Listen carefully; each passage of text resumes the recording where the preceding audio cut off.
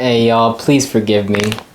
I've done this makeup before for cosplays, but I'm so tired, so please forgive me if it's not the best looking.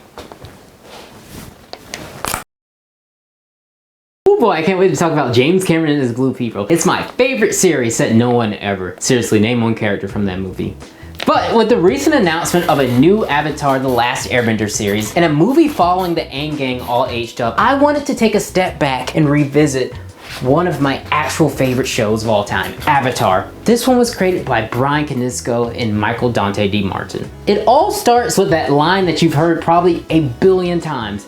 Everything changed when the Fire Nation attacked. From the very beginning, it feels different from what we, a young Western audience, have experienced. Gone were the days of Jimmy Neutron or whatever the hell that cat scratch show was. Instead, we're given a world with depth, rules, and a why. The Avatar is the keeper of peace, but when the Avatar vanished, the world fell into chaos. For 100 years, the Fire Nation waged war against everyone else. Within the first 5 minutes, we meet most of our main cats, Katara and Sokka's siblings from the Southern Water Tribe.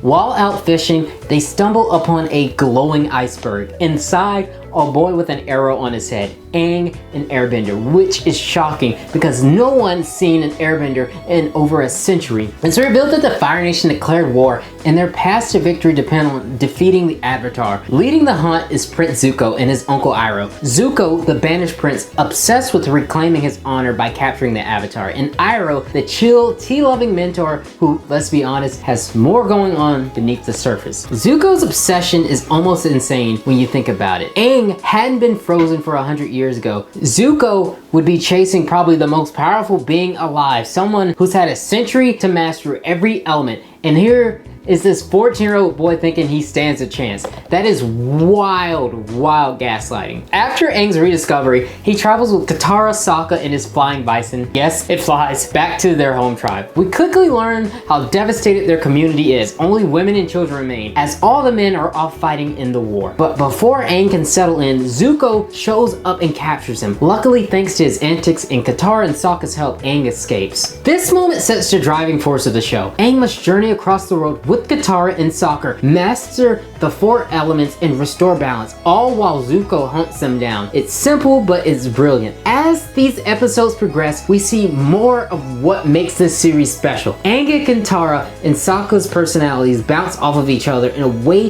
that keeps that dynamic fresh. None of them feel redundant. They all bring something unique to that table. Aang even connects to his past lives. At the same time, the writers balance tension with levity. Case in point, they adopt a flying lemur, later named Momo, because yes, even in the war-torn world, you still need a silly monkey bat thing to lighten the mood. Meanwhile, Zuko faces his own struggles. He's challenged to an Agni Kai, a firebending duel, by Admiral Zhao, a high-ranking Fire Nation officer who also wants to hunt down the Avatar. Zhao cuts deep, basically telling Zuko that if his father truly wanted him back, he wouldn't need to capture the Avatar. You can tell even this early on that Zuko knows he's right, even if he doesn't want to admit it. The duel itself, it's not the flashiest fight that we see in the series, but it sets the tone for Avatar's combat. Grounded martial arts with elemental fantasies. Zuko wins, but Zhao humiliates himself in defeat, and Iroh quietly steps in to protect his nephew. A small moment that shows the depth of their bond. On the flip side, Aang has his first brush with trauma of being the last airbender. When he finds the skeletal remains of his own friend surrounded by Fire Nation soldiers, he breaks down, triggering the Avatar state, a destructive, almost nuclear force. This single scene communicates the stakes. Aang is powerful but also vulnerable, and carrying the weight of an entire world. That's so much. By the end of these early episodes, Aang, Katara, Sokka, and now Momo officially set on their journey. Episode 4, The Warriors of Kyoshi. Hey, that's so sweet. Look at me. The episode starts with Zuko and his crew frustrated, having once again lost sight of the Avatar. Meanwhile, Aang and the gang make a quick pit stop because, well, Aang wants to ride a giant fish. Priorities, right? But the fun doesn't last long. They quickly captured by the Kyoshi Warriors, an elite group of fighters named after Avatar Kyoshi herself. At first, the warriors don't believe Aang is really the Avatar, but after he whips out a little bit of airbending, they're convinced. And honestly, this scene gives us one of my favorite little background gags in the entire show. Words of Aang's arrival spreads quickly, and soon the entire village is rolling out the red carpet for him. Problem is, it kind of goes over his head. Meanwhile, Sokka is still licking his wounds, both physically and emotionally, from being taken down by a bunch of girls. Straight up butthurt, but to his credit, he eventually apologizes to Suki and the other Kyoshi warriors for his sexist attitude. And Suki, being the queen that she is, not only accepts, but also agrees to train him in their fighting style. This leads to one of the first real growth moments for Sokka. Plus, he and Suki start to warm up to each other, a spark that will become very important later. Hey Sokka, nice dress. Katara, as usual, is the one trying to keep the group focused. She and Aang butts heads after he gets carried away with all the attention. But eventually, they both apologize, just in time for Aang to immediately get attacked by a giant Unagi, a massive eel fish monster. Katara has to save him, and the whole moment is a nice reminder that while Aang is powerful, he's still just a kid who needs some growing up. Of course, things don't stay peaceful for long. Zuko gets wind that an avatar is on Kyoshi and shows up with his soldiers, setting the stage for a showdown. The Kyoshi warriors defend their home, clashing with Zuko's men, while Aang and Zuko face off directly for the first time since their premiere. Quick pause. The soundtrack in this episode, actually, in this whole show, is so underrated. The way it blends traditional instrumental with epic cinematic energy is just chef's kiss. Anyway, the battle causes chaos throughout the village, and Aang starts to feel guilty. Everywhere he goes, destruction just seems to follow. He wants to stay behind and help fix what's broken, but both Katara and Sokka remind him that as the Avatar, his duty is bigger than just one place. The best way he can protect the people of Kyoshi is by continue his journey. It's a strong message and another early example of how the show balances action, humor, and character growth with genuine emotional weight. Episodes like this are why Avatar the Airbender isn't just good as S tier. He helps out the town of Kyoshi from that giant Unagi. The gang finally makes it to the Earth Kingdom city of Omashi, a place where Aang remembers fondly. To him, it feels like no time has passed, since he used to come here with his old friend Bumi all the time. Back then, Omashu was the ultimate playground. Giant mail delivery chutes, carts flying throughout the city. It was basically a kid's dream amusement park. Naturally, Aang wastes no time convincing Katara and Sokka and joining him and reliving some of those memories. They hop into one of these delivery systems, zip through the city, cause a little chaos, and of course, immediately get arrested. They're brought before the king of Omashu, who at first seems almost too friendly. He welcomes them with a feast, cracking jokes, acting eccentric, and becoming overly hospitable in this kind of unsettling way. And sure enough, it's all a setup. The king has figured out that Aang is the Avatar and demands that he proves it. To do that, Aang has to complete a series of challenges. At first he refuses until the king reveals he's put Sokka and Katara in danger. Their fingers are encased in like this rock candy that will eventually engulf them if Aang doesn't comply. This is a kid's show, by the way. They're really gonna let him die. So Aang accepts that they test themselves, range from clever to bizarre, classic, eccentric king stuff, and while they're fun to watch, the real payoff is the final challenge, a direct showdown between Aang and the king himself. After the duel, the king gives Aang one last test. He has to guess the king's name. Aang thinks for a moment, puts the pieces together, and finally realizes the truth. It's Bumi, his childhood friend. And here's the twist. Aang last saw Bumi like what, a month ago? But thanks to that little century-long ice bath, Bumi is now over 100 years old and somehow still alive, which honestly is insane, but it also hits pretty hard. For Aang, everything he knew had been wiped out. Everyone he loved is gone, and yet here is this one person from his past who survived. Someone to remind him that not everything has changed. As far as episodes go, it probably is the weakest one so far. The pacing does drag a little, and the tests are more goofy than they are epic, but it still has value. Bumi himself is a great character, and the emotional core, the idea that Aang can still find connection to the world that he's lost, is surprisingly powerful. So yeah, it may not be the top tier, but it's still pretty cool. Plus, Bumi's wild energy sets the stage for how unpredictable the Earth Kingdom can be. Episode 6, Imprisoned. The episode kicks off with the gang encountering an Earthbender, Haru. Naturally, they follow him back to the town and right away, things feel off. Turns out, in this village, earthbending is illegal. The Fire Nation has been oppressing them for 5 years, stealing their coal and locking up anyone who dares to fight back. Haru is the last earthbender in this town, forcing into hiding. This draws a really clear parallel to Katara's own story. She too was the last bender in her tribe, except instead of earthbenders, it was waterbenders who were also imprisoned or wiped out by the Fire Nation. She even reveals that the necklace she wears belongs to her mother, one of the few pieces of heritage that she has left. Haru explains that his father was also in prison, which gives Katara another personal connection to him. But then things take a turn. While walking, Haru helps an old man trapped under some rocks. Seems like the right thing to do, right? Wrong. The old man repays his kindness by ratting him out to the Fire Nation. Yeah, thanks buddy. This is why old people, no one likes them. The Fire Nation takes Haru away and Katara is devastated. She refuses to stand by while someone suffers under the same impression she lived with. So she comes with a plan. She pretends to be an earthbender so she can get captured and thrown into prison. And honestly, I forget how quippy this episode is. Even Momo gets in on the antics. Once inside, Katara tries to rally the imprisoned earthbenders, but it's clear years of fear have broken their spirits. They won't fight back. Katara, though, refuses to give back. She believes in them more than they believe in themselves. Team Avatar sneak Cole into the prison, giving the earthbender weapons to fight with, but even then, they hesitate. It isn't until Haru throws the first rock, literally the rest of the prisoners join in, sparking a full-blown mutiny. For the first time in years, the earthbenders rise up against their captors. It's a huge win, and Katara is the heart of it. She restores their courage, proving how vital she is to the group. This is the episode where she really stands up as a leader, not just for Aang and Sokka, but for people she doesn't even know. But the episode doesn't end on a completely happy note. In the chaos, Katara loses her mother's necklace, the very last connection she has to her mother, and in the final shot we see who's found it, Zuko. Episode 7, Winter Solstice Part 1, The Spirit World. The episode opens with Team Avatar flying over a city that's been burned to the ground by the Fire Nation.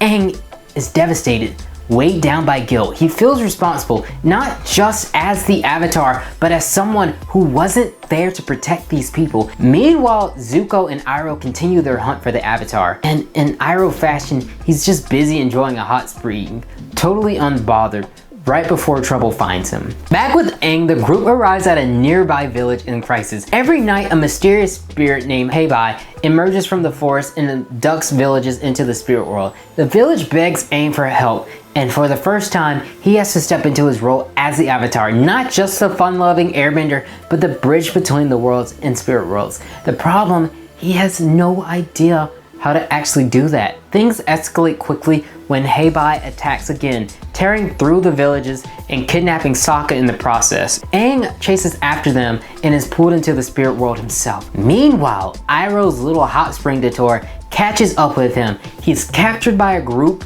of Earth Kingdom soldiers who plan to take him to Ba Sing Se, the very city that Iroh once failed to conquer. In a clever move, Iroh leaves subtle clues for Zuko to track. Inside the spirit world, Aang discovers a connection to Avatar Roku's spirit animal, a dragon. The dragon leads him to Roku's shrine, where Aang learns about an approaching comet, something that will give the Fire Nation unimaginable power. This sets the stage for the show's first big ticking time clock. Back in the physical world, Zuko manages to rescue Iroh in a tense fight with the Earth Kingdom soldiers. Their dynamic is one of the highlights here. Zuko's determination paired with Iroh's wisdom makes them one of the most compelling duos in the series. Aang, meanwhile, figures out a way to calm down Heibai. He doesn't defeat the spirit with force, but instead helps it find peace, assuring it that the burned city will one day return to life. Heibai releases Sokka and the other villages, restoring balance. To speak directly with Avatar Roku, who need to travel to Roku's temple in the Fire Nation and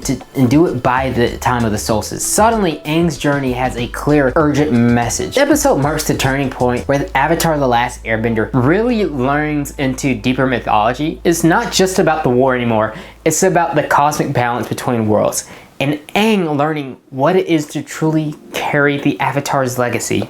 Episode 8, The Winter Solstice Part 2. Aang tries to sneak off with Katara and Sokka, not wanting to risk their safety, but of course they refuse to let him go alone. It turns into a race against the clock. They must reach Roku's temple before sunset. Meanwhile, Zuko is close on their tail, creating a cinematic chase across the skies. The pursuit drives Aang and Zuko right into the heart of the Fire Nation blockade. The gang manages to slip through it while Zuko is allowed passage. Zhao trails behind, planning to use Zuko as bait. At the temple, the Fire Sages confront them. Most remain loyal to the Fire Lord, but one secretly aids Aang, leading them to the chamber's doors. The catch, only the combined firepower of 4 firebenders can open it. Thanks to Sokka's quick thinking and ingenuity, the group pulls off a clever workaround. Outside, Zuko distracts Zhao and the Fire Nation soldiers, pulling their attention away from Aang. Inside, Aang enters Roku's sanctuary at last. Here, Roku reveals the devastating truth. 100 years ago, Fire Lord Sozin used the power of a comet to launch the war. That comet will return at the end of the summer, granting firebenders unimaginable strength. If Aang cannot defeat the Fire Lord before then, the world is lost. As sunset falls, Roku's spirit manifests. For a moment, the audience sees just why the Avatar is the Fire Nation's greatest fear. Roku's sheer power crumbles the temple around them, buying Aang enough time to escape. Zuko, against all odds, survives too. His rivalry with Aang is as fierce as ever. Honestly, this episode feels like the true beginning of Avatar: The Last Airbender.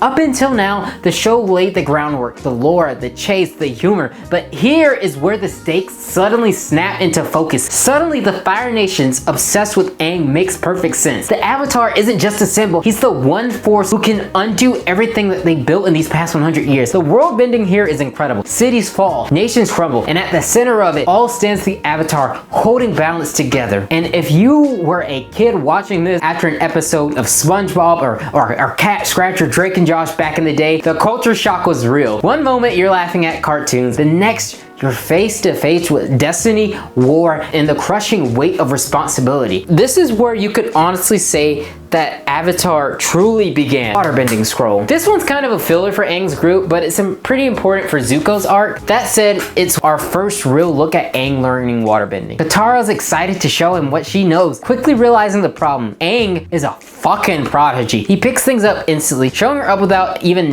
meaning to. Katara, usually the caring, level-headed one, lashes out. And honestly, I get it. She's finally getting a chance to practice waterbending beyond healing. And here comes this airbender who's never touched waterbending before, casually pulling off moves it took her weeks or maybe years to learn. It's like being an NBA player at a charity game and a 5-year-old crosses you up, drains threes, and somehow scores a touchdown. You'd be annoyed. Yes, I know I said touchdown. I know basketball. Come on now, guys. The group is low on funds and ends up at a shady market run by pirates. They spot a waterbending scroll, but the pirates won't let it go cheap. Katara of all people suggests stealing it, and she does. This kicks off a chase sequence. Later, when she sneaks off to practice alone, she's captured. Meanwhile, Zuko and Iroh strike a deal with the same pirates, planning to use them to catch Aang. In the scuffle, everyone turns on each other once the bounty on the Avatar becomes clear. It ends in chaos, and Team Avatar barely escapes. Not a top tier episode, especially coming off the Winter Solstice arc, but it does deepen Katara's character. We see her pride, her frustration, and how badly she wants to grow as a bender. Also, it's setting up a running thing. Aang as a natural prodigy versus Katara's grind. Episode 10, Jet. Now this episode has some emotional punch. The gang heads through the woods, freeing animals from traps. Sokka is cautious, suggesting they avoid flying on Appa to stay hidden from the Fire Nation. Ironically, they stumble right into a Fire Nation camp, only to be rescued by a band of freedom fighters led by Jet. Jet is charismatic,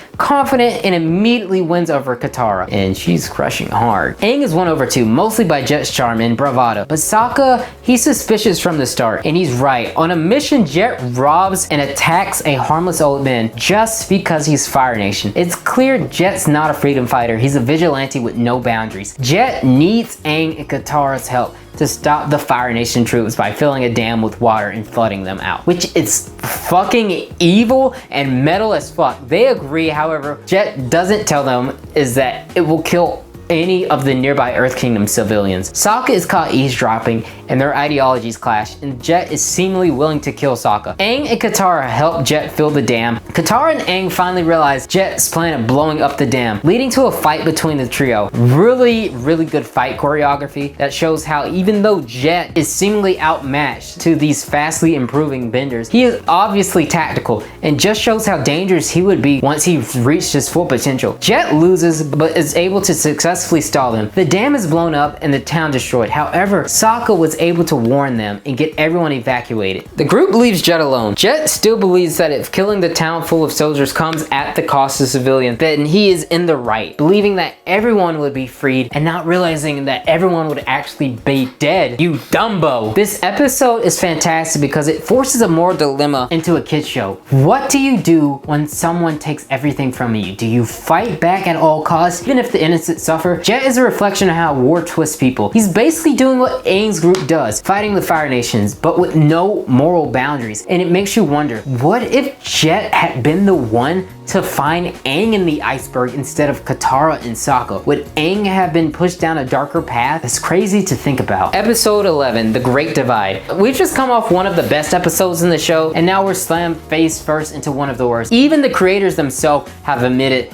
that they don't like this one. The premise: two groups need to cross a massive canyon on their way to Ba Sing Se. The catch: they hate each other's guts. Like generational beef over some dumb misunderstandings. They lie, they cheat, they steal, but without the charisma of Eddie Guerrero. Aang tries to mediate, but the resolution is bad. He just straight up lies to them, makes up a fake story about their shared history to get them to stop fighting. It plays like a corny joke, but it's basically character assassination. Up to this point, Aang has been written as this purely morally consistent character. Forcing him into this lol just to lie, solve the problem, feels cheap. The group reaches Ba Sing Se. We never hear from them again, and the whole thing is just pointless. 7-year-old me thought this episode was lame. 27-year-old me still thinks that this episode is lame. Next, episode 12, The Storm. It kicks off with Aang having a nightmare about abandoning his friends. Meanwhile, on Zuko's side of things, Iroh warns of an incoming storm, but Zuko insists if they press on, even if it risks their lives, that my honor is more important over everything mindset is already pushing his crew to the breaking point. On Team Avatar's side, Sokka ignores the storm's warning and takes a fishing job because the gang needs money. While they're at the docks, an old man calls Aang out for running away from his duties as the Avatar, blaming him for the war and the century of suffering that would follow. Katara defends him, but Aang already weighed down with guilt bolts. From here, the episode runs two parallel flashbacks, Aang's and Zuko's. Aang's side, when he learned he was the Avatar, he was confused and excited, but didn't want to be the Avatar at the same time, but the weight of expectation crushed him. The elders treated him differently, wanted to separate him from Monk Gyalsto, his only real father figure, and he fast-tracked him in training. Scared, overwhelmed, and alone, Aang eventually runs away, and that's when the storm froze him in the iceberg. The crazy twist is Gyatso had planned to fight to keep Aang his student, but Aang never knew. Zuko's side was 3 years ago. He sat in a war meeting. A general proposed using these young recruits as bait. Naively, Zuko spoke out against it, which was seen as disrespectful. His punishment was an Agni Kai. Zuko thought he'd be dealing the general, but no, it was his father. And when Zuko refused to fight his own father, he was burned and banished. His only way home? Capture the Avatar. Both stories hit hard because they showed how Aang and Zuko are basically two sides of the same coin. Both have destiny shoved on them. Both made choices out of fear, and both are paying the price. Back in the present, the storm peaks. Aang and Katara go to rescue Sokka and the old fisherman. Zuko's ship takes a direct lightning hit. We get our first tiny glimpse of Iroh's OP ability to redirect lightning. Holy shit, even in the smallties, you know this man is just built different. Zuko had a clear shot at the Avatar as Aang passes by, but instead of taking it, he prioritizes saving his crew, and that's character development in action. Aang, meanwhile, goes to the Avatar state under the waves and saves Katara, Sokka, and the fisherman from drowning. Everyone makes it out alive, and Aang resolved to stop running from his past. This episode is phenomenal. The mirrored storytelling is tight, the character work is heavy, and the themes land hard. It's the first time the show really says, hey, Zuko isn't just a villain, he's a tragic kid with a heart who cares about his people even if his goals and their ambitions are fucked. And that's what we call foreshadowing. As I had to take the makeup off, it was beginning to be too much. But you know, we got an Earthbender shirt on, so hey. We start with Commander Zhao watching over these elite Fire Nation archers, hyping them as the ultimate weapon in his hunt for the Avatar. Problem is, he doesn't have the clout to command them until he gets promoted to Admiral and snatches them for himself. Meanwhile, a mysterious dude in a blue mask is lurking in the shadows. Cut to Team Avatar. Sokka's sick as hell from their ocean trip. Katara gets sick too, so Aang has to step up and find medicine. He zips into town, zooming past National Guards, only to get told by Herbus that the cure is frozen frogs. While Aang's off hunting frogs, the newly promoted Admiral Zhao makes his move. The archers take Aang down like it's nothing. Honestly, the first time in the show we see Aang really outmatched. Zhao starts gloating, stating he's going to keep Aang alive but locked away forever. Enter the Blue Spirit. This masked figure sneaks into Zhao's fortress, stealthing past guards and slicing his way to the Avatar. There's a moment where it looks like he might just kill Aang, but instead he frees him. Cue one of the best action sequences that we've seen thus far. The choreography is sharp as hell. It's underscored with the electric soundtrack. It's just when Zhao corners them, the Blue Spirit pretends he's holding Aang hostage. Zhao calls his bluff, archers take him down, mask comes off, and holy shit, it's Zuko. The only person allowed to capture the Avatar is me. Aang hesitates, but chooses to save Zuko instead of leaving him. Later, he even tries to talk to him, reminiscing about an old friend he had in the Fire Nation before the war. For a second, you think maybe Zuko will listen. Nah, I don't. He attacks, Aang bails, and the cycle continues. Back at camp, Katara and Sokka are healed thanks to the frogs. Aang leaves with this sting of realization that the line between enemy and ally is thinner than he thought. This is a straight up Esther Avatar episode. The Blue Spirit reveal, the action, the tension between Aang's hopefulness and Zuko's obsession, it all slaps. That visual metaphor of no one else gets the Avatar but me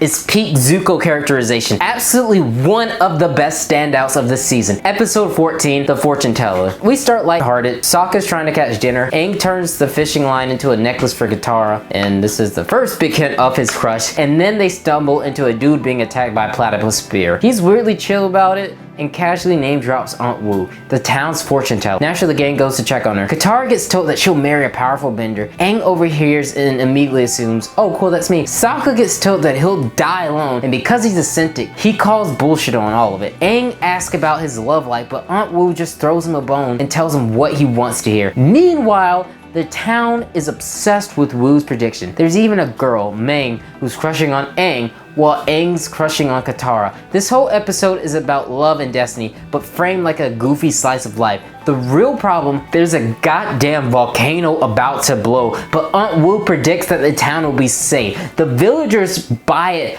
don't prepare, and Sokka loses his mind trying to convince them otherwise. They scramble, literally reshaping clouds to look like a volcanic doom symbol to convince the villagers. Then Aang steps up and uses his bending to stop the lava from wiping them out. Katara starts to realize that maybe Aang is the powerful bender that Aunt Wu mentioned. Aunt Wu herself drops the truth bomb. Destinies isn't fixed. You shape it yourself. Overall, it's a fine episode. There's some fun like fluff, Meng realizing Aang only has eyes for Katara, Sokka being peak sarcastic Sokka, and it does push like the Katang dynamic a little bit forward, but it's not essential to the bigger Avatar story. Definitely more of a slice of life filler than a world-shattering lore. Not bad, but not one I'd rewatch on purpose. Episode 15, Bato of the Water Tribe. This episode kicks off with Aang finding a sword made from a whale's tooth. Sokka immediately notices a recent battle between Water Tribe Nation and the Fire Nation. They stumble across a ship from Sokka's father's old fleet, which naturally sparks interest. Meanwhile, Zuko's ship gets a visit from a bounty hunter who's basically a human bloodhound. She can track a person across the continent just by her scent with her Shearshu riding animal. Iroh and Zuko are equally impressed. Flashback, Sokka is too young to fight, is left behind while the rest of the fleet presses on. Enter Bato, a Water Tribe warrior who knows Sokka and Katara, who's part of their dad's fleet. Bato invites them into his home, ignoring Aang for a bit. Tensions rise when Aang reads Bato's message about him, thinking Katara and Sokka might leave with him. Aang panics and he steals the letter, and then he feels guilty. Meanwhile, Iroh does his thing and flirts with the fortune teller from before. Honestly, this man is unbothered and suave as hell. Sokka gets taken through a water tribe ritual, which involves dodging ice rocks. Aang confesses to his guilt over the stolen letter. Katara and Sokka are understandably pissed and go searching for their dad. Eventually, Aang rescues them from Zuko's trap, and all three reaffirm that despite the pull of family, they themselves are a family. Also, Sokka gets some backstory and shines as a character. Honestly, episodes centering around him are fantastic. Episode 16, The Deserter. The group hits a Fire Nation festival, and of course, Aang blows his cover using airbending to save Katara. They escape with help from a new ally, who later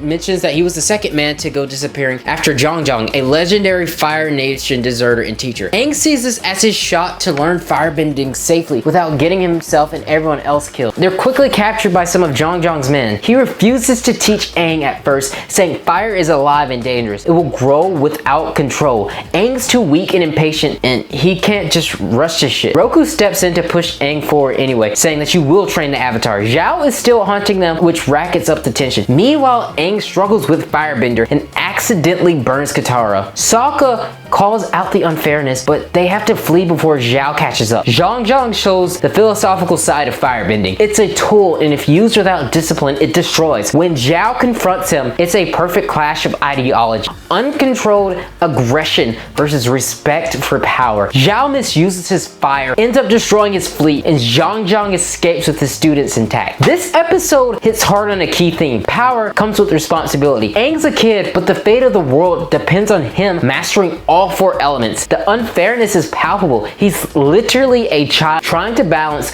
learning, control, immense power, and not killing people by accident. Makes you ask yourself, what would you do in his shoes? What would you do with all that power? Overall, another strong episode. The balance between action, character growth, and thematic weight is spot on. It also foreshadows Aang's struggles with firebending. Episode 17, The Northern Air Temple. We start with the group listening to a story about the Airwalkers. Supposedly, like airbenders, Aang asks about them, assuming this is ancient lore from 100 years ago, but nope, last week. And the thing is, Airwalkers are not airbenders. Aang, desperate to find anyone like him, probably has survivor guilt. He thinks, maybe if I find someone resembling me, maybe I can feel whole again. Flying with a boy whose dad's an inventor, Aang discovers that refugees have taken over the Northern Air Temple. They've transformed the sacred temple into, well, something completely different. Aang is pissed. Part of his heritage has been obliterated. The inventor's dad explains they came because of flood and wanted to help people survive equally. Aang learns not everything has changed. Some rooms, some creatures, sacred spaces are intact, which gives him a glimmer of hope. Meanwhile, Sokka and the inventor's dad tracks a gas leak because apparently natural gas plus a building full of civilians is a ticking time bomb. Aang and the boy Tahoe teaches Katara how to glide. Tahoe isn't an airbender, but he has the spirit of one. A really nice metaphor about finding the essence of a people, not just their powers. Things get intense when the Fire Nation arrive to collect weapons the inventor has been making. Aang initially freaks, but eventually forgives the refugees. The episode has a deep meaning. Your time and the people around you aren't guaranteed. Life gets washed away, but you can still make it work, and it's solid storytelling. Episode 18, The Waterbending Master. After 2 days of non-stop flying, the gang finally finds the Northern Water Temple. They get caught. Meanwhile, Zhao is cautious. The North is powerful. Aang's welcomed with a feast and waterbending performance. Enter Princess Yue. Sokka immediately goes crazy over her, and he naturally starts to flirt properly. Master of the backbending. Aang meets Master Pakku, the waterbending master, who tells him he'll start his training at sunrise. Zhao is making moves, sending pirates after Zuko. Katara wants to learn waterbending, but Pakku refuses because she's a woman. Aang protests, but Katara knows she has to fight for it. Sokka gets a date with Yue, and it's a cute subplot, but doomed because of her engagement to someone else. Katara ends up challenging Pakku directly, breaking the norm for female characters in the kids show. She wants agency over her own story, and we love that. Pakku also recognizes her necklace, connecting her to her family history, which is a slight assful, but whatever. Katara's grandma wouldn't let customs ruin her life, and so she wouldn't marry Pakku. Overall, great episode for character growth. Katara evolves, Sokka has some romantic beats, and the season's happens in-game, the Northern Water Tribe showdown starts to take shape. Episode 19, The Siege of the North, Part 1. Katara is now Paco's best student, while Aang is still a bit sloppy with training. Sokka takes Yue flying on Appa and spots Fire Nation ships. Zhao is full of himself, confident in his victory over the waterbenders. Aang refuses to abandon the tribe like he did the air nomad. Guilt, responsibility, full hero mode. He counteracts the Fire Nation's fleet, taking out a ship. Sokka goes on an infiltration mission, and then he laughs at their outdated gear and finds out that Yue's fiance is a dick. The Fire Nation keeps pressing until daybreak. Without the Avatar state, Aang can't do much. Iroh sends Zuko in an infiltration mission, and then he gives him fatherly advice. Aang heads to the spirit realm to seek help from the moon and ocean spirits. Zuko infiltrates the northern temple, but gets defeated at night by Katara. Daylight comes and Zuko captures Aang. The Fire Nation breaches the city. This episode is a masterclass in raising the stakes. Even the Water Tribe stronghold isn't safe. It's strategic ruthlessness of the Fire Nation that shines here. Episode 20, The Siege of the North, Part 2. The Fire Nation's assault is in full force. As in the spirit realm, he meets Roku and drags Aang into a cave. Only the moon and ocean spirit can help, but the moon spirit's mortal form, the koi fish, is in danger. Aang tried reasoning with the spirits, gets guidance, returns to his body only to find Zuko is waiting. Katara steps up, fights Zuko, and Aang takes him along anyway because he doesn't want to freeze to death. Zhao captures the moon spirit, red glow bathes the world, and waterbending goes out the window. Yue sacrifices herself to restore the moon spirit. Aang goes Avatar state and summons a massive water kaiju, wipes out the Fire Nation troops and restores balance. Zhao and Zuko's duel is pretty epic. The Fire Nation is pushed back, the moon is restored, and Katara earns her waterbending master rank. Zuko is forced to regroup. This two-parter is arguably the pinnacle of Book 1. Incredible stakes, epic fights, character growth across the board, and the world-bending shines. The Avatar as a character finally steps into his power and destiny. Aang goes from a goofy kid to realizing his role as the world savior. Katara and Sokka are given agency, purpose, and opportunities to prove themselves. Zuko evolves from a one-note villain to a morally conflicted, determined teen. Iroh is a caring uncle. He's a wise strategist and a mysterious mentor. Zhao is just a power-hungry Fire Nation soldier, cool but ultimately hollow compared to Zuko or Iroh. Book 1 ends with solid character arcs, insane world building, and a perfect setup for Book 2 Earth. Not my favorite season overall, but a strong, memorable introduction to the series. Book 2, Episode 1, The Avatar State. We open on Aang having nightmares about entering the Avatar state. Trauma,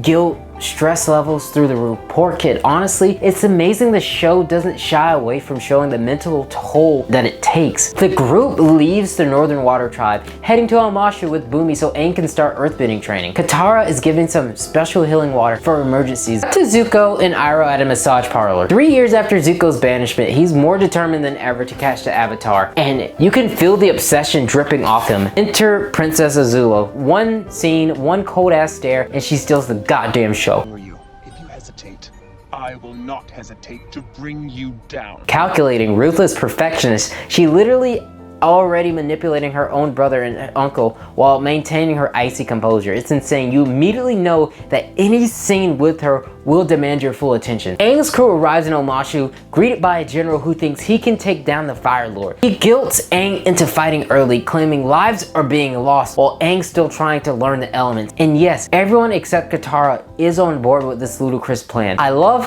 how the show makes you want to scream at these adults because Aang is just a kid. General Fong tried to force him into the Avatar state and of course fails.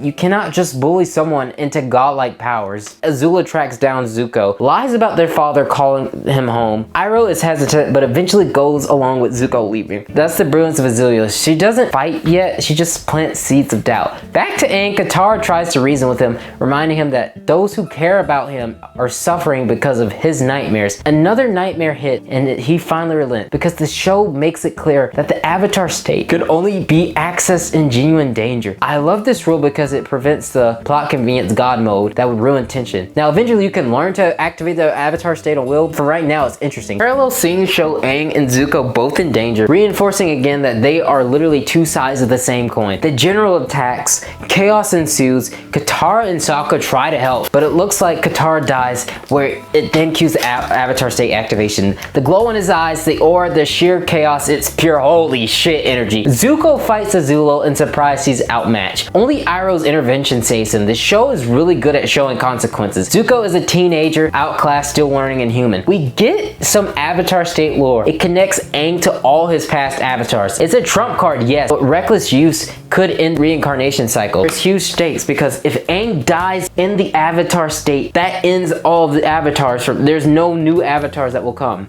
General Fong still thinks he can control it. Nah. Sokka knocks him out and the group heads to Omashu. Azula sends a warning. Iroh and Zuko are enemies of the Fire Nation and will be hunted. Zuko and Iroh cut their hair, which is an Asian culture symbolism for letting go of the past and moving forward. Azula immediately outshines Zhao, not just because she's scarier or smarter, but because she has a personal connection to the main cast. There's that sibling rivalry dynamic. It's now baked into the tension. Failure is literally not an option for her, and it's terrifying to watch. The Avatar state is still incredible, but the show establishes not invincible, which keeps Aang's struggle grounded. You can feel the weight on him. Zuko now flips from predator to prey. Last season he chased Aang relentlessly. Now he has to constantly evade Azula and the Fire Nation. It's a fresh, engaging dynamic that raises tensions across the board. Overall, this episode is a fantastic setup for book 2. Stakes are higher. Azula immediately gives us the real villain to fear. Aang's power comes with real consequences, and Zuko's character arc takes a sharp, compelling turn. And yes, the show still somehow balances all of this with humor and heart without making it feel rushed. Episode 2, Tale of Two Lovers. We open with Aang and Katara practicing waterbending. Aang is hilariously flustered. This show doesn't shy away from giving the kids some natural teenage awkwardness. Afterwards, we meet a group of wandering nomadic musicians. It's a side plot, sure, but it does add some charm. We cut to Zuko and Iroh eyeballing the white dragon lotus. They decide traveling through the Earth Kingdom is safer than being handed over to Azula. The tunnels are tricky. They get attacked by wolf bat. Appa freaks out as he doesn't like being underground, and the tunnels start collapsing. Aang and Katara are separated from the group. Meanwhile, Zuko and Iroh finally find a shop to treat the poison, and we see Zuko trying and failing at being subtle with fake identities.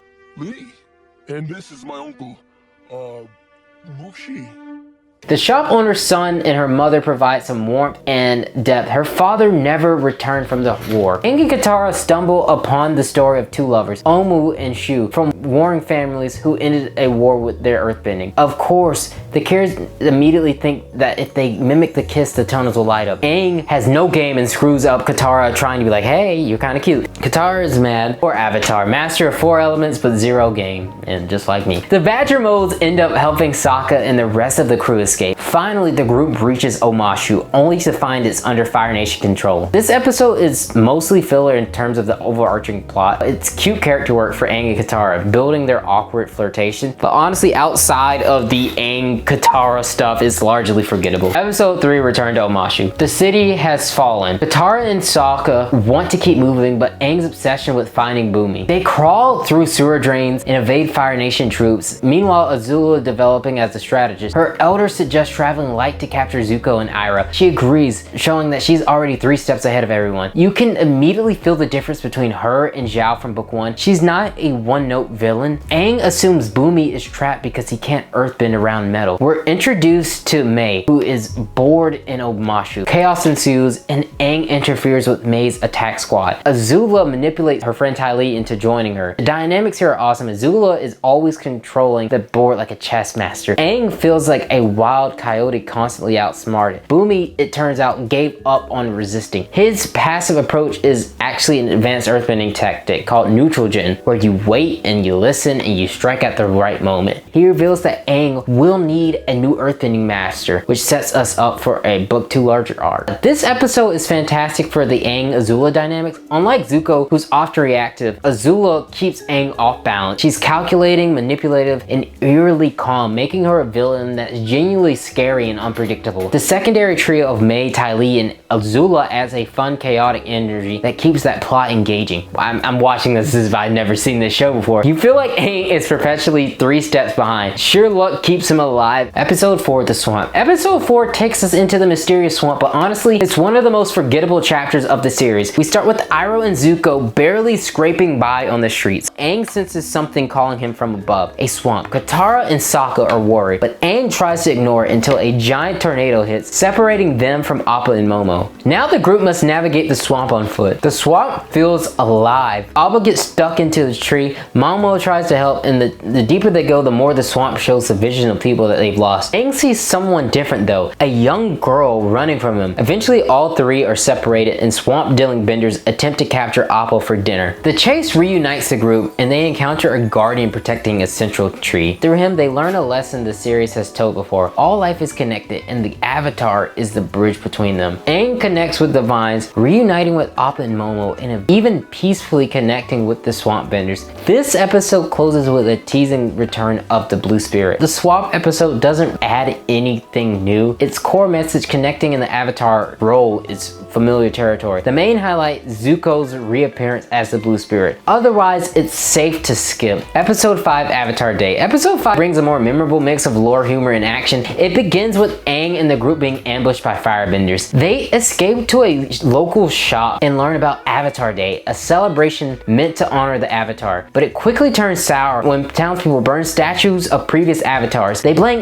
Aang for a 300-year crime, the murder of their leader, Chen the Great. To clear his name, Aang must stand trial while Katara and Sokka help gather evidence. The Blue Spirit continues his antics, stealing around town. Sokka investigates the crime and Katara and Sokka visit Kyoshi Island for historical context. They learn the truth. Kyoshi killed Chen to protect her people, splitting the land to create Kyoshi Island. This trial showcases Aang struggling to defend himself while Zuko wrestles with his relentless mission to capture the Avatar. Iroh offers guidance about hope and priorities. Technically guilty, Aang ends up saving the town from the firebending attack in a pretty exciting action sequence. The episode closes with a new celebration in his honor. This episode shines because it deepens the lore around Kyoshi, demonstrates Zuko's obsessive determination, and balances comedy, history, and action. Episode 6, The Blind Bandit. In episode 6, the group is passing through a small town where they hear commotion about an earthbending competition. They figure this could be the perfect way for Aang to find a potential earthbending master. The competition is basically a pro wrestling style tournament, which as a wrestling fan, I could gush about forever. The championship match is set. The boulder versus the mysterious blind bandit. Toph, my mom's favorite character, is short, tough, and able to fight anyone. Toph in the boulder trait trash talk. The boulder's over his conflicted feelings, and now he's ready to bury you in a rock ledge.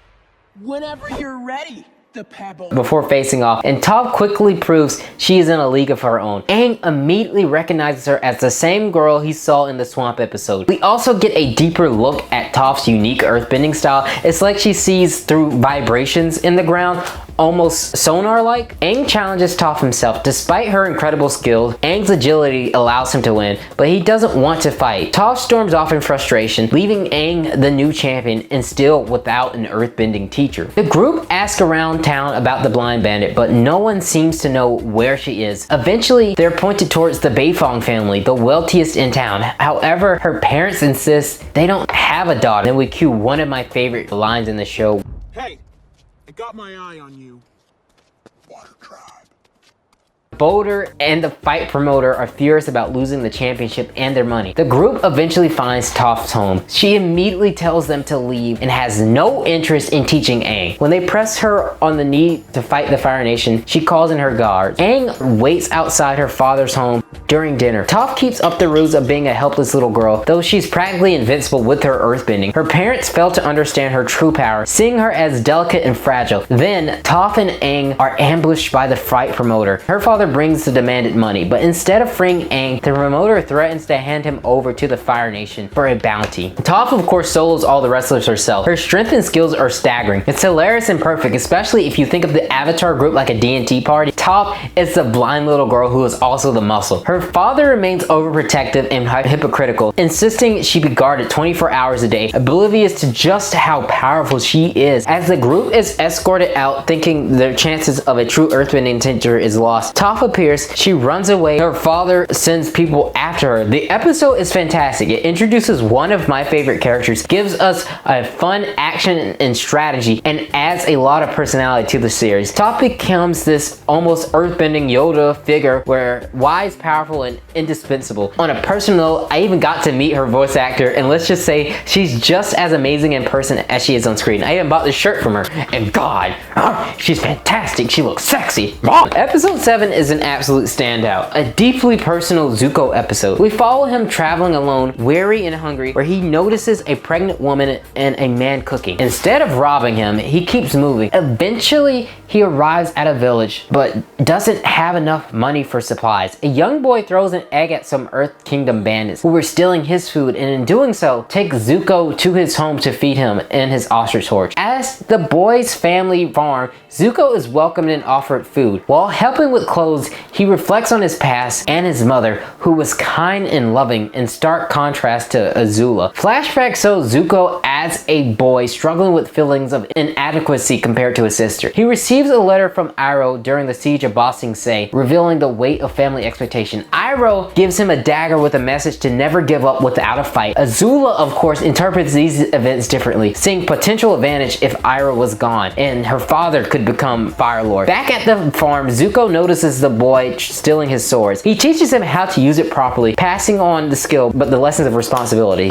Soon after, Earth Kingdom bandits raid the farm, claiming the eldest son's battalion had been captured. The father plans to rescue him, which triggers memories in Zuko about the death of Iroh's son. Zuko leaves, giving the boy the dagger from Iroh. Flashbacks continue, showing Zuko's tense interaction with his family. Azula is a prodigy, but Zuko has heart. During a meeting, Ozai pressures Iroh to give up his birthright, clearing the path for Ozai to become Fire Lord. These glimpses into Zuko's past deepens our understanding of the burden he carries and the expectations that are placed upon him. In the present, the boy attempts to fight the bandits with Zuko's dagger, and the mother pleads for Zuko's help. He intervenes, dispatching most of the bandits with ease with just his swords. The leader proves more of a match, but only because Zuko is wielding swords. He eventually taps into his firebending to decisively defeat them. However, the villagers he protected turns their back on him, a reflection of how war and stigma distorts perception. What makes this episode exceptional isn't just the action, it's the emotional weight. Zuko feels real, not because of the pain he's endured, but because he's trying to do the right thing in a world that refuses to see it. The tragedy of his life is that the good he does is overshadowed by the legacy of the Fire Nation War. To the boy, Zuko represents the people who took his brother. This subplot of Zuko trying to protect the family and make up in some way for past losses is heartbreakingly beautiful. If you watch only one episode of Avatar: The Last Airbender, make sure this is one of them. It's raw, personal, and showcases why Zuko is one of the most compelling characters in the series. Episode 8, The Chase. It's spring and Appa has started shedding. The crew is setting up camp, though Toph skips the chores, sparking a minor feud with Katara over responsibilities. Things escalate when Toph notices something approaching, a massive Fire Nation tank. Exhausted, the group tries to evade it, but Azula and her crew are relentlessly pursuing them. With Zuko trailing behind, the tensions rise as everyone struggles to sleep while being chased. Aang devises a clever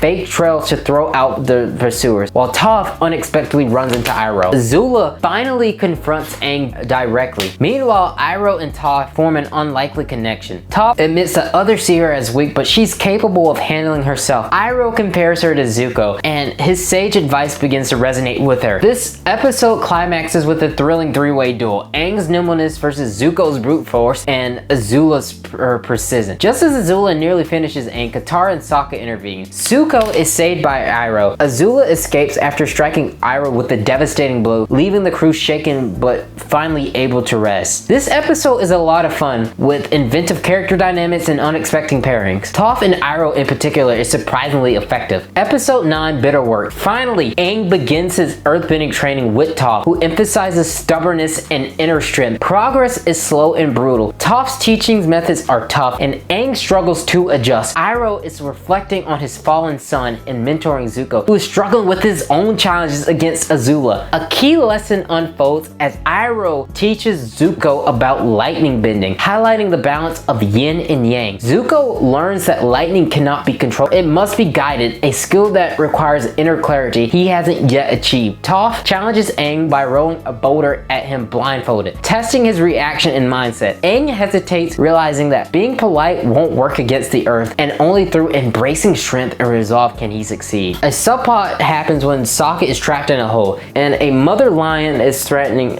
her cub. Aang struggles to protect Sokka from the lion because Sokka was attacking her cub. Aang struggles to protect Sokka from the lion becomes a breakthrough moment. Toph was sitting there and she saw the whole thing, and Aang finally snaps at her. Toph realizes he's ready to start bending the earth. Meanwhile, Zuko faces a literal lightning storm, unable to channel it until he reconciles with his inner turmoil. Episodes like this highlight the duality of Aang and Zuko. They're two sides of the same coin, yes, both striving to master the elements under extreme pressures, yet each with their own unique challenges. Episode 10, The Library. The group takes a brief mini vacation, though Sokka worries they're wasting time when the war with the Fire Nation is still ongoing. Katara visits the Misty Palms Oasis and meets Professor Zane, an anthropologist searching for the legendary Wan Shu Tong Library, rumored to hold infinite knowledge. The crew agrees to help him reach it via Appa, dodging sandbenders along the way. Once inside the desert-buried library, they encountered the giant owl spirit Wang Shi Tong, who is wary of humans using knowledge for personal gain. After proving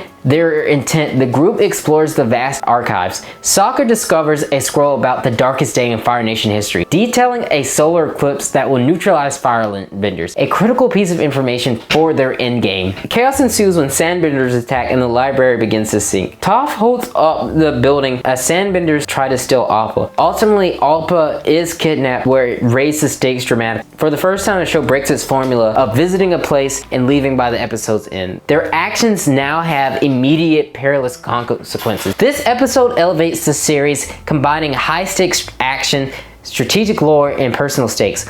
With Appa captured and the eclipse looming, the narrative finally ramps into a more serious tone. Hold up. Avatars hate sandbenders like Anakin hates sandbenders. Chosen One and the Avatar bring balance to the Force and bring balance to the world. Hold up, Avatar is just Star Wars with flaming rocks, and there was already flaming rocks on Mustafar. Episode 11, The Desert. The episode opens with Aang blaming Toph for not stopping the sandbenders or coming to get him. Toph explains that the library was sinking and she couldn't intervene, otherwise they would have all been trapped. For once, Aang is frustrated and irrational, letting his emotions get the better of him. He leaves in search of Appa, while Katara is determined to lead the group across the desert. They're the only ones who know about the eclipse and must make it to Ba Sing Se in time to tell them. Zuko and Iroh encounter the Rough Rhinos, who have been sent to arrest them. Iroh and Zuko manage to escape. Back in the desert, the group is exhausted and desperate for water. Sokka finds a cactus, but the water inside causes him to hallucinate. Cactus juice. It'll quench you. Nothing's quenchier. It's the quenchiest. Aang, still searching unsuccessfully for Appa, snaps and creates a giant mushroom out of frustration. Toph's trackers are still on her trail. They stumble across a wanted poster just as Zuko and Iroh walk into frame, giving the trackers a potential lead to following them towards Aang and Toph. Katara refuses to let despair take over and rallies the group, forcing everyone to force through the harsh desert. Iroh and Zuko enter a mysterious room where Iroh plays a board game with a stranger. Surprisingly, Iroh possesses a white lotus tile. After the game, the man tells Iroh the White Lotus welcomes you, revealing that he is a part of a secret influential group. Later, when the captors corner Zuko and Iroh, the White Lotus member creates a distracting, allowing them to escape. Exhausted, the group continues their journey. Aang remains distraught over Appa, eventually discover a boat in the desert which they can use to escape using the wind. Zuko, still skeptical, struggles to understand the cryptic White Lotus organization. He is denied entry since he is not a member. The group finally exits the desert and finds a cave, but it turns out to be a nest of giant bees. When one steals Momo, Aang chases it, refuses to lose another person today. They also run into the Sandbenders. Zuko and Iroh decide to head to Ba Sing Se, believing it to be the safest refugee from the Fire Nation. Back with the Sandbenders, Toph recognizes one of the voices and deduces that he stole Appa. Aang snaps, destroying several of their ships. When Aang discovers that Appa has been muzzled, he enters the Avatar state, unleashing destruction until Katara is able to calm him down. The Sandbenders reveal that Appa has been traded and is likely in Ba Sing Se by now. Aang finally allows himself to cry over Appa, exiting the Avatar state. This episode is a standout for several reasons. It highlights Iroh's layers as a character, not just as a respected Fire Nation general, but a man who with far-reaching wisdom and influence. It's also one of the first times we see Aang truly angry and fearful. While he deeply cares for his friends, Appa represents his last connection to his past. Without Appa, Aang is metaphorically and literally alone as the last airbender. Watching him struggle to find Appa is both heart-wrenching and profoundly human. Episodes like this where Appa is absent creates tension and a sense of real danger, reinforcing just how crucial this bond is for Aang's emotional stability. Episode 12, The Serpent's Pass. Having made it out of the desert, the group arrives at a waterfall, searching for the route through Serpent's Pass to reach Ba Sing Se. Along the way, they encounter other travelers who are trying to get there in time. The wife is about to give birth. They suggest taking the ferry, which provides a more direct route to Ba Sing Se. Iroh and Zuko are already en route to Ba Sing Se. Zuko complains about being forced into hiding, but a conversation with Jet encourages him to be resourceful, even if it means borrowing food from the captain. Back with Aang's group, they run into like a TSA-like checkpoint where no animals are allowed. The officer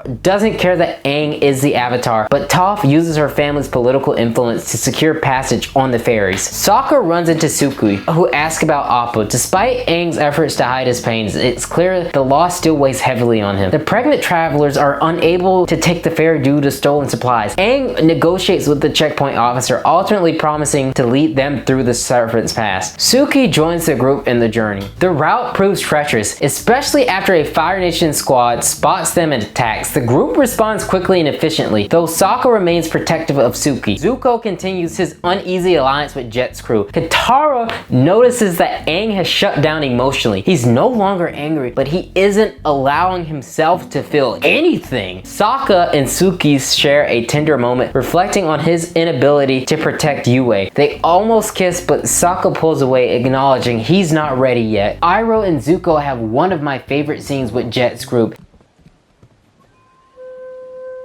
I know. You're right. As long as I'm confident with who I am, it doesn't matter what other people think. Thanks, Longshot.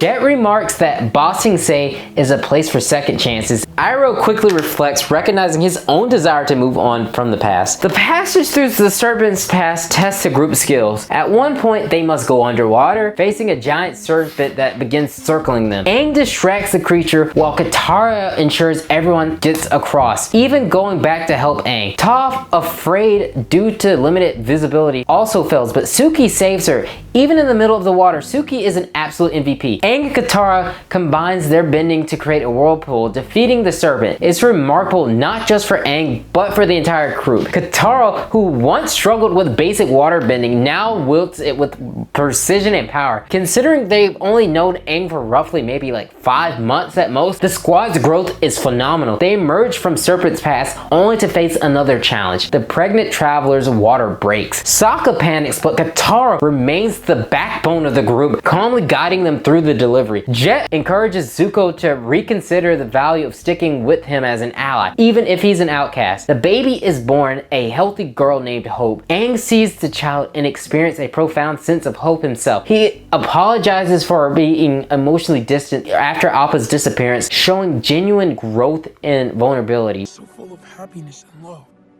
It's reminding me how I feel about Appa. And how I feel about you.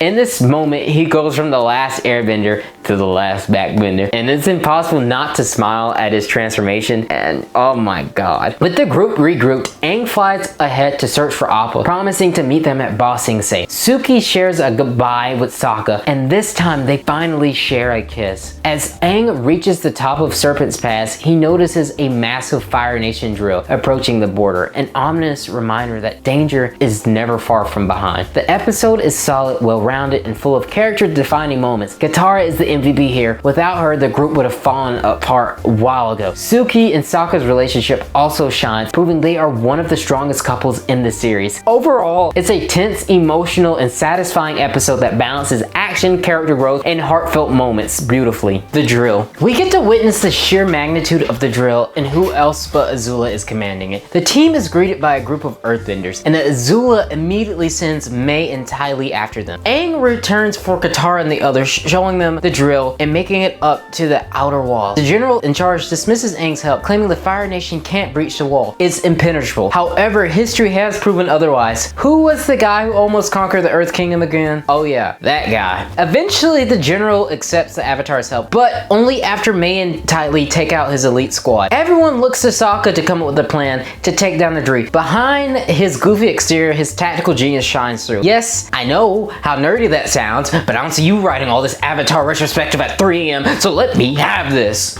After a little flirting, the Dragon of the Riz and his nephew finally make it to Ba Sing Se. Jet decides Zuko would make a great freedom fighter. Katara heals an Earth Kingdom soldier and mentions how fighting Ty Lee drains you from the inside. This sparks Sokka's idea: attack the drill from the inside and hit its pressure points. Ty Lee notices a dust cloud and Azula grows suspicious. The gang goes underneath inside the drill while Toph tries to slow it down from the inside. Inside, Sokka starts dismantling structural supports, pockets a map, and sneaks off. Jet tries to recruit Zuko for the freedom fighters, but Zuko declines, wary after Iroh gets a little heated over tea. Katara and Aang destroy one of the drill's pillars, causing it to creak. The drill finally makes contact with the wall, and Azula remains on high alert. Aang suggests keeping the braces intact instead of destroying everything, planning to deliver the final blow from above. As they attempt to tear another brace, Azula and her team intervene. Azula chases Aang while Ty Lee and Mai pursue Sokka and Katara. Katara and Sokka are forced into a sludge-filled area, but Katara manages to stop Ty Lee from leading them anymore. The general keeps hurling rocks at the drill, forcing Aang to dodge, but when Toph's help, they block the drain while Aang makes a hole at the top of the drill. Before finishing, he's attacked by Azula. She defeats him, but not before he pushes her back. Both are drenched in sludge, setting the stage for a massive action set piece, and it's probably my favorite thing in the entire series. Using the sludge and debris, they construct a giant spear and finally manage to destroy this drill.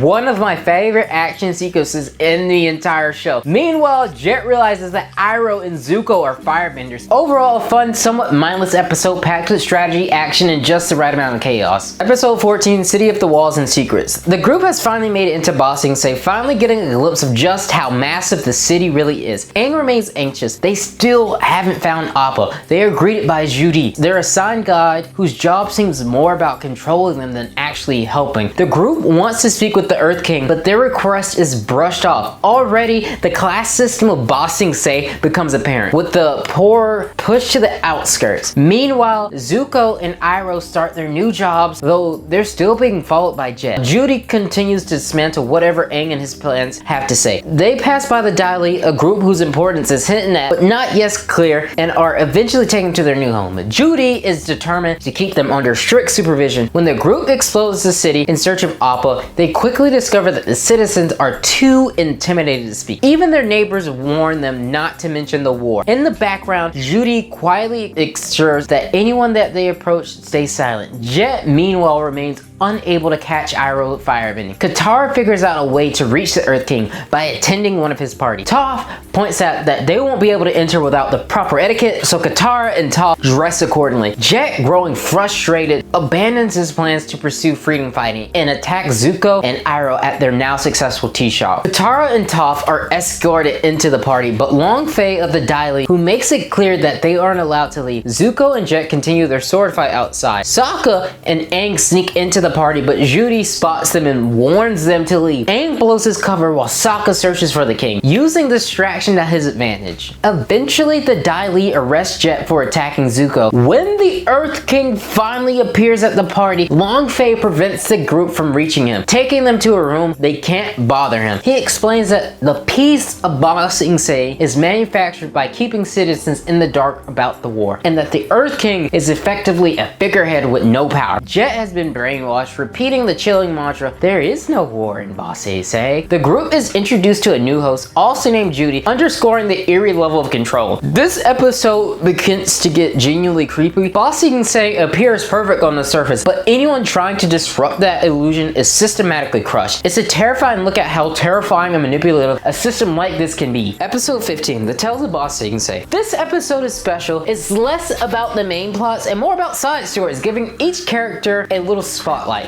We start with Katara and Toph on a girls' day out at the spa. Toph is reluctant at first, but she ends up actually enjoying herself. When some people insert her without realizing who she is, Toph and Katara set them straight. Toph tried to insist she doesn't care about what anyone thinks, though we know that's not particularly true. Katara reassures her that she really is pretty and that she shouldn't pay them any mind. And a fun detail, Toph can actually determine when a person is lying, which makes this little bonding session even sweeter. Next is probably the most infamous story in this episode. Not because it's bad, but because of how heartbreaking it is. Iroh is wandering the city alone. He encounters a crying little boy. He sings him a song that's like Little Soldier Boy. As he strolls through the town, some kids break a window. Normally, Iroh would tell them to make amends, but after seeing the guy, he takes a different approach. Later, he's Mud, quickly dispatches the attacker, and gives him advice to believe in himself. The segment ends with Iroh singing to his late son on what would have been his birthday.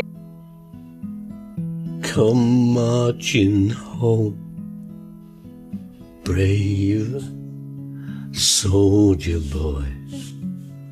Come marching home. This sequence is widely regarded as one of the best moments in Avatar The Last Airbender. For a while, Uncle Iroh seems invincible, wise, kind, always ready to help. Yet the one person that he couldn't was his own son. His protective nature towards Zuko, his sage advice, and his quick mentorship are all ways he tries to make up for that loss. It's a heartbreaking, heartfelt, beautiful, condensed into just 3 minutes. The tribute to Mako, the original voice actor of Iroh, is equally touching, especially knowing how he brought Iroh's mentorship to life both on and off screen. So Mako, who played Uncle Iroh on the show, he really was an Uncle Iroh figure to me. Throughout my whole life, 12, he played my uncle in Perfect Weapon. He's someone I can always check in with. Not just a prolific actor, but he was also an activist. He helped start East West Players, which is the longest running Asian American and person of color theater company in America. Next is Aang Tale, lighter in the tone. He visits a zoo with poor living conditions for the animal. The zookeeper wishes he could do better, and Aang suggests some help. The animals escape the town, causing pandemonium, and Aang eventually creates a now improved zoo. It's kind of fun, and it's a little bit forgettable in the best way. A chance to relax after Iroh's emotional story, and a nice showcase of Aang's improving earthbending skills. Sokka's story is next, and it's hilarious. He wanders into a classroom of women reciting poetry and is pushed into participating. He unintentionally crafts a haiku. Something struck me in the rear. I just wound up here, impressing everyone except for one person. This leads to a haiku battle, which he inadvertently messes up, getting kicked out. That's right, I'm Sokka. It's pronounced with an aka. Young ladies, I rocked ya. It's pure Sokka charm, and the absurdity makes it a standout side story. I have one for you. Sokka Heartthrob Boy, tearing up your sister's butt.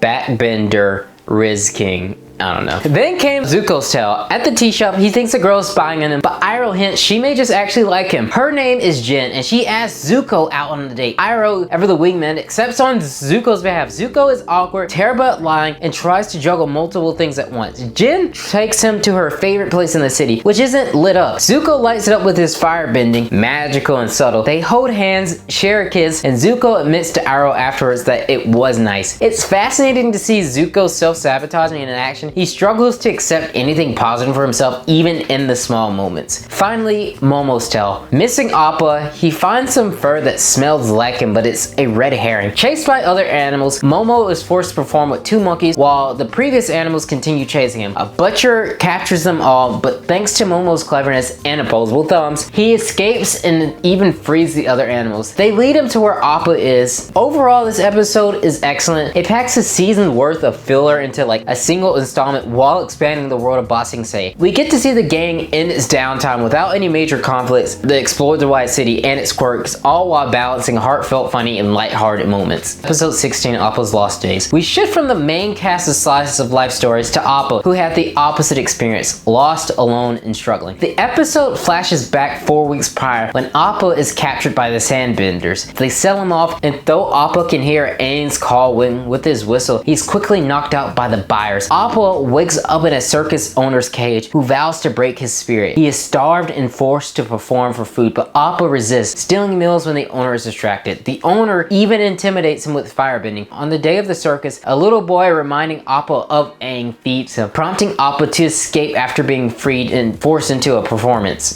Appa drifts through the desert, eventually stopping at a farm where he dreams of his past and bonding with Aang. When the farmer and his wife frightens him, he flees again. Iroh sees him passing by while in a boat to Ba Sing Se, but doesn't say anything to Zuko. Appa's journey continues throughout forests where he fights a boar and then encounters the Kyoshu warrior. Suki offers him food and they nurse him back to health, but Azula and her crew track him down, leading to a clash in which Suki pushes Appa away for his safety. Appa persists through multiple terrains, passing familiar looking water tribe and even reaching an air temple. There, a mysterious old man tries to help him find Aang. His journey finally brings him to Ba Sing Se, only for him to be captured by Long Fei. This episode is brilliant world building. We see new characters, hints at mystery, and understanding just how difficult it is to reunite with the team. Episode 17, Lake Laogai. This episode opens with the gang creating Appa posters, which appear all over Ba Sing Se. Meanwhile, Iroh is approached by a wealthy customer offering him his own tea shop. Zuko and Iroh move into the upper ring of the city. Zuko is still frustrated at being so far away from Aang, but Fei intervenes when he finds one of the missing Appa flyers. Judy resurfaces and the gang confronts her. She claims she was on vacation at Lake Laogai and forbids them from putting up flyers. Aang erupts in frustration, prompting Long Fei to reactivate her brainwashing. Long Fei is obsessed with maintaining control, fearful of what would happen if Aang found Appa. The gang splits up to distribute flyers where Jet approaches Katara, claiming he can help Appa. She attacks him immediately, but after convincing, Jet leads him to a barn, and an old man confronts them that Appa was taken to Whaletail Island, halfway across the world, a daunting distance. Katara remains wary of Jet, suspecting brainwash, and the group tries to help him remember his true past. With Katara's waterbending assistant mind healing, Jet recalls the underground headquarters called Lake Laogai. The team infiltrates a secret tunnel beneath the water, exposing the Dai Li's brainwashing technique. They reach a room they believe that holds Appa, but it's actually where Long Fei and the Dai Li are stationed. The episode delivers one of the best action set pieces in the show, showcasing each character's growth and skills while highlighting the relentless control of the Dai Li. Toph shines as she solos 5 agents at once, and Jet's sequence against Long Fei is particularly satisfying. Aang and Jet confront Long Fei while Jet struggles against his sleeper agent program, and Iroh speaks up to Zuko. You never think these things through. This is exactly what happened when you captured the Avatar at the North Pole. You had him, and then you had nowhere to go. Asking yourself the big questions. Who are you? And what do you want? Zuko's frustration and growth are front and center, emphasizing the depth of the relationship, the shamed uncle and the disgraced son trying to do better. Eventually, the group discovered that Appa has been moved again, but before they can act, Dai Li agents intervene. Momo returns with Appa, helping him fend off multiple agents and attack Long Fei. The reunion is emotional, showcasing that Appa is more than just a glorified furry Uber. He is a character in his own right, powerful, intimidating, but deeply vulnerable without Aang. This episode wraps up Jet's story and delivers incredible character moments, dynamics, and growth, while also showcasing the depth of the Dai Li corruptions and the lengths that they'll be willing to go to maintain control. Finally, the crew is reunited with Appa, although it does come at a cost because Jeff is fucking dead. Episode 18, The Earth King. The episode opens with Aang and Appa finally reunited, and Sokka sees the perfect opportunity to inform the Earth King about the Fire Nation's plans and the conspiracy in Ba Sing Se. The group head to the Earth King's castle, facing a barrage of giant rocks along the way. One standout moment is when Aang just casually breaks an incoming rock with a no-look maneuver, and it's so cold. Once inside, the group fights elite guards with ease, showing how far each member has come. Toph in particular shines. What's up, y'all? I'm in the middle of editing right now. Like, it's a 4-hour video so far, but I just need y'all to understand this fight scene, this choreography is god tier. Like, you don't understand. They've only been together maybe for like 6 months at the most. And these like teenagers, they're not even teenagers, I don't think. These kids are able to take down the Earth Kingdom, which, if you had known, if you were paying attention, they have been fighting off the Fire Nation for 100 years. Meaning, like, most of these people that are the King's guards are some of the most toughest war veterans that they have at their disposal. And just having like these kids just slander through them is fantastic, and it is so hype. I mean, look at this animation of like the windshield wiper thing. Oh my god, no! Yo, y'all can't tell me this shit ain't heat. They reach their Earth King, but the Dai Li and Long Feng block them. When the Dai Li mistakenly calls Aang the Avatar, the Earth King takes notice. Aang informs him about the 100-Year War and the Dai Li atrocities. The Earth King is shocked, realizing his royal family has never truly left the palace. While he can't fully dismiss Long Feng yet, he's open to seeing proof. Meanwhile, Zuko is burning up with a high fever, having visions of being Fire Lord, no scar, complete with 2 dragons representing his inner conflict. The Earth King rides a train for the first time, clearly out of his element. Sokka guides him to the Dai Li's secret fortress, only to find it destroyed. They head to the outer wall, with the Earth King agreeing only if he can ride Appa. The gang shows him the giant Fire Nation drill, Long Feng's attempts to lie, but the Earth King sees through it and has him arrested. The group explains the solar eclipse and the comet, critical to the invasion plans against the Fire Nation. Key allies are being mobilized. Toph's mother is in Ba Sing Se, Aang's avatar guru is ready, and Sokka and Katara's father are leading a water-bending fleet, so they have to separate. This episode ends with a heartfelt departure. Katara hugs and kisses Aang goodbye. The Kyoshi warriors are en route, and the group prepares to split up again. Tensions remain. The Dai Li pledges loyalty only to Long Feng, and Toph is captured. Azula and her squad disguises themselves as Kyoshi warriors. Episode 19, The Guru. Zuko is in better spirits,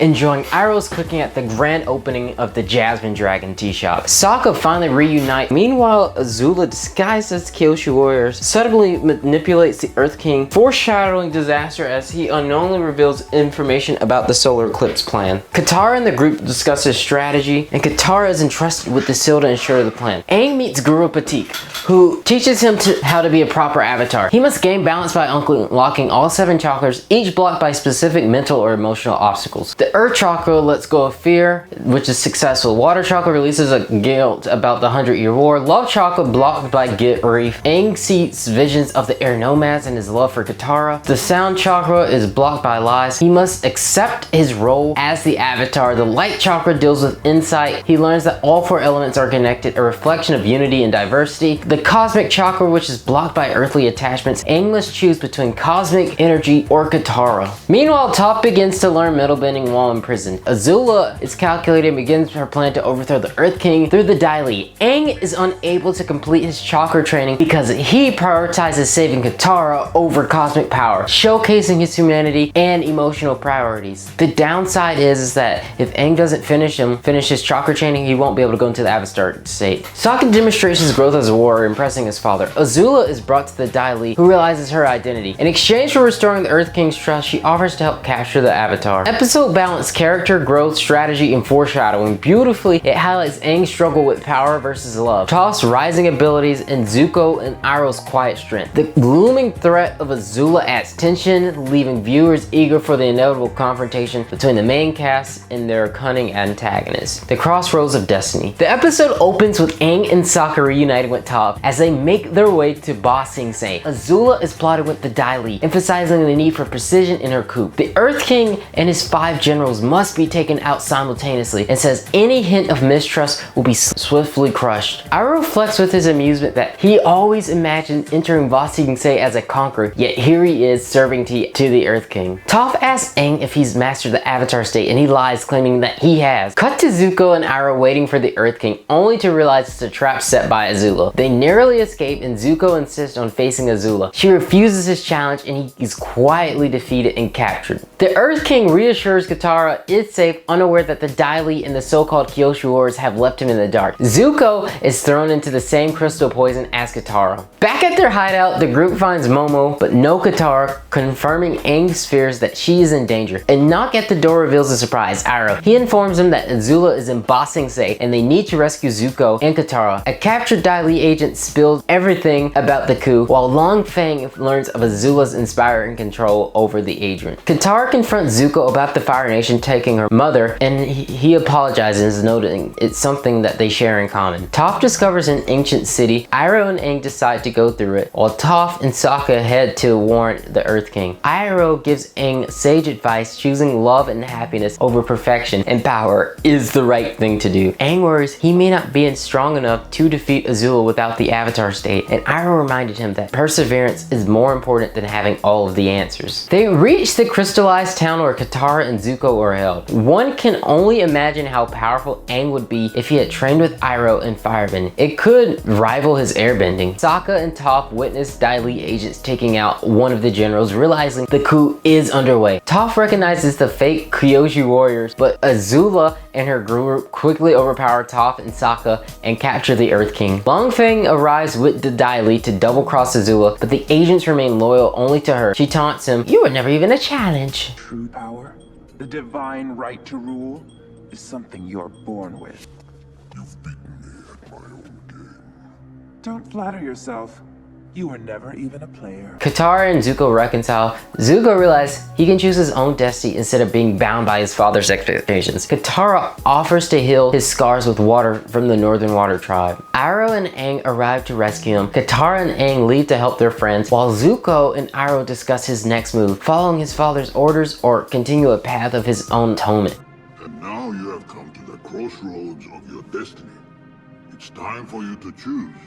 It's time for you to choose good. Suddenly, Iroh is captured, and Azula tempts Zuko to help her capture the Avatar to regain his honor and his father's love. The choice is now real. As Aang and Katara searches for Toph and Sokka, Azula attacks. Zuko, having made his choice, turns on Aang with a sudden ferocious intensity. Katara struggles against Azula, needing Zuko's help, while Sokka and Toph escape prison and free the Earth King. Katara is stunned to see Aang facing Azula, Zuko, and the Dai Li alone. With her encouragement, Aang finally accesses the Avatar state, but Azula strikes him with lightning, seemingly killing him. Katara reaches him in time, and Iroh holds off Azula and Zuko, giving him a chance to escape. Using spirit water, Katara revives Aang before passing out. Ba Sing Se falls to the Fire Nation, largely due to Zuko's betrayal of Iroh. This episode is a roller coaster of twists, highlighting Zuko's struggles between seeking his father's approval and pursuing his own redemption. Azula shines as the ultimate strategist, always like 4 steps ahead, a constant threat that makes every encounter feel crucial. Even the Avatar, supposedly invincible, is struck down in his strongest form, leaving the heroes in a seemingly hopeless situation. It's an incredible episode, one that practically demands you to keep watching. Every main character grows and shines, and in just 20 episodes, the show expands from like 5 central characters to like a dozen that we care about. The world building is on an astonishing level for a kids show. Season 2 ends on a jaw-dropping note.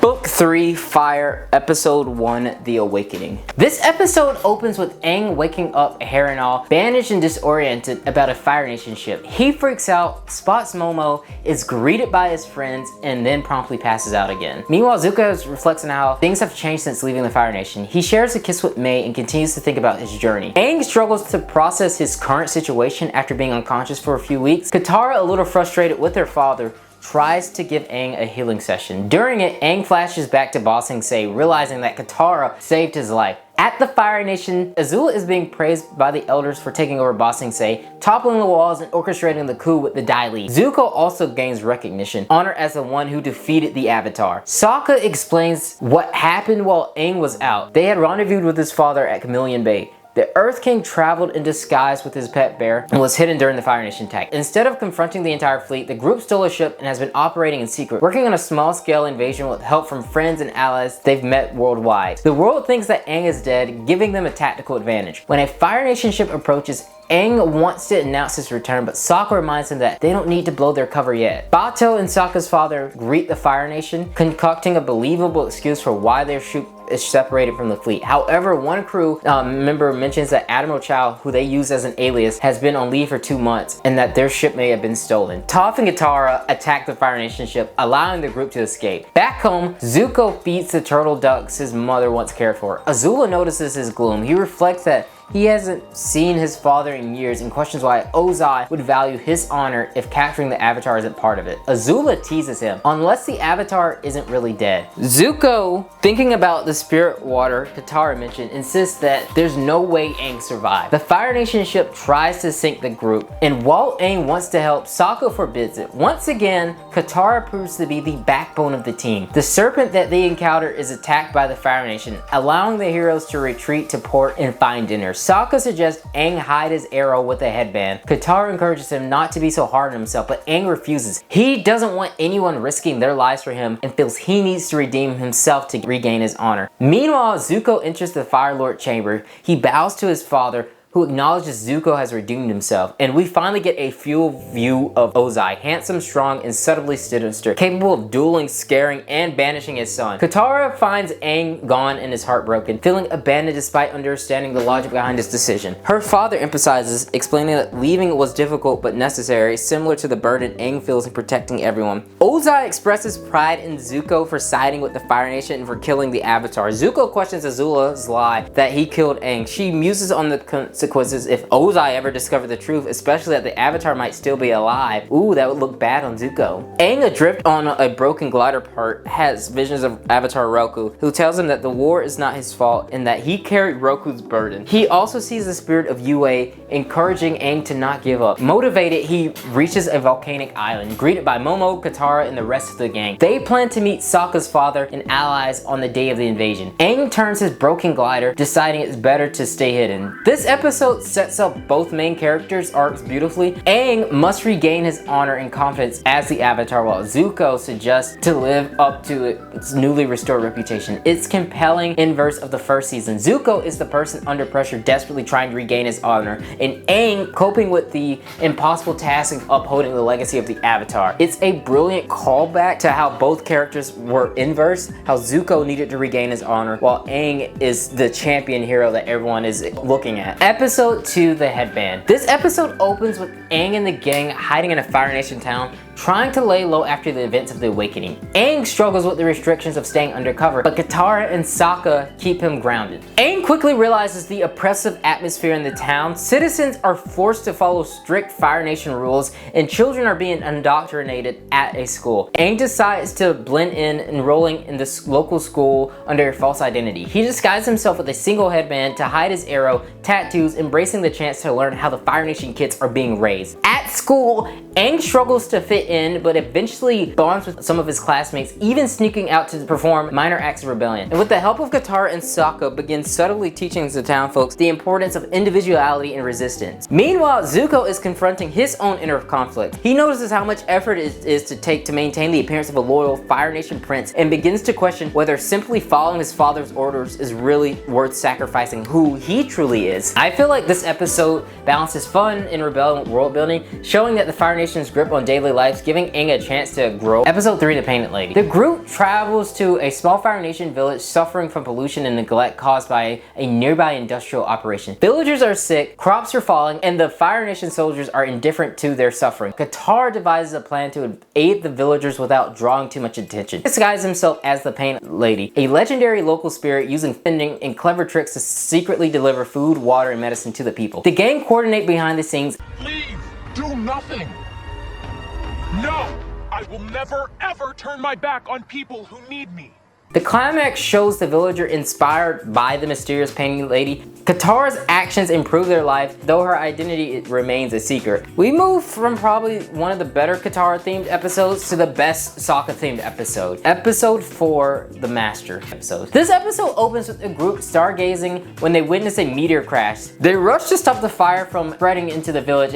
Everyone can help, everyone except Sokka. He feels left out and useless since he doesn't have any bending. Meanwhile, Iroh is still a shell of his former self, chasing charitable scraps. A guard calls him a disgrace, but once the man leaves, Iroh drops the act. Sokka vents about feeling left out because he has no bending and doesn't even feel like he contributes. He says he feels just regular, which we as the audience know isn't true. This is the man who masterminded the Day of the Black Sun and pushed the team towards the library. Katara tries to make it up to him, to Sokka, with a shopping trip, but none of the weapons are speaking to him until he finds a sword made by the greatest sword master ever, Piandao, who happens to be nearby. Aang immediately realizes that Sokka needs a master. All the others had a master to make them better, and now it's Sokka's turn. Sokka knocks on Piandao's door. The butler warns him that the master turns down almost everyone. When Sokka meets Piandao, the master assumes Sokka must be an arrogant swordsman, claiming he's the best in his village and destined to learn from Piandao. Sokka humbly says he has a lot to learn. This intrigues Piandao. He's probably never had a student this humble. He decides to test Sokka and see if he's worthy. Piandao teaches Sokka that the sword is an extension of the person. Back at camp, the group is bored without Sokka.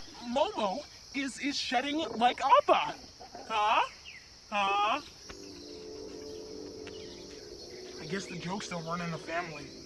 Damn. Aang is a master at hurting people's feelings, I guess. Jeez. Sokka's training begins. He writes his name to understand that every decision matters, like in sword fighting. He struggles, loses to the butler, and is tasked with painting a waterfall from memory. His first attempts are amateurish, but Piandao's unorthodox methods of training, distracting him, making him move boulders, it pushes Sokka to think a little bit more creatively. His training becomes more effectively, and he even defeats the butler in a duel. Iroh continues his own training, trolling the guard, while the group realizes how much they miss Sokka for his humor and his strategic mind. By the end of the first day, Sokka is already ready to forge his own sword. None of the steel is speaking to him, so he decides to use the meteorite instead. He returns to his friends who are glad to help him back. Even without bending, Sokka proves he's a valuable, irreplaceable member of the team. The sword forging montage begins, and Piandao praises Sokka's creativity and versatility, calling him the most worthy student that he's probably ever taught. But guilt eats up at Sokka when he confesses the truth. Piandao attacks. Not seriously, as you can tell this is a test, because if Piandao really wanted to, he could have just Sokka in like 3 seconds. Sokka uses his ingenuity to survive and his environment and creativity, showing what he's learned. Meanwhile, Aqua shows the fruits of his training, and good God, he is so ripped as hell. Prison physique goes crazy. Piandao eventually ends the duel, praising Sokka and encouraging him to continue his training. All this happened in just 2 days, and holy shit, Sokka may not be a bender, but he's a fucking prodigy. This whole team is OP as hell. I used to think that this was like over 2 weeks when I first watched this as a kid. Before leaving, Piandao gives the group a White Lotus tile, the same one that Iroh mysteriously had. Sokka gives Toph a piece of the meteorite, which I feel like is just a cheeky Nickelodeon logo reference, and the team moves on. This episode is amazing because it proves that Sokka isn't just a comic relief. He's the most human character. He doesn't get the luxury of bending. He has to work for every advantage. Through his thinking and his strategy, he gives the team a fighting chance against the Fire Nation. Now with his sword skills, he's even deadlier. Sokka's mind and his strategy, I feel like, is one of a kind. Episode 5, The Beach. We get a slice of life episode for our antagonists. Zuko and the crew are forced to a vacation at Ember Island while his father talks with his advisors. Zuko and his friends are shown around Ember Island and told that the weekend is for rest and relaxation. Meanwhile, Aang's group is at a lake. Aang decides to slide down a geyser without covering up. 2 Fire Nation guards see him and send a messenger hawk, potentially alerting that the Avatar is still alive. Back at Ember Island, Azula, even at the beach, is on a power trip, while Ty Lee and her assets quickly get attention. Zuko and Mai bicker. Azula warns everyone to play beach volleyball, and this might be one of my favorite Azula moments. You will never rise from the Ashes of your shame and humiliation.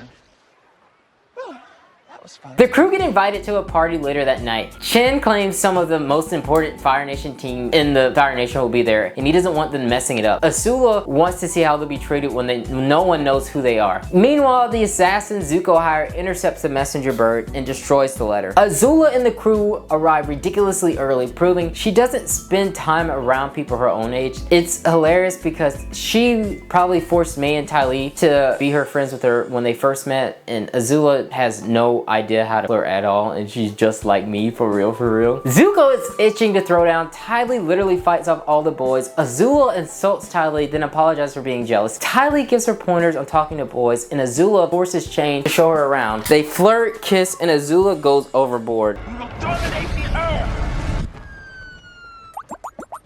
But Chen leaves. Meanwhile, Zuko tries to get my food, but ends up picking a fight with a guy talking to her. Zuko literally pushes him off of his feet into a wall, and when the fuck did Zuko get superhuman strength? Alright, Zuko and Mei argue, really questioning if they're compatible. Zuko's too emotional, Mei's too distant, and they break up. Zuko leaves the party. On the beach alone, he reflects on the past at the beach. There's his image. At first, I thought it was his dad with him and his sister, but it's actually Iroh holding Zuko up with his son in the background. And damn, man, that hits hard. Zuko probably never actually had a good memory with his father. He returns to their old beach house. It's so sad without words. He still yearns for a family that can't exist, one where everyone loves each other. Back with Aang's group, Toph notices that the assassin who attacks them, Azula, finds Zuko and forces him to come with her to the beach. Mei and Zuko relationship is still tense, but they care for each other. Zuko lights a fire. We strip back to Aang's group. To distract the assassin, Aang handles the battle, giving the group a chance to escape on Appa. The fight between Aang and the assassin is insane, and Aang manages to slip away. Zuko burns a painting of his family. Ty Lee asks why, and he says she doesn't know them at all. His guilt eats up at him, and he snaps, saying that his environment teaches him that compassion and openness are seen as weakness. Azula feels similar, but instead of guilt, she is empowered by it. Even when her mother's words sting, she dismisses it. But you can tell it still annoys her and it affects her. Ty Lee acts positive and upbeat because without it, she has no identity. Being the sister in a big family left her no originality and a need for attention. Mei is quiet and reserved, pretending not to care, lashing out only because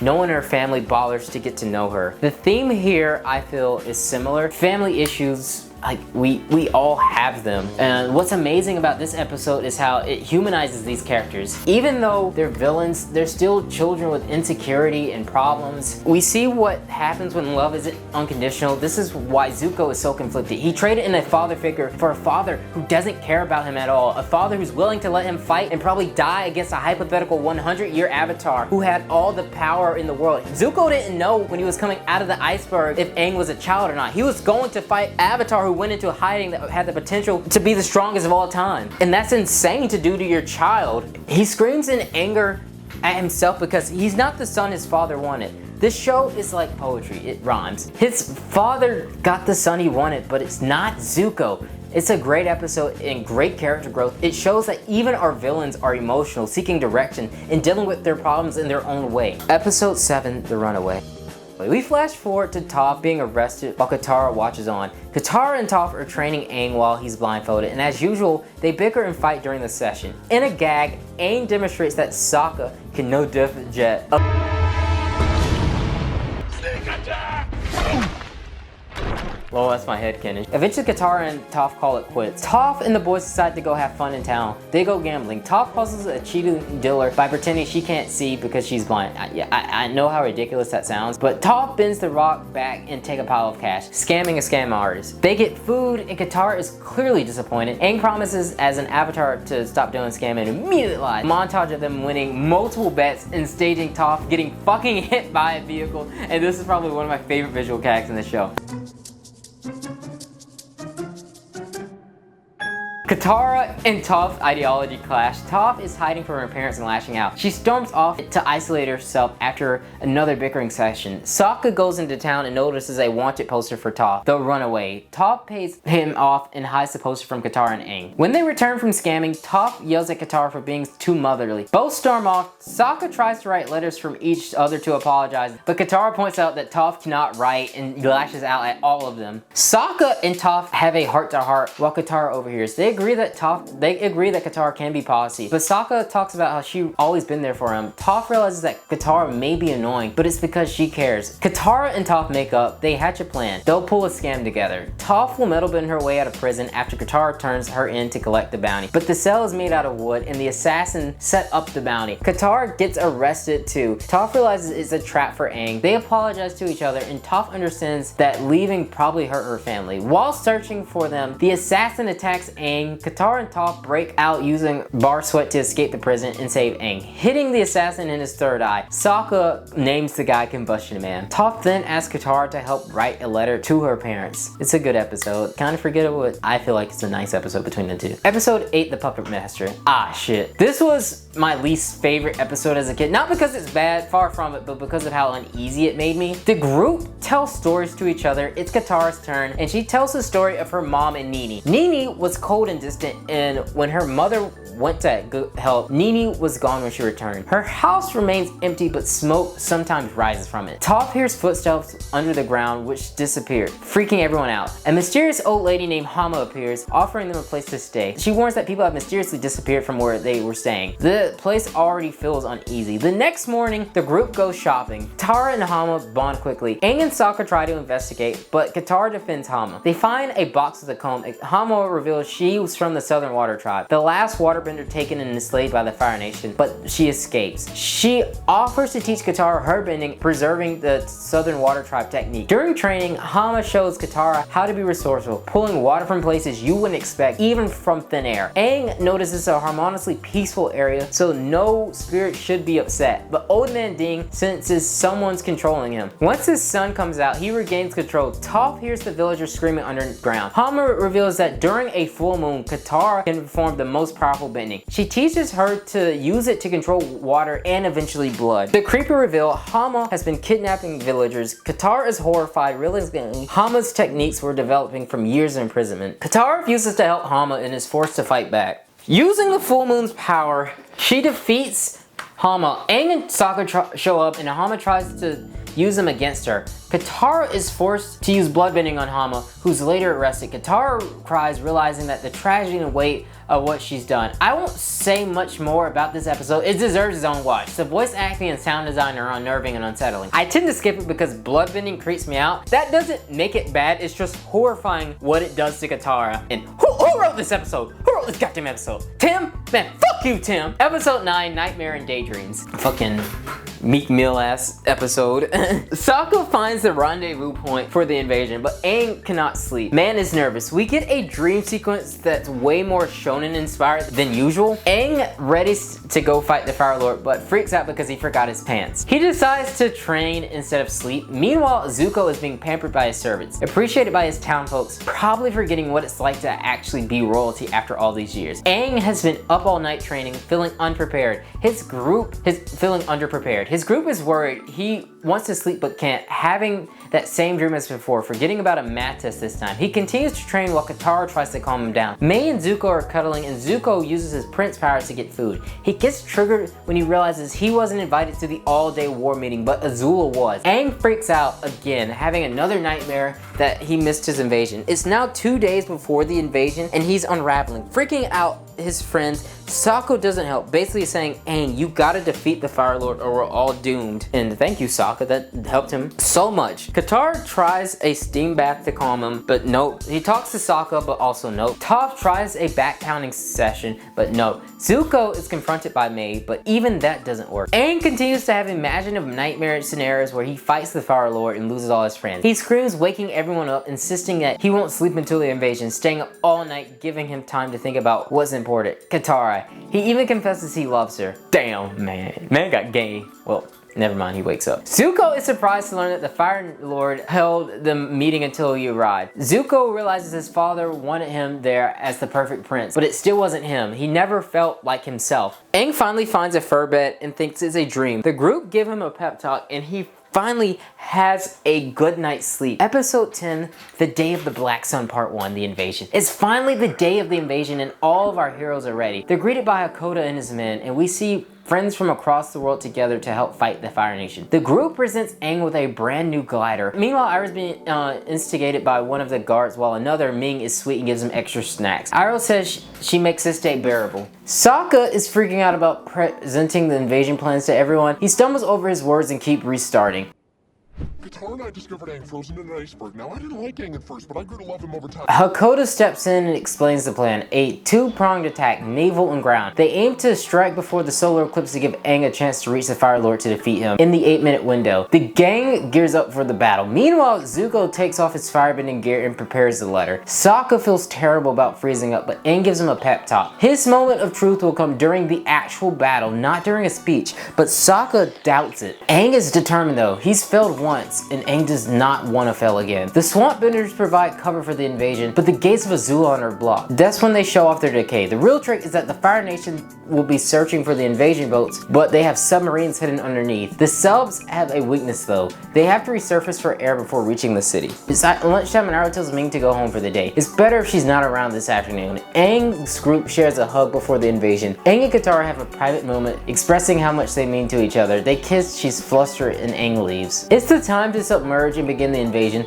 The group finally launches their attack, immediately getting bombarded by Fire Nation guards. They have to push through barriers and ride into battle on the little motorized caterpillars. The Firebenders are no match for their unorthodox tactics. Every main character gets a moment to shine. Everything goes well until Hakoda gets injured. Zuko leaves his room, Sokka steps up, Katara heals her father while also accepting it's up to Sokka to lead the mission. He guides everyone towards the royal palace. Meanwhile, Aang is in the royal city ready for the big confrontation, but the calm before the storm is palpable. This is a really good episode because it shows that Aang's crew is just as skilled as he is. Literally everyone gets a moment to shine, and let's not forget, remember when the Earth King spilled the beans about the invasion to the Kyoshi warriors? Azula probably told everyone. Big oof. Episode 11, the day of the black sun, the eclipse. The crew is making their way deeper into the royal city, but Aang returns saying that no one is there. They all realize the Fire Lord knew about the invasion and the eclipse. Sokka guesses that the Fire Lord must be in some sort of underground bunker, and Aang is still determined to find him. Toph finds the underground city entrance and leads them towards a volcano, past lava and into a metal bunker. It's moments before the eclipse. Aang and his crew make it past a Fire Nation executive and finally reach the Fire Lord's chambers, but inside it's Azula, gloating that she knew about the invasion for a while. Meanwhile, Zuko is ready to face his destiny, his father. This is a nice callback to the Appa search of the Dai Li. Aang and his friends were in the wrong room, and Zuko is in the room they actually needed to be. It's eclipse time. Ozai questions why Zuko is there. Zuko tells him the truth. He didn't take down the Avatar, Azula did, and he refuses to take orders from Ozai anymore, speaking his mind for the first time. The crew think Azula is powerless during the eclipse, but she's brought Dai Li agents. Aang and the team get distracted, but even without bending, Azula is still a tough opponent. Toph stops the Dai Li agent while Sokka realizes that Azula is just bait, trying to distract him. She gets under his skin, mentioning that Suki used to call for him, but he snaps and rushes at her. Toph is too quick. Zuko plans to free Uncle Iroh and begs for forgiveness, promising to help the Avatar defeat Ozai. Ozai asks why not just kill him now. Zuko says it's not his destiny to kill him, it's for the Avatar to defeat Ozai, and that's major character growth. The hot-headed Zuko from season 1 would have jumped at the chance to defeat his enemies. He's only baited when Ozai brings up his mother. The eclipse ends as Ozai reveals the truth about Zuko's grandfather. Ozai wanted the throne, and Azula wanted Ozai to kill Zuko so he could take the throne. Zuko's mother proposed a plan to kill Azulon instead, letting Ozai take the throne in exchange for Zuko's life. The plan worked, however she was banished. The eclipse ends, Ozai fires lightning at Zuko, but Zuko redirects it and escapes. Azula also escapes. Aang and his crew retreat to support their friends, but the Fire Nation is just too powerful, even with air support. Zuko rushes through the prison, but Iroh is already gone. One guard remarks on how powerful Iroh is, busting himself out of prison. The group realizes that the Fire Nation is going to blow up the submarines and blocks their only exit. Sokka thinks that they can still win, but Hakoda believes survival is a priority. They can fight another day if some escape. Aang and his crew take off on Appa, saying goodbye to all the people who stayed behind. Aang thanks everyone for their bravery, and Zuko follows them. These were some of the best episodes of Avatar, and yes, it's getting repetitive to say that, I'm sorry, because the show rarely has a bad episode, but watching these two, it's clear from the start, Aang and Ozai weren't going to clash just yet. The theme song even says master of all 4 elements, not 3. Aang is still missing a crucial element, and maybe it's Zuko who's there to help him fill that gap. It wouldn't have been satisfying if Aang had reached the Fire Lord during the eclipse. That would have been character assassination. Aang has to struggle, learn, and earn every victory. It's like pro wrestling. Sorry if I'm about to talk about pro wrestling again. You watch someone like Cody Rhodes grow through adversity, so when he finally wins on the biggest stage, it feels earned. When Aang eventually beats the Fire Lord, the audience feels that same satisfaction. These last 2 episodes set up an exciting conclusion, strategically building the tension that will pay off across the next 10 episodes. Episode 12, The Western Air Temple. The crew is feeling humiliated after losing the eclipse battle. Toph senses that the Western Air Temple is upside down and is eerie as ever. Zuko also arrived, remembering his first visit here after being vanished back then. This was only focused on finding the Avatar. Iroh tells him to heal and rest, but Zuko ignores him. Flashing back to the present, Zuko has some regrets for not listening. Then he hears Appa's roar and knows that Aang is nearby. He runs to meet them, trying his best not to be seen. The rest of the group, Haru, the Duke, and others want to explore while Aang and his crew try to plan the next steps. Aang is pessimistic, but Sokka and the others remind him as long as he masters all 4 elements before they comet and defeat the Fire Lord, they'll be fine. They start brainstorming potential firebending teachers for Aang. It's clear Aang is still running from his destiny, gliding away as the group debates how to handle his firebending training. Meanwhile, Zuko practices what to say to Aang and the group, awkwardly of course. He tries to channel what Iroh and Azula would do, but he's not good at it. Zuko, you have to look within yourself to save yourself from your others. Listen, Avatar. I can join your group, or I can do something unspeakably horrible to you and your friends. Your choice. Aang keeps running. The group chases him around, trying to get him to focus. Toph reminds him that discussion will have to wait. Eventually, Zuko confronts the group. Hello?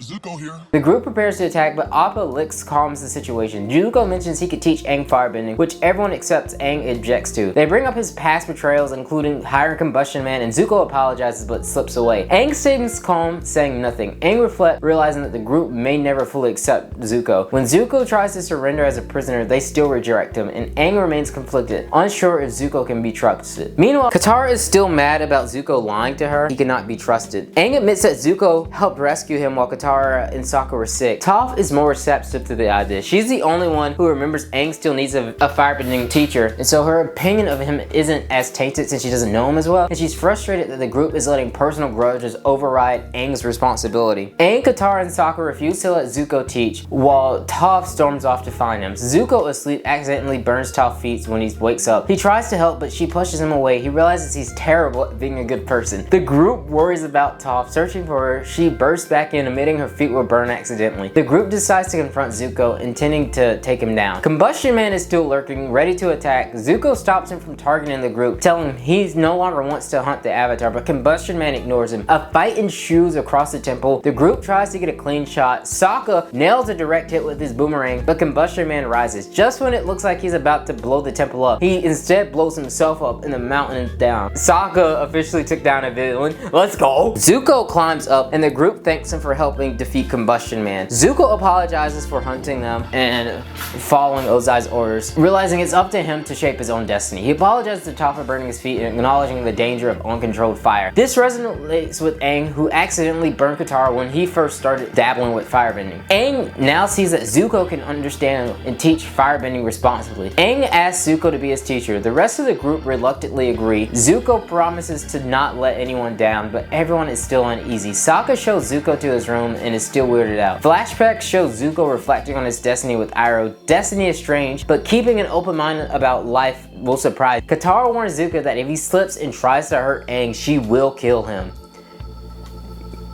Damn girl. This episode is brilliant because it keeps the tensions realistic. Zuko may be a good person now, but it wouldn't make sense for the others to instantly welcome him after he tried to hunt them down for the past 2 seasons. This distrust feels raw, real, and earned. Episode 13, The Firebending Masters. We open with Aang and Zuko beginning their firebending training. Zuko reminds Aang that fire can be calm, but if you're not careful, it can burn you alive. Aang still carries a mental block from his last attempt, asking for a demonstration, but Zuko is struggling too. He can't produce nearly as much fire as he used to. The group realizes that Zuko's firebender came from anger and hatred, which is why it's faltering. Toph suggests finding out how the original firebenders used to fire before it was corrupted by hate. Recalling how she learned earthbending from the Badger mode, the group recommends searching for dragons, but Zuko says that the last dragons were supposedly killed by Iroh. Instead, he suggests learning from the now extinct Sun Warrior ruins. Aang and Zuko make their way to the ruins filled with traps. Zuko talks about how the dragons were hunted for sport, a practice started by his grandfather. They reach a locked door and find a celestial counter requiring a sunstone. Zuko cleverly uses his swords to reflect sunlight into it and unlock its passage. Inside, they must follow a dance that doubles as a technique to unlock a mystical gemstone. Aang warns Zuko not to take it, but he does anyway and gets stuck in like a green glue. They spend the night trapped, eventually discovering a tribe who initially suspects them of thievery. Aang and Zuko explains that their only intention was to learn the original form of firebending. The tribal leaders say that they must meet the firebending masters Ran and Shaw. If their intentions are pure, they'll be taught firebending. If not, they'll be burned alive. The next morning, Aang and Zuko bring an offering from the eternal flame. Aang notices its pulse is like a heartbeat. The elders teach that fire is not just destruction, it's life. Climbing a mountain, Aang struggles to maintain his flame, but with encouragement they persevere. At the summit, they're greeted by the tribe playing music for the master's arrival. Aang and Zuko present their fire, but lose it at first. The masters revealed themselves. It's actually the dragons. They demonstrate the earlier dance, interacting with the fire to teach Aang and Zuko the meaning of fire. It can destroy, but it also can give life, warmth, and energy. It's revealed Iroh never actually killed his dragons. He was judged and protected. Zuko realized his firebending has been weak because hunting the Avatar was his motivation. Now helping Aang fuels his power. Both Aang and Zuko regain their firebending. The tribe teases them about their display, creating a wholesome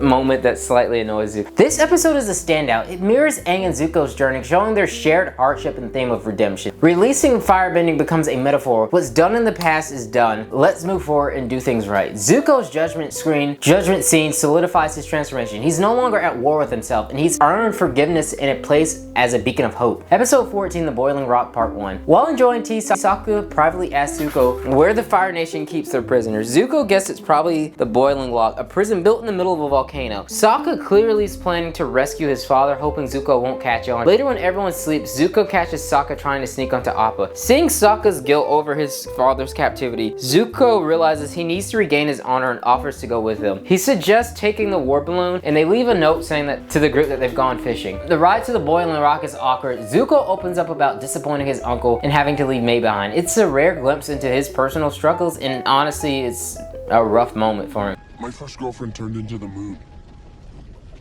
That's rough, buddy. Upon arrival, Zuko believes that they can move undetected, but the prisoner's steam disrupts the balloon, forcing them to crash land. Sokka realizes that this was always a one-way trip. Zuko calls him dumb for not thinking it through, and Sokka admits he didn't even want Zuko here. They destroy the evidence of the balloon, cementing their we can't turn back situation. Disguised, they navigate the prison and stop a scuffle in the yard, understanding that they cannot break cover. One prisoner refuses to bow to a guard and is sent to a cooler, and Sokka helps escort him. Zuko questions the guards about what war prisoners are held. We then see the cooler effect. It prevents firebending from using their abilities and meets the warden, who declares that no one has ever escaped. Zuko informs Sokka that there are no war prisoners, disappointing him, but Sokka spots Suki in prison and sneaks her into her chamber. They share a kiss before Zuko blocks the door. As a guard arrives, leading to a quick fight, and Sokka momentarily arresting Zuko, promising to figure things out. Unmasked, the warden is revealed to be May's uncle. It's a convenient plot twist, who sees Zuko as a prize. Sokka keeps watching over Suki and Zuko, revealing his plan, using the cooler as a boat to escape through the Boiling Rock. A prisoner overhears and blackmails them into letting him join, staging a fight so that Zuko can loosen the bolts from inside. As Zuko is freed, they overhear the potential war prisoners are arriving. Chit Zhang and his group move forward with their plan, while Sokka, Suki, and Zuko stay behind, hoping to see if Hakoda appears. Chit Zhang is caught, prisoners go on lockdown, and new prisoners arrive. Just when it seems bleak, Hakoda appears at last, giving hope to their further escape. Episode 15, The Boiling Rock, Part 2. The warden greets the new prisoner. In a comedic moment, Hakoda causes the warden to slip. Sokka finally reunites with his father in his jail cell, sharing a hug. Meanwhile, Chit Zhang is being interrogated by the warden, who knows he isn't clever enough to have orchestrated the escape plan. Sokka explains how Zuko and Suki are supposed to escape with Hakoda, though he's unsure if it's still possible after the last plan failed. He then speaks with Zuko, telling him to be in the yard in an hour. However, Zuko is pulled aside and confronted by May. Chit Zhang, after being interrogated, is ready to help. He reveals that there is a man disguised as a prison guard seemingly ratting out Sokka. Meanwhile, Mei is still annoyed that Zuko left without telling him in person. We then shift to Suki training as Sokka explains their plan, starting a prison riot and escaping using the gondola with the warden as a hostage. As Sokka leaves, the warden calls for him. The warden lines up a group of prisoners and Chitsang identifies the imposter guard. While interrogating him, Azula interrupts, telling the warden he has the wrong man. Sokka then has one of the guards unlock the prison cells, letting them into the yard. The group tries to incite a riot. Hakoda attempts to fight, but the prisoners have been working on his anger management. Chitsang tells Sokka that Sokka owes him, and literally says riot, instantly blowing the man's anger management chaos. The warden sends a group to protect Mei, but Zuko slips past her and locks her into a jail cell. They share a quiet moment before Zuko joins the riot, yelling at Sokka for not fully thinking things through. Chitsang notices Suki pushing past everyone and captures the warden. The group heads towards the gondola with guards letting them through. Zuko breaks the swing to use it, pulling them back. Just when it seems like they're home free, Azula and Ty Lee appear. Azula radiates pure aura in this scene. She, Suki, and Sokka engage in a rematch. Throughout this series, it's clear that the creative team have been improving fight choreography, animation, and timing, and this episode shows it in full effect. While distracting, the warden frees himself and other guards to cut the line. Azula and Ty Lee escape on the passing gondola, but Mei stops from fully sabotaging it, which is just a straight shonen, showing how a 16-year-old can defeat trained adults, which is... Yep. Zuko discovers Azula's ship and escapes in it. Azula is furious at Mei, who tells her that she doesn't know people as well as she thinks. Then Ty Lee attacks Azula, hitting her pressure points and knocking her down. A callback to an early foreshadowing moment that pays off brilliantly. It's terrible when you can't trust the people who are closest to you. Zuko and Sokka reunite with the rest of the group. This episode closes on a touching moment with Katara, Hakoda, and Sokka hugging. These last two episodes are absolute bangers. They feel like the Avatar team's chance to do like an Ocean 11 style story, blending high stakes planning, clever strategy, and heartfelt character moments. The big question now is, what will Azula do now that she no longer has friends, and how much will Chitsang continue to help the group?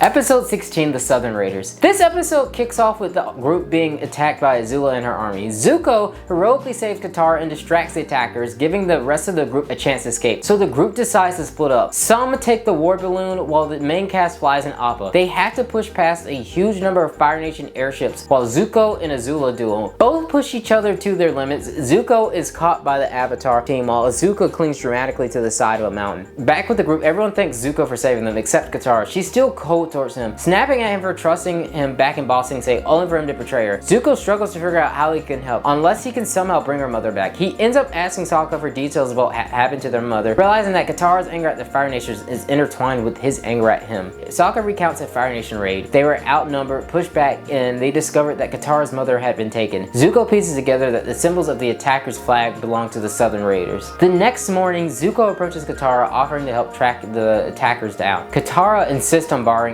Appa. Despite Aang's warning about the dangers of revenge and comparing it to Jet's path, she's resolute, believing her actions are justified. Katara, she was my mother too. But I think Aang might be right. Then you didn't love her the way I did. Katara.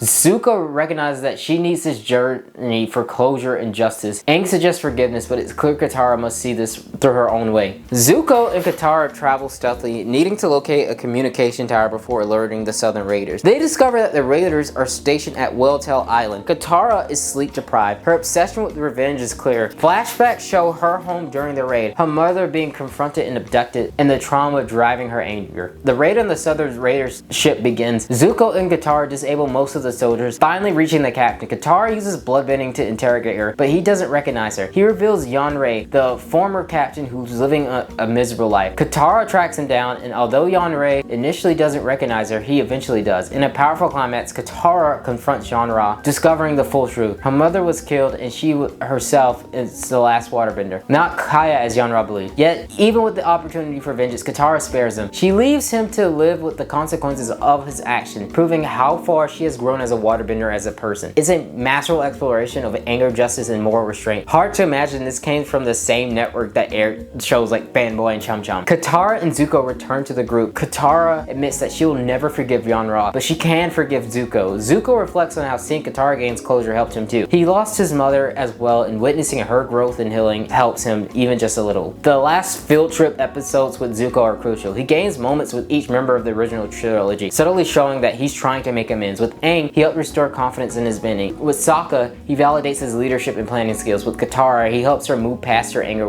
without compromising her morality. These moments collectively show that Zuko has become a good person, someone who is worthy of trust and capable of growth. It feels earned, powerful, and deeply satisfying. Episode 6, The Avatar and the Fire Lord. As soon as I saw the title crawl, I immediately went, ooh! This episode's gonna be god tier. This episode starts with Roku telling Aang to meet him on the island during the summer solstice so he can learn how the war started. At the same time, Zuko receives a message that he needs to learn about his grandfather's demise. We cut to Aang and the group arriving at the island, which appears empty until Toph realizes it was burned to ash. Zuko asks Azula about their grandfather's history. She explains that Sozin started the war, used the comet to defeat the air nomads, and died peacefully in his sleep, something Zuko has heard before, but something about his death seems fishy. Aang's journey in the spirit realm, while Zuko discovers a secret message in the scroll. The real history of his grandfather is hidden in the Dragon Bones catacombs. Zuko makes it to Sozin's comet and begins reading the final notes of Sozin's life. At the same time, Aang learns about Roku's past. We get a back and forth between the two, a dual perspective on the same story, which I've always found like is the best way that we see Aang and Zuko's story is told. It starts with Roku and Sozin training together. Sozin initially had the upper hand. They're best friends, they share a birthday, and Roku has a crush. Roku is revealed to be the next avatar, and everyone bows. Roku must leave to begin his avatar training and not have worldly possessions. Sozin gives him a crown as a gift, and they hug. We cut to a gag of Aang farting on himself.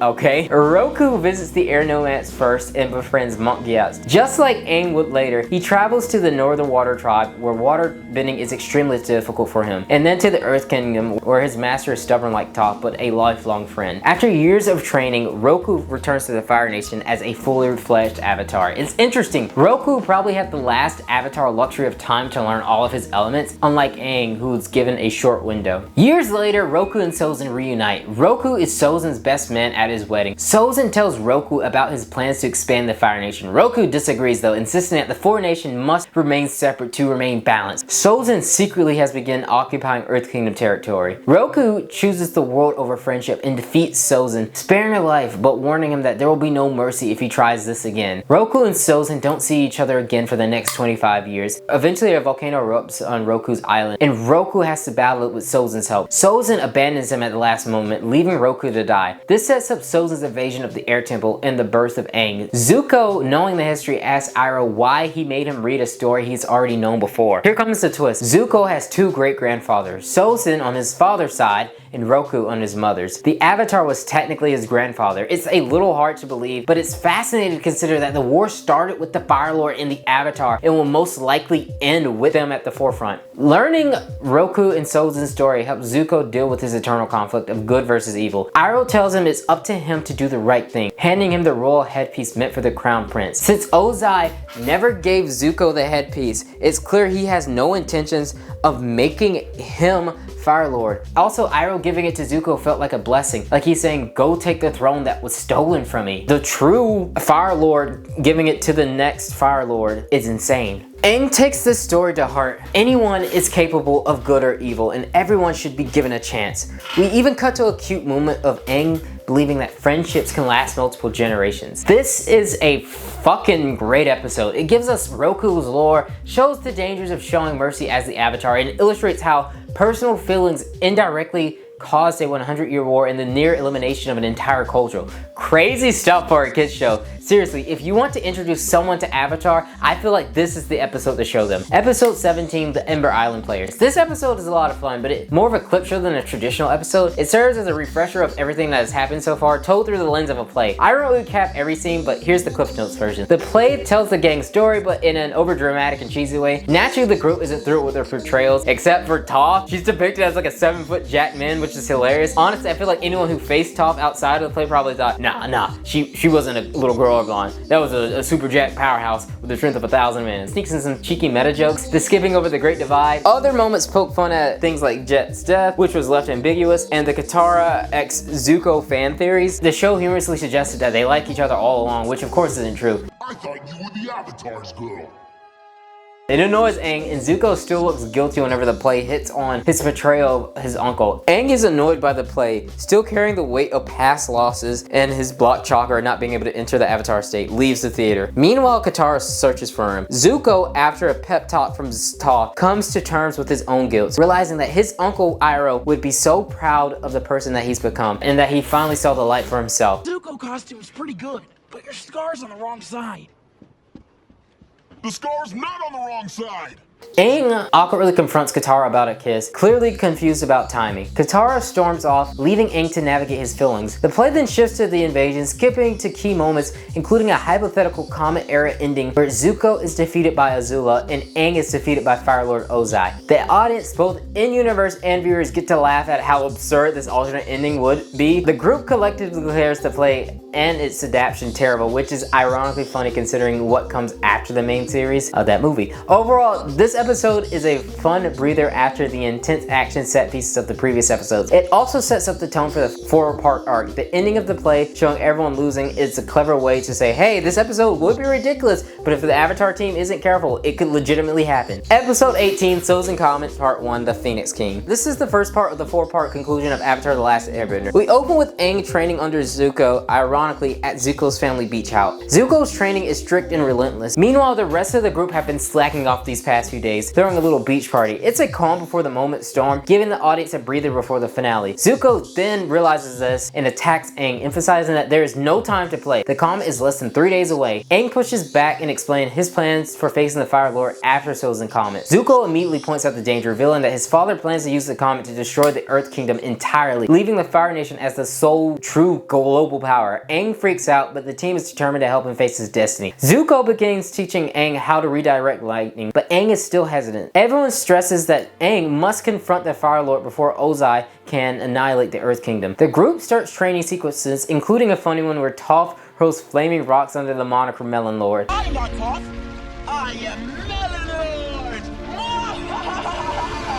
However, during a critical moment, Aang fails, and Sokka reminds him that hesitation or remorse won't win the battle. While eating together, the gang stumbles upon baby pictures of Ozai, which prompts Aang to insist that they have to be a way to defeat the Fire Lord without killing him. This goes against his moral code and everything that he was taught, and he snaps at everyone before storming off. Meditating alone, Aang feels drawn to a nearby island, with Momo following after him. The next morning, the group tries to locate him. They find his glider and footprints, but the island has vanished, and Sokka concludes that Aang must be on a spirit adventure, but his body is still somewhere nearby. The group split up to search, realizing that Momo is missing too, meaning Aang must be with him. They look to Zuko, who has tracked Aang all over the world, for guidance. Meanwhile, we cut to Ozai and Azula. Ozai announces his plan to lead the warships to Ba Sing Se, while Azula stays behind to maintain order in the Fire Nation. When she protests, Ozai silences her, declaring that she will become the next Fire Lord while he ascends to the Phoenix Key. It's a little tacky, but Mark Hamill's voice acting makes it feel intense. Zuko leads the group to Jun, the bounty hunter who previously helped track Aang. We see Momo waking Aang up on a moving island in the middle of the ocean. This episode sets the stage perfectly for the finale. It asks the burning question, will Aang be overcome his pacifist nature to do what's necessary for the rest of the world? Episode 19, Souls and Comet, Part 2, The Old Masters. This episode opens with the group searching with Jun, the bounty hunter. She confirms that Aang is gone, no longer fully part of this world. Aang himself is trying to figure out where he is. He's not in the spirit world, not in the physical world, but somewhere in between. Zuko suggests finding Iroh, believing he may be the only other person capable of guiding them against the Fire Lord and taking down the Fire Lord. Using Iroh's sandals as a tracker, they locate him near the walls of Ba Sing Se and plan to wait until the dawn to approach. Meanwhile,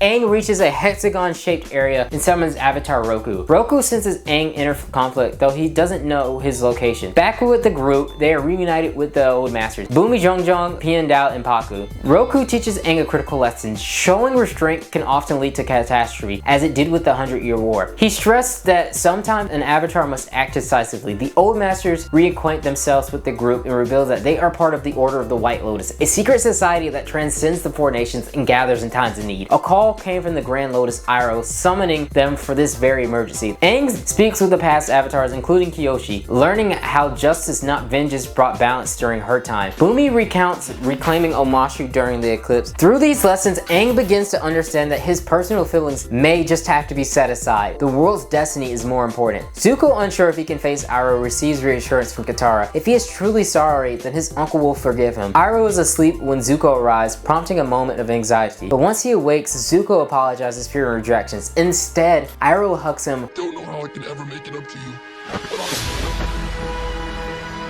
I was never angry with you. I was sad because I was afraid you lost your way. Aang discovers that the island he was on is actually a living creature, a lion turtle. He swings on it, seeking guidance as a way to defeat Ozai without breaking his moral code. The lion turtle grants him a new power. Back with the group, Zuko suggests that Iroh is the only one who can defeat Ozai, and Iroh disagrees. It has to be someone new, someone the world won't see as history repeating himself, a brother taking power from another brother. Zuko's journey of redemption positions him perfectly. He has lived among the common people, understands the consequences of the Fire Nation's tyranny, and is wise enough to make the right choice. Iroh reassures him that he will rise to the challenge, while each member of the group have a destiny to fulfill. Aang, empowered and resolute, prepares to face Ozai as Sozin Comet begins.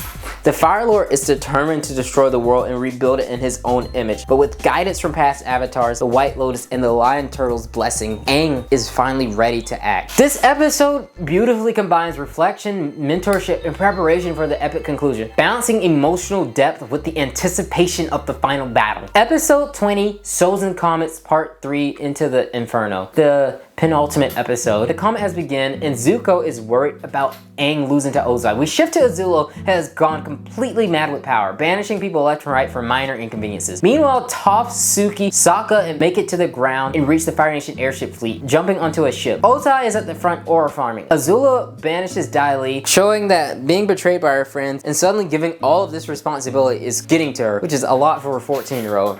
Toph bursts into a Fire Nation ship quarters and quickly defeats the crew with their metal armor. Eat your heart out, Iron Man. Suki takes the wheel while Sokka sends all of the Fire Nation soldiers falling from beneath. Azula banishes the Twin Elders. The Order of the White Lotus is on the outskirts of Ba Sing Se, and Iroh leads the charge. Holy shit, my man is so powerful. And the whole team equally badass. They easily push back the enemy forces. Azula begins seeing visions of her mother, who claims to love her but uses fear to control. Azula breaks the glass, refusing to listen. Even though Azula is evil, you have to feel bad for her. She's still a child given a massive responsibility, striving for protection, and when things don't go her way, it bottles up until it bursts, leaving a shell of what it used to be. Ozai starts absorbing the power of the comet. It begins destroying parts of the world. Aang takes down the ship, and we finally see Ozai facing him. Don't be intimidated, Squidward. Try to imagine him in his underwear. Oh no, he's hot! Sokka is hyped that Aang is back. Ozai begins monologuing to Aang, but Aang tries to reason with him, and of course Ozai doesn't give a shit. They duel and holy shit, it's beautiful. Sokka and the crew use their ship as a battering ram to take out enemy ships. Fire Nation soldiers on other airships begin burning parts of the forest. Sokka, Toph, and the crew fight to make it to the top of the airship fleet as it crashes into the others. It's a beautiful spectacle, but Suki gets separated from Toph and Sokka. Azula is about to be crowned Fire Lord, but Zuko stops the coronation, determined to take her down. The final Agni Kai between them begins. Katara feels that Zuko can't beat her, but Zuko senses something is off with Azula. Yeah, I mean, look at her. Look at her hair. Shit. The duel starts and it's a wordless master.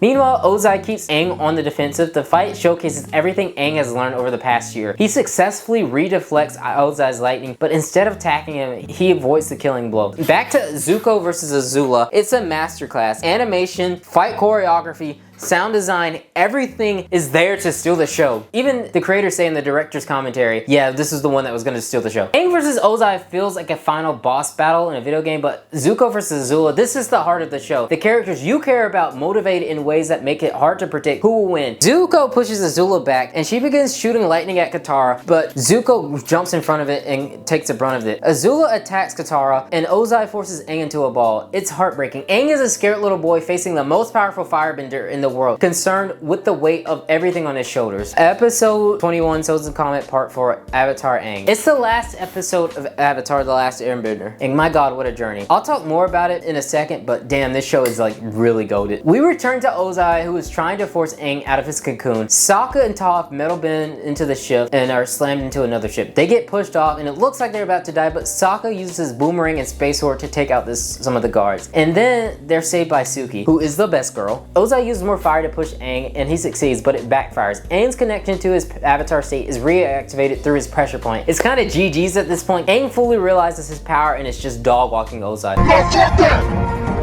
I hear you say y'all got me fucked up! Oh no, man, y'all got me fucked up!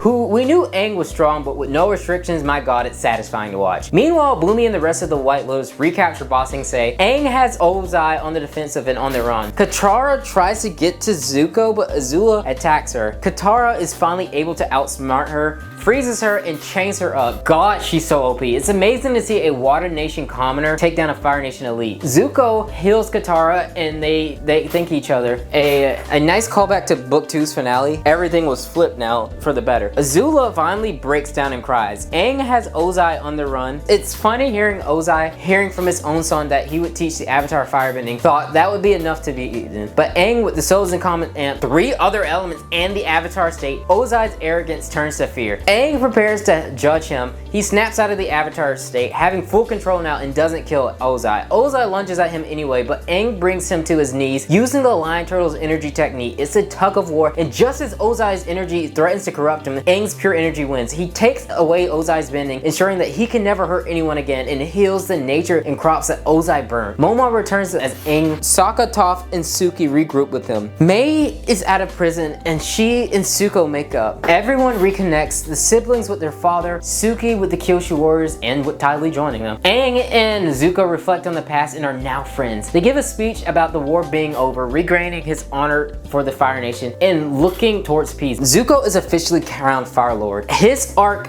is probably the best character arc ever, or at least in this show. It's earned, it's emotional, and it still gives me chills. Zuko visits Ozai in prison. He tells him about being banished was the best thing that could have happened to him, and asks where his mother is. It's a cliffhanger if you only watch this show, but it works as a tension point. Back in Ba Sing Se, Iroh's teach shop, Sokka creates a painting to remember all the good times, though it's not great. Aang watches the horizon and Katara joins them. They hug, and then she kisses him. It's beautiful, it's beautiful, it's a beautiful ending. The final episode balances 4 major plot points with proper pacing, tension, and payoff. This show is near perfect in how it lets characters grow while delivering epic moments. Every main character feels likable, the pacing is tight, and even filler feels solid. Zuko's redemption, it's an emotional roller coaster, but it's insanely rewarding. Azula versus Zuko, honestly, it felt like the light and dark side of Anakin vibes. Ozai is the emperor, but honestly, Ozai feels more like a boss fight than a fully fleshed out villain. His appearances are brief, and most of his cruelty is shown off screen. Azula had way more build up, so the audience, I feel like, would care more about her fight. Overall, this is like a really fantastic show that I feel like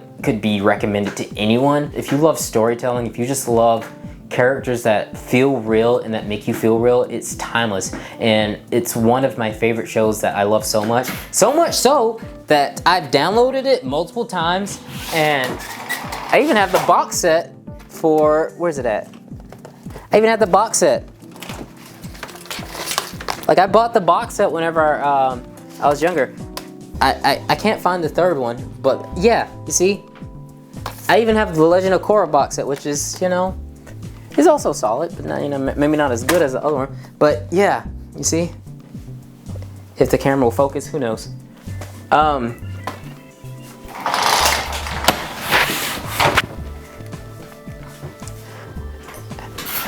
But yeah, it's a show that I've loved since I was a child, and now I just appreciate more as an adult. So yeah, if you can, give it a watch. These characters, I feel, are timeless, and I feel like why they resonate with so many people. So much so that, you know, there was even a orchestra band that I went to that was so fantastic and fun to watch. Yeah, very satisfying, very fun to watch. This is literally like the last thing I've recorded, and y'all don't understand how much effort and shit that goes into this. But yeah, it's fantastic. We're gonna move on to Legend of Korra, but this is literally the last thing that I've recorded. Thank you guys so much for watching. Subscribe, you know? Help me out. My man's over there, my man's little sexy as fuck, shit. You're not taking the Earth Kingdom today, honey. Oh, shit, but I look sexy too. Oh, look at he got the fans out. He got the steppers out. Shit, boy. Oh, work that. Hey. Yo, he walking the duck. He walking that duck. Damn, yo, boy. Woo, shit. Pose. Damn. Aang's evolution from a goofy, scared kid to fully realize Avatar is beautiful. Watching the gang progressively level up into an overpowered coordinated team is perfection. I would have loved to see more of them as adults, but Nickelodeon decided let's go a different direction, eventually leading us to the live action movie. And I haven't seen it since I was 12 in theaters, and as a kid I didn't think much of it. It was more of a nothing burger. Internet reviewers though, they fucking hate this movie, calling it an absolutely train wreck, but I'm gonna watch it with a fresh set of eyes. We start with a monologue of the Avatar disappearing. Katara is bending water and Sokka is getting wet. From the jump, you get a bit of a tone change from the original series. That bouncy charm that the OG series had gone. The movie is a little too serious right from the start. Also, Sokka is way too serious. He has no humor right now. They crack open the iceberg and yada yada. Zuko sees it and we get Aang out of the iceberg. The acting for the kids is fine. I mean, every kid actor isn't gonna be the best, but it's weird that they bring Aang to the village without him jumping for joy or showing his childlike features. The movie misses the point. Yes, the world of Avatar can be serious, but the reason we care so much is because of the humor and the charm, and you actually built these characters as people we know. I know runtime is limited, but the movie feels rushed and bloated at the same time. Zuko takes Aang hostage and we already hit a cardinal sin. The firebenders needing fire present to bend fire. Alongside air, fire was the only element a person could bend from their own energy. That gave them the advantage over the other nations and made defeating the air nomads so crucial. So watching a firebender need fire nearby is ridiculous. And this is like minute 20 of the movie and I've already paused a few times. That shows just how much fun I'm having. Aang visits a southern air temple.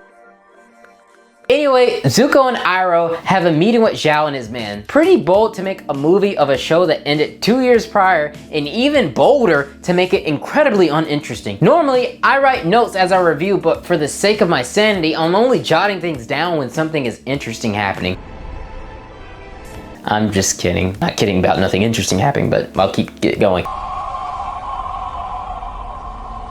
It's important that the Fire Nation have taken over. A group of firebenders track down a kid who I assume is Haru. Katara bends at the Fire Nation soldiers, but it's quickly arrested. Haru and his father meet up in prison. Aang gives the Earthbenders a prep tag, confirming he is the Avatar. Here we get to see some wooden acting, boring stiffness, and then a duel between Earthbenders and Firebenders, and holy shit, it is bad. I get it. Translating what works in animation to live action can sometimes be a Herculean task, but all that movement to move one rock over, seriously, for all that, Toph would have leveled Bossing Say with all the movement she does. And I know I'm about to steal a John Mulaney bit, but this is a 15-year-old movie and I didn't used to do this, make video essays as a kid, but now I get to do it now. And I know that this shit sucks.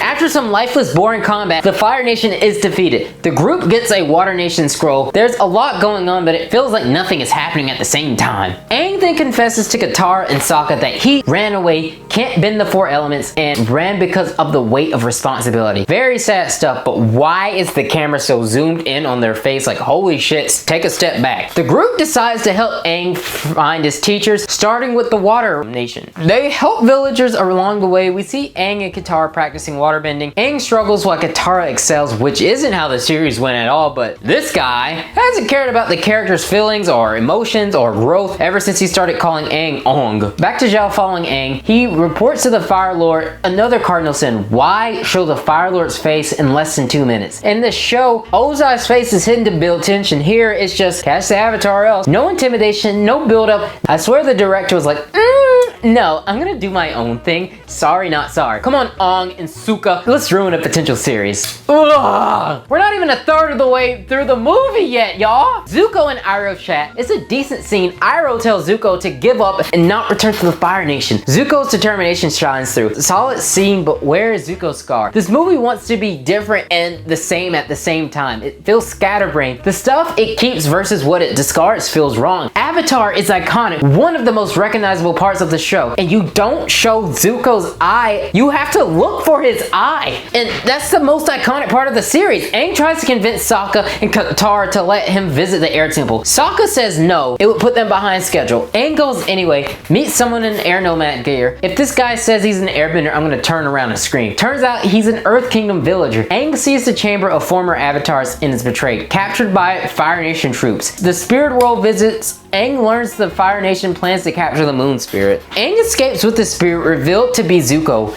After some more timid action sequences, Zhao shoots an arrow. Aang and Zuko escape.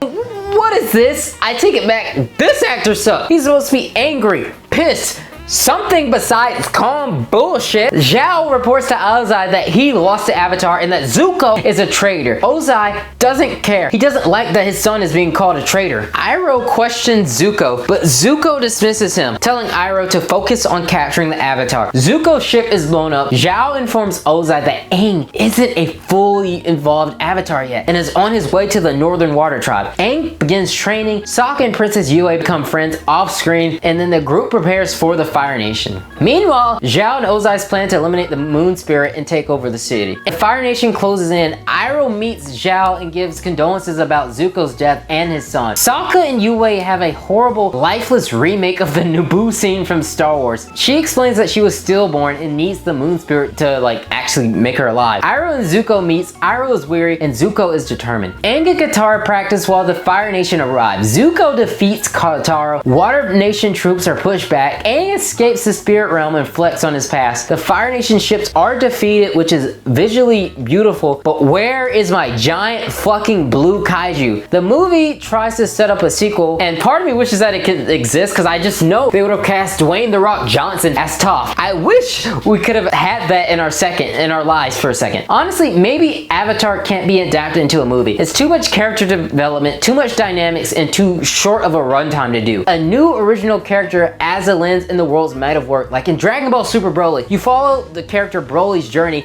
and then he interacts with the legacy characters, which is emotional weight is built up for the audience because they follow them. We don't need a carbon copy live action remake of a show that ended 2 years prior. Safe? Yeah. Successful? No. Made only for die-hard fans? Kinda, but I don't think they were happy. Visuals are fine.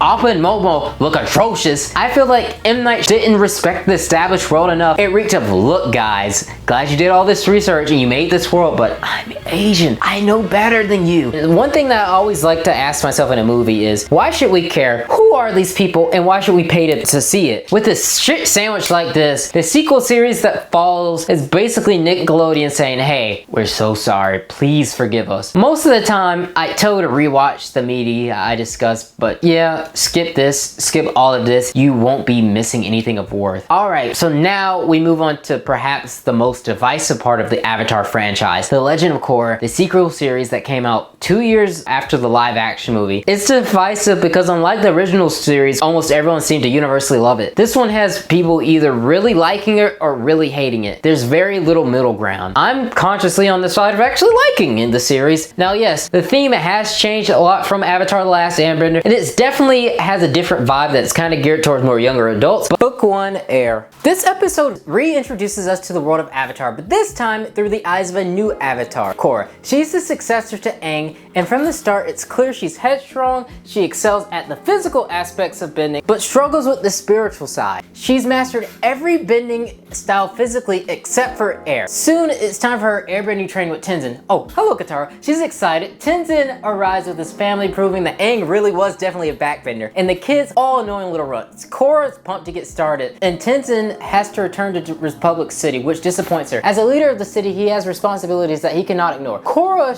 suggests going with him, but everyone shuts the idea down. She's annoyed and disheveled, so Korra decides to escape. And we have a callback to Katara catching a sneaky Korra, just like how Katara was once caught by her grandmother. She tells Korra that it's time to venture out, but not before Korra says goodbye to her parents. Korra is just thrilled to finally allowed to go be out on her own. Now Korra is in Republic City, and immediately we see how much the Avatar world has changed. It is more industrial, more steampunk. Nala, Korra's polar bear dog, is hungry, so Korra decides that she needs money to eat. So we see them eating fish in the park. Korra quickly learns that not everyone in Republic City is wealthy. Some people are homeless. She scatters before the police can catch her. When asking the directions to Air Temple Island, she struggles upon a non-bender rally. They talk about how bending only uses their powers to oppress. Korra has to escape after telling her piece. Then a group of thugs shake down some older people. Korra makes quick work of them, and people start to realize that she is the Avatar. And here's the interesting thing. She's so different from Aang. Instead of avoiding fights, Korra relishes in them. She steps to the thugs without even realizing all the damage she's caused, only to be arrested and held for questioning. It turns out the person who is questioning her is Toph's daughter, Lin Beifong, the chief of police. Korra's confused. Why is she being treated so harshly, especially given the history between Aang and Toph? Lin doesn't care. Tenzin arrives asking for forgiveness and taking responsibility for Korra's action. Lin agrees only if Korra leaves Republic City. The tensions between Tenzin and Lin is really interesting, and this is what we call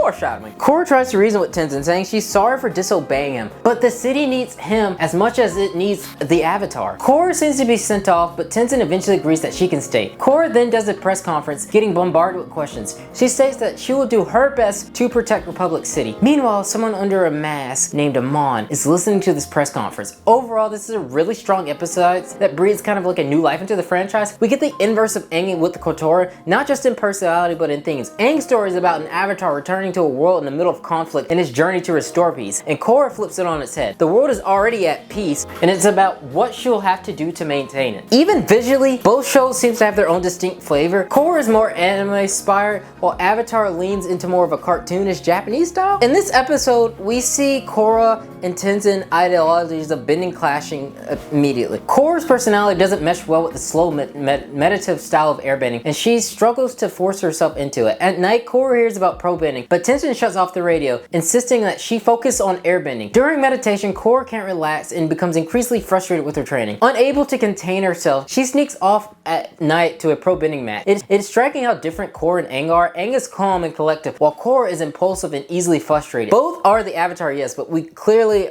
don't get the same person. Korra gets caught sneaking in by an older trainee, but a new guy covers for her. He introduces himself as Bolin, and we already met his brother Mako. Both of them are pro benders. They're part of this team called the Fire Ferrets. In a world at peace, it's interesting to see that the nations come together through sports. Ferrets lose the first round, but Mako steps up, pushing the other team back and wins the match. Korra is impressed, and Bolin offers to teach her more about pro bending. The brothers quickly realize that Korra is the Avatar. You're the Avatar, and I'm an idiot. Both are true. No way.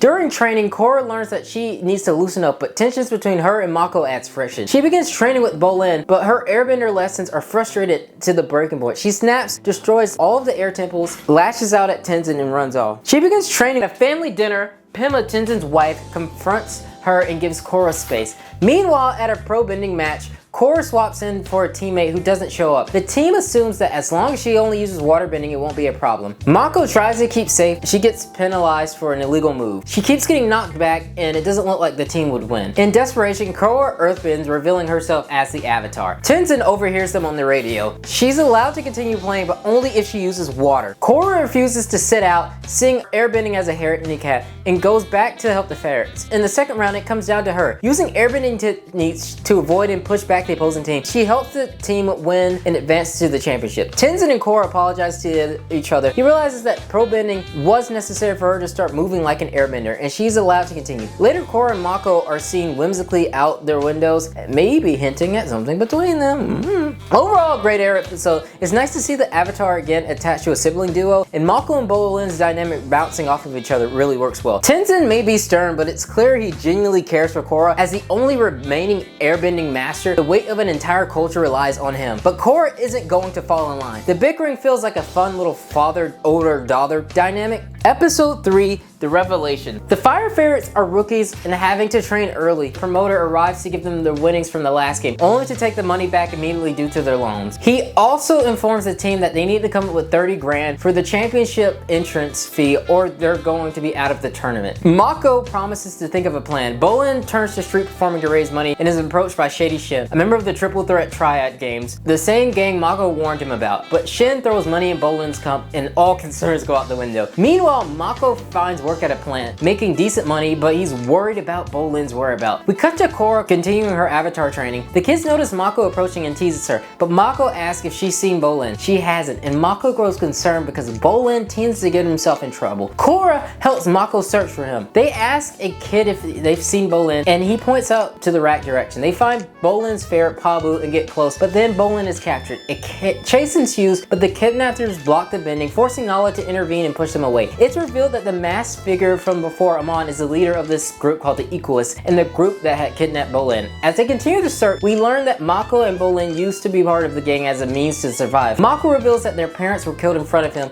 and he desperately doesn't want to lose Bolin because that's all the family has left. The Equalists give a public speech, and the group discovers details about a revelation happening later in that day. Mako discovers that the flyers shows a map of the location and that they managed to sneak inside. Amon delivers his speech explaining that his non-bender family was hurt by a firebender and taken from him. He claims that he was blessed by the spirits with the ability to take away their bending. He challenges Lightning Bolt Zolt, the leader of the Triads. Bolt is quickly defeated, losing his bending to Amon. Korra makes a distraction, but he has to fight off a guard, causing steam to rise. Meanwhile, thanks to Mako, Bolin manages to escape. Bolin's brother have to fight henchmen, and Korra intervenes to save them. They all escape safely. It's crazy to see one non-bender going toe-to-toe with two benders and win. If it wasn't for Korra, they probably would have lost their bending. So the action sequences here in Korra are even more fluid and impressive now. Korra reports to Tenzin about Amon's abilities to take away bending, confirming how dangerous it is. Overall, a solid episode with a compelling villain. Amon is mysterious, powerful, and terrifying, able to take bending away, something previously exclusive to only Aang. The Who's the Masked Man mystery and his incredible abilities make him an instant threat. Episode 4, The Voices in the Night. This episode opens with Korra being attacked by some Equalists, but it turns out to just be a nightmare. We then cut to a council meeting. Tarlok suggests creating a task force dedicated to taking down Amon. Tenzin disagrees, warning that it would deepen the divide between benders and non-benders. He's overruled. While training at night, Korra hears Amon on the radio, claiming that the council can't stop him. Meanwhile, Mako is hit, literally, by a beautiful woman. She apologizes and invites him on a date. It has a playful, almost parody-like vibe reminiscent to Back to the Future. Mako agrees to the date. Later, Tarlok shows up unannounced while Korra is prepared to eat. He then tries to butter her up and recruits her for his task force, but she declines instead, saying that she needs to focus on airbending training. Tarlok doesn't give up. Mako goes on a date with Asami, looking spiffly. She's excited to see him in the championship, but Mako tells him she doesn't have the money to compete. Conveniently, Asami is wealthy. She is the daughter of Hiroshi Sato, inventor of the Satomobile. Bolin shows up with flowers for Korra, but Tarlok has already sent more, hoping to sway her. We then see Mako meeting Hiroshi Sato, who offers to pay the tournament entrance fee. Meanwhile, Tenzin asks Korra if she thinks she's made the right choice, avoiding Tarlok's task force. It's clear that Korra is afraid, but she doesn't want to admit it. Tarlok's assistant gives Korra an invitation to a party in her honor. Korra shows up in a different outfit for a change of pace. There, she meets Hiroshi and Asami and learns about Hiroshi paying for the tournament. Reporters, clearly planted by Tarlok, bombard her with questions, bullying her into joining the task force. Korra participates in a raid on an Equalist area where chi blockers are practicing. She chases a few escapees but nearly gets captured until Tarlok saves her. The Korra challenges Amon to a one-on-one duel. We see Mako and Asami on their date, discussing how much they mean to each other. Arrives at Avatar Aang's island, waiting for Amon. She clearly off her game and inexperience. Wandering alone, she is quickly captured and surrounded by Equalists and captured in a tense confrontation. Amon refuses to duel her, claiming that benders would use her as a martyr. He says that their duel needs a better and bigger stage. Korra is knocked out and experiences visions of a duel that Aang had. She wakes up to Tenzin comforting her, finally breaking down emotionally. This is a really strong episode. It highlights just how inexperienced and out of her element Korra is. She may be confident physically, but emotionally, spiritually, and mentally, she's still stunted. The moment with Amon are genuinely eerie, and he's seemingly the only non-bender who who can actually put an avatar down. As an audience, we've been conditioned to think that the avatar is nearly invincible, but now someone without bending has that kind of power. Episode 5, the spirit of competition. We begin with the group practicing for the competition. Asami arrives with new outfits, and Bolin is hilariously awkward, trying to get Korra on a date. Bolin asks Mako what he thinks about Korra as a girlfriend. Mako says it's not a good idea for him to date Korra, but Bolin was actually referring to himself as Korra and him as a couple. I don't got the best experience dating, but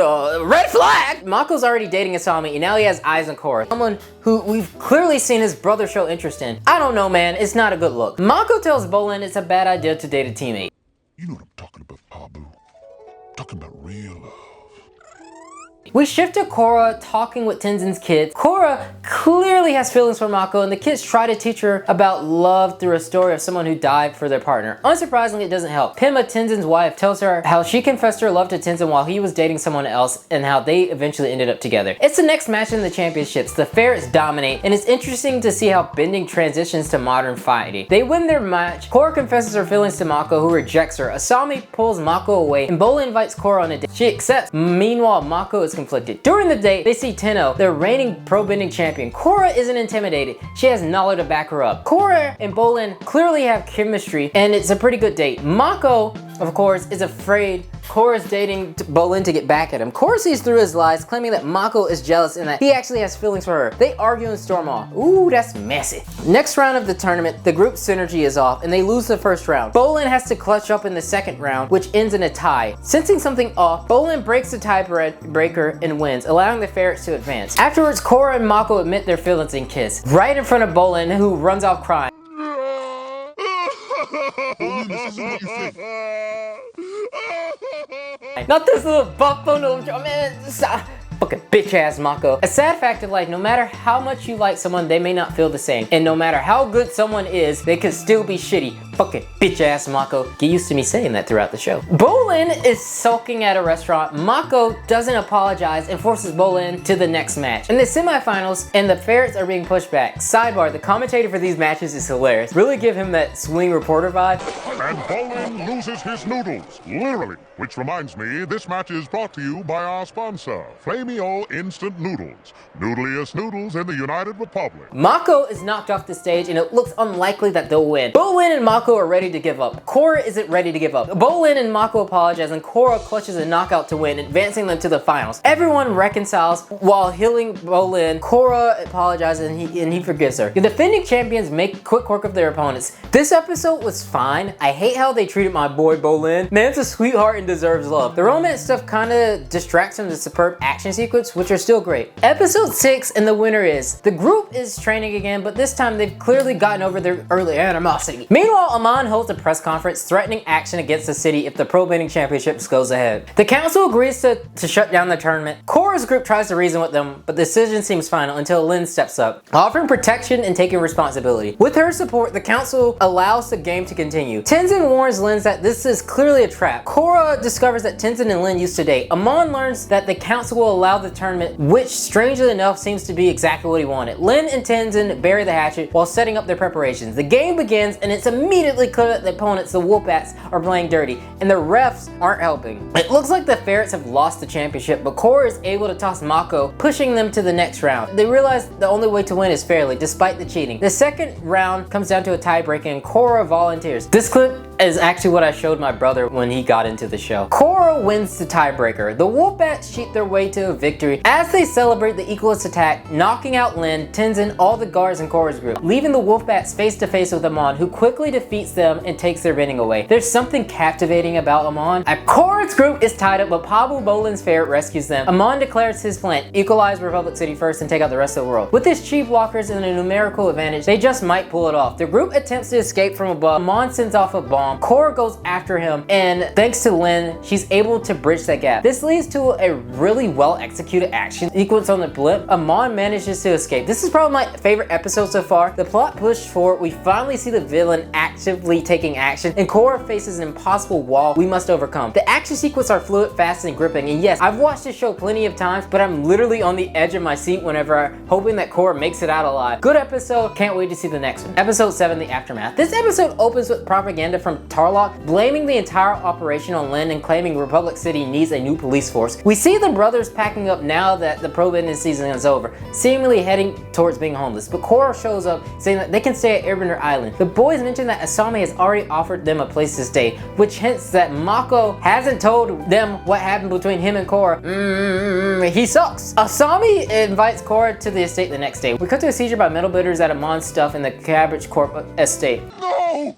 Not my cabbage corn! Korra speaks with one of the wolf bats who tells her to stop the Equalist. The group is chilling at the pool. Korra's a little bitter, but Asami takes her driving and they bond. While leaving the bathroom, Korra overhears Hiroshi talking about suspicious plans that sound like they could be related to the Equalist. She brings it to Tenzin and Lin, who thinks it's possible Sato is anti-bending, given that his wife was killed by benders. The next day, they question Sato, who upsets Asami. He insists that he's innocent, claiming what Korra heard was just business talk with no Equalist ties. The group just doesn't find anything. Mako warns Korra that if she doesn't keep pursuing this, that their friendship is over. Then Korra receives a mysterious letter from someone claiming to know the truth. Hiroshi is a secret Equalist working on a bigger weapon and has a secret bunker under his mansion. Metalbender sees his home. They discover a secret tunnel leading to Hiroshi. Unsurprisingly, Hiroshi turns out to be a bad guy. He seals them up, but Mako and Bolin get past the guards. The benders fight Hiroshi, but he's just too powerful, quickly beating each and every one of them. Hiroshi captures the benders while Mako and Bolin tries to rescue them. Hiroshi stops them, admitting he hated having Mako whip his daughter. Asami intervenes, catching her father in the act. When Hiroshi tries to reason with her and gets her to join him, she electrocutes him, taking down Amon's henchmen, and they all escape. Lin, meanwhile, beats herself up, saying she resigned and going after the men outside of the law. Mako takes Korra up on her offer to stay at the Air Temple Island. Episode 8, When Extreme Meets. Mako, Bolin, and Asami all make it to Air Temple Island. They're greeted by the kiddos and shown around. Is this an all-vegetarian island? Is that where you train airbending? Do we have to wear air acolyte clothes? Do we each get our own sky bison? And final question, how many trees are on this island? Yes, yes, no, no. 10,552. Boys are separated into different rooms from Asami. Ikki spills the bean about Korra liking Mako. Asami heads to the room. Tenzin appears, saying that Lin's replacement will be adjourned and that Korra should be there alongside him. The replacement says he trusts Tarlok and will only report to him. Korra tells him that they don't need Tarlok. He warns her that she may be the Avatar, but she isn't ready and needs to stay out of his way. Korra is still annoyed that she still hasn't made a spiritual connection or any airbending progress. Tenzin suggests that she might have already made progress without realizing it, asking if she has seen any visions that felt like dreams. Korra gets confronted by her friends, who feel terrible for not being able to make a change, but they tell her that they got her back. They declare themselves the new Team Avatar. They then take the fight to the Equalist, going on a high-speed chase, capturing them. Tarlok shows up pissed, telling Korra to stay out of this way. At the next council meeting, Tarlok pushes to make it illegal to be associated with being an Equalist and issues a curfew. The other councilmen outside of Tenzin agree. Non-benders are pissed that their power is being restricted and that they've been forced under a curfew. Korra confronts Tarlok, telling him to stop punishing non-Equalist citizens. He ignores her, arresting Asami and eventually Bolin and Mako, forcing Korra to stop the onslaught. Tarlok is extremely scummy and power hungry, intentionally leaving Korra isolated so she's lost. Tenzin arrives at the prison with Korra and is confronted the police chief, insisting people shouldn't be arrested without due process. The chief says Tenzin will need to discuss it with Tarlok. Korra sneaks off to Tarlok's office, challenging his oppressive methods. He flips it back on her, accusing her of doing the same, and says he'll only release her friends if she agrees to play by his terms. She refuses and they duel. Korra initially gains the upper hand, but Tarlok pulls out a move no one expected: bloodbending, and not even during a full moon. He knocks Korra out and sees another vision just before Tarlok kidnaps her. Really strong episode. It makes you question who Tarlok really is and what the hell he's planning. Also, I just thought of this. That means that Katara still didn't train anyone in bloodbending, and that's crazy that Korra had no protection against it. It just like really proves how much bloodbending really messed with her and her psyche. Korra is trapped in a metal prison by Tarlok. In the morning, Tenzin gets a call and shows up shocked at the scene. Tarlok spins a fake story of an Equalist attack, claiming that Korra was kidnapped during the battle. Lin hears about the attack and immediately suits up. Lin breaks Mako, Asami, and Bolin out of prison, all of them believing that Amon has captured Korra. Meanwhile, Korra is stuck inside her metal prison. Following Following Tenzin's advice, she begins to meditate, and we see a flashback to Aang's life where he and Toph came to arrest the crime boss Yakone after multiple witnesses accused him of bloodbending. This marks Korra's first successful meditation and real connection with Aang. Mako figures out where Bolin was previously captured, and thanks to Lin's bending, they discover an underground tunnel, believing it to be where Korra is being held. Asami notices how much Mako seems to care about Korra and questions Bolin, who spills the beans about Korra and Mako kissing. The group follows some equalists who zoom by and enter a secret chamber. They hear about a prison, assuming that that's where Korra is. Lin has Asami and Bolin keep an eye on the equalists while she, Tenzin, and Mako search for the men. They find them too late. Everyone he has had their bending taken away. Mako interrogates an equalist and discovers that Amon didn't attack Cedar Hall nor kidnap Korra. It was Tarlok. The group need to escape. Meanwhile, Korra continues meditating, and we see the hearing of Yakone, who controls the criminal underworld through bloodbending, something outlawed for the years. The council convicts Yakone, but it doesn't matter. He bloodbends everyone before he could be arrested, and not even Aang could help him. Tenzin accuses Tarlok. His assistant rats him out, revealing that Tarlok is a bloodbender. He knocks everyone out and escapes. In the flashback, Yakone captures Aang, forces him into the avatar state, and Aang takes away Yakone's bending. Back in the present, Tarlok confronts Korra. She realizes that he is Yakone's son. Tarlok's plan was to be Republic City's savior, but with Korra ruining that, he has to start over somewhere else. As he ascends, he finds Amon waiting. Tarlok uses bloodbending on everyone, but Amon is unaffected. Amon quickly defeats Tarlok, takes away his bending, and sends his henchmen after Korra. Korra escapes and sees Amon placing Tarlok in a vehicle, but she gets away. Naga carries her back, and Korra reunites with her friends, with Mako carrying her. Asami now knows Mako probably doesn't love her as much as he loves Korra. Overall, an excellent episode. The lore about Tarlok and his father, Yakone, is solid. Aang is still goated. Amon feels like an ethereal in-game boss, and you're constantly questioning how Korra could even defeat him. Honestly, I don't think we've seen Korra actually land any sort of significant victory over him. Episode 10, Turning the Tide. Mako is watching over Korra as she sleeps. Asami sees him doing it. Tenzin appears and comforts his family. Korra eats a ton of food, and Tenzin questions everything that happened. She explains that Tarlok being Yakone's son, having his bending taken away by Amon, and being captured by him. Pimla's baby kicks with Asami nearby, and Mako asks about Korra, which annoys Asami. She calls him out about the kiss, pointing out his feeling towards Korra. Mako tries to deflect, proving that even though they're adults, none of them can handle their feelings properly. Asami rightfully pushes him aside, and fuck ass Mako. Tenzin asks Lin to protect his family while he's away. Meanwhile, one equalist posed as an exterminator knocks out a council member. Another tries to capture Tenzin, but like his spider senses airbending techniques lets him escape. Tarlok's former assistant informs Tenzin that now the only council member remaining, putting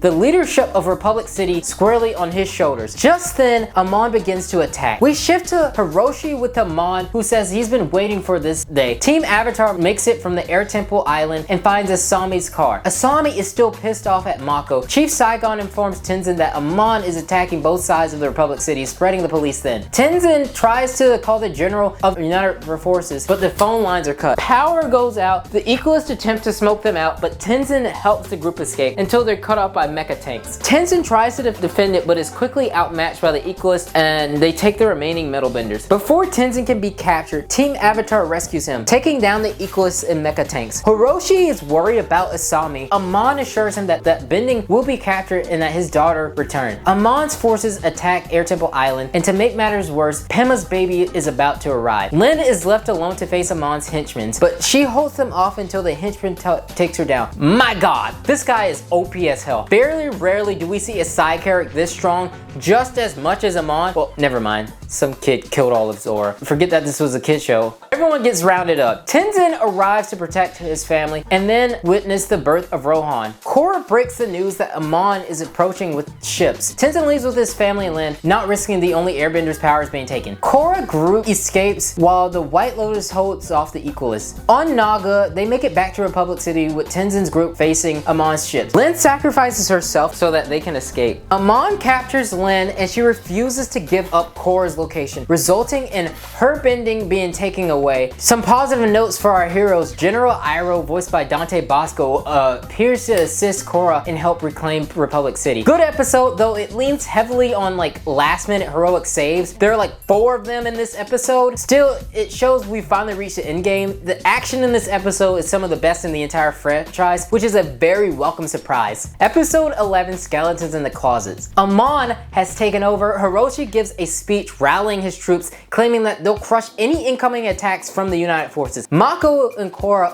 undercover listen to and leave the plans for the next move. Asami is still passive aggressive. Meanwhile, the homeless person from the first episodes offers Korra a place to stay. Korra can't sleep and Mako joins her. They reflect on how much their life has changed and how they couldn't imagine life without each other. And then he quickly leaves. Amon continues to capture his benders and taking away their benders. The United Forces arrive, but notices that something is off. There is no signs of equalist forces. Turns out that they're underground, planting bombs while plane attacks from above. A full-scale land and sea battle erupts between the equalists and the United Forces. Korra helps take down some of the ships, but one bomb successfully knocks him out. General Iroh, while being healed, informs them about the second wave of reinforcements. Korra tries to contact Commander Bumi, Tenzin's brother, but will have to wait for Iroh's signal. Korra decides that she won't go to the giant rendezvous, instead planning to take the fight directly to Amon. Mako insists on going with her, leaving poor Asami sidelined. Iroh respects Korra's instincts. The group says their goodbye. Korra and Mako reach Air Temple Island undercover. As they try to fight Amon in the temple, the lieutenant catches them, saying Amon needs extra hands for the arena rally. They agree but sneak off to a secret entrance to find Tarlok's prison. Tarlok reveals that Amon's brother, giving a detailed backstory. Amon was part of the Southern Water Tribe and a bloodbender. Their father escaped prison, changed their appearance, returned to the Southern Water Tribe, married their mother, and eventually had Tarlok and Amon. Early on, life was good, but everything changed when their father discovered that they were benders, forcing harsh training. Amon developed a strong sense of fairness and equality, but became increasingly cold, detached, and dangerous as his bloodbending skills improved. Eventually, Yukon forced the brothers to bloodbend each other. Noatak could do it with ease, but Tarlok couldn't. But before Yukon could harm Tarlok, Noatak intervened. Amon ran away, never seeing them again, and Yukon eventually dies. Tarlok apologizes to Korra, realizing his mistakes, and hopes Korra can stop Amon. Korra concludes the best way to defeat Amon is to expose him. Great episode. It's awesome to finally see some background for Amon. However, revealing that he is a bloodbender slightly diminishes his mystique. Having him actually use bloodbending for the first time in battle would have been like way cooler. Still, it's a solid episode with compelling storytelling and character depth. Episode 12, Endgame. We shift to Asami's group. They find the secret airfield and Bolin is instructed to destroy the railways when they get close. They walk through a fence post without a fence and get knocked out. Amon gives a speech about being attacked and oppressed by benders. Korra reveals herself, calling him out. He's a waterbender using bloodbending to take people's bending away. His lieutenant is wary and standoffish, but Amon reveals the scars under his mask, burns from a firebender, proving that he isn't a bloodbender.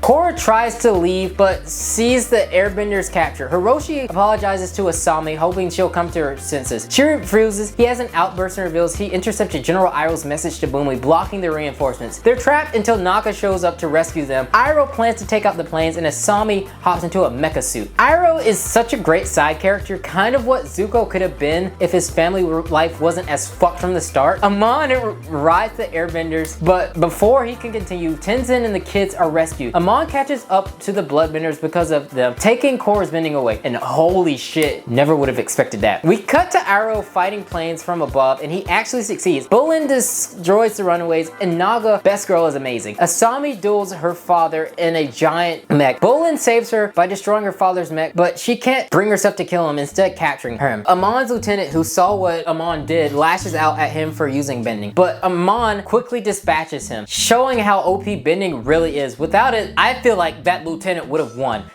10 out of 10 side character. Amon tries to take Mako's bending next, but Mako uses a 1000+ IQ roll and electrocutes him. Lightning begins point blank. Mako tries to escape with Korra, but Amon catches him, ready to take his bending as well. Korra intervenes and shockingly airbends for the first time. She overpowers his bloodbending, kicking him through a glass to the window below. Yeah, it's kind of an asshole, but the show has set up air as an element of freedom, and it literally frees her from Amon's bloodbending, and I don't give a fuck if that shit is corny. Amon is about to drown, but instinctively water bends, revealing that he is a bender. Should have used better face paint, my boy. He escapes, Mako and Korra hug, Noatak arrives as Tenzin's prison, and they agree to start over together and leave. The group mourns Korra's lost bending. Korra saves Republic City, but Amon got away. Boomy shows up, Noatak and Tarlok escape by boat, but Tarlok decides that for the greater good, they shouldn't exist anymore. And that's crazy that they put that in the kids show. Katara tries to restore Korra's bending, but fails. Korra leaves disappointed, tries to push Mako away, but he confesses his love. She runs off to be alone, breaking down. At her lowest point, she finally connects with her former avatars. And that's goosebumps.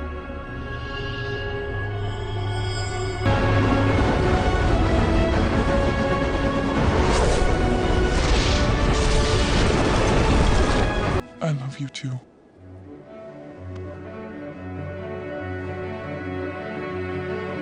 Korra restores people's bending. The finale feels earned. This 12 episode arc stands as a strong continuation of the Avatar world. Korra starts brash and childish, but becomes her own hero. This show handles romance in a more realistic way than the OG series. Sometimes it works, sometimes it doesn't. Sometimes love surprises you. New characters are refreshing, and Amon is eerily entertaining, almost like a Darth Vader light. I don't know, I thought it was cool. Great season overall. Looking forward to the next one. Hey, this is Adrian after re-reviewing season 2. That is lying. You don't know what you're talking about. Of course, season 2 Spirits, episode 1 Rebel Spirit. Apparently this is the one season that everyone hates. Anyway, it kicks off with a new president being elected, Boomy retiring and moving to Air Temple Island, and a ship with a spirit snatching some guys out of the water. We shift to Bolin, now the only original member of the Fire Ferrets left, and his team is getting crushed almost immediately. Meanwhile, Mako is in the middle of a high-speed cop chase. Asami's company is on the brink of collapse thanks to her father's shady moves from last season. Korra, of course, is racing the Airbender kid. Tenzin scolds her for using the Avatar state to win. He says she's learned her own style of airbending, but now she needs the proper training. The plan toured the different air temples to finally get her to really grasp airbending. Korra insists, however, on hitting up the glacier festivals for her hometown first. At the festival, Mako gets interrogated by Korra's father. It's awkward as hell, but it's kind of charming. The festival is held in honor of the Northern Water Tribe chief, who happens to be Korra's uncle. Tensions rise between her father and uncle. Her uncle is disappointed that the South has lost connection to the spirits and offers to teach Korra the ways of the spirit. She's intrigued. Airbending is getting old, but her father and Tenzin refuses on her behalf. Bolin gets roped into Asami's meeting with Varric, who is a totally eccentric sort of person. Asami wants Varric as a shipping partner. Varric initially is more interested of selling his idea of moving pictures to everyone, to which he refers to as movers. Eventually, he signs on. Meanwhile, Korra's uncle Unalaq pushes her further, revealing that it was Tenzin and her father who originally kept her isolated from the rest of the world. He gives a speech about how the Glacier Festival has developed from a celebration of spirit culture in North-South unity into a glorified carnival. If the South doesn't change soon, the North might just leave them to die. Varric demonstrates exactly what Unalaq was talking about during the carnival. Bolin tries to flirt with Korra's cousin Eska. She immediately claims him for better or for worse. Korra vents to Mako about the South, but she blows up at him. It's almost like the idea of being together is better than actually being together, you know? Later, Naga screams about a spirit and Korra with her friends goes to fight it. The spirit is only stopped when Unalaq intervenes, which just fuels the idea that he should have been her spirit teacher. Unsurprisingly, Korra decides to go with him. The next day, Tenzin is about to leave, but Katara suggests he takes his siblings along to the air temples and appreciates the time left that he has with his family. He reluctantly agrees. Korra checks in with Mako again, questioning if she's doing the right thing. He doesn't always know how to guide her as the Avatar, but he's always been there, and he always will be. It's a fine episode. Didn't exactly set the world on fire, but it does signal that this season will focus more on Korra's spiritual growth rather than her physical adventures. Episode 2, The Southern Lights. Unalaq tells Korra that they'll train at the South Pole to fix the neglected spirit areas of her people. Meanwhile, Tenzin arrives at the first air temple on his route and is greeted by the acolyte, who show him oddities and gifts. His siblings, Kaya and Bumi, are treated like doormats for not being airbenders. Servants even apologize for it before heading off. Korra's father demands to come along to protect her. The group arrives at a spirit imbalance area. Unalaq explains that if Korra can open the spirit portals before the winter solstice ends, they can stop the spirit attack. At camp, the spirits are angry because Korra's father is there. Turns out he was banished from the Northern Water Tribe for almost destroying it. The flashback shows he's being pushed back by bandits into a secret forest, captured them, but destroying the forest in the process. Angry spirits ran amok, attacking the city, and Unalaq had to intervene. Korra is pissed that she was never told this. Tenzin brings the kids to the Avatar Sanctuary, where they see past Avatar statues. Only Jinora really connects with its spirituality. Korra's father advises her to keep the spirit portal closed, but she doesn't want to hear it. She sees this as her chance to do something big as the Avatar. Unalaq mentions that the Southern Lights haven't appeared in years because the Southern Tribe spirits are so out of balance. As they move closer to the pole, dark spirits attack. Korra tries to imitate Unalaq's bending techniques, but still needs the guidance. Her father gets kicked off the mission, seen more as a liability. Korra lashes out as Mako for speaking to him, but Mako reassures her that they're all there to help. Korra must enter this spirit portal alone. A spirit immediately attacks her,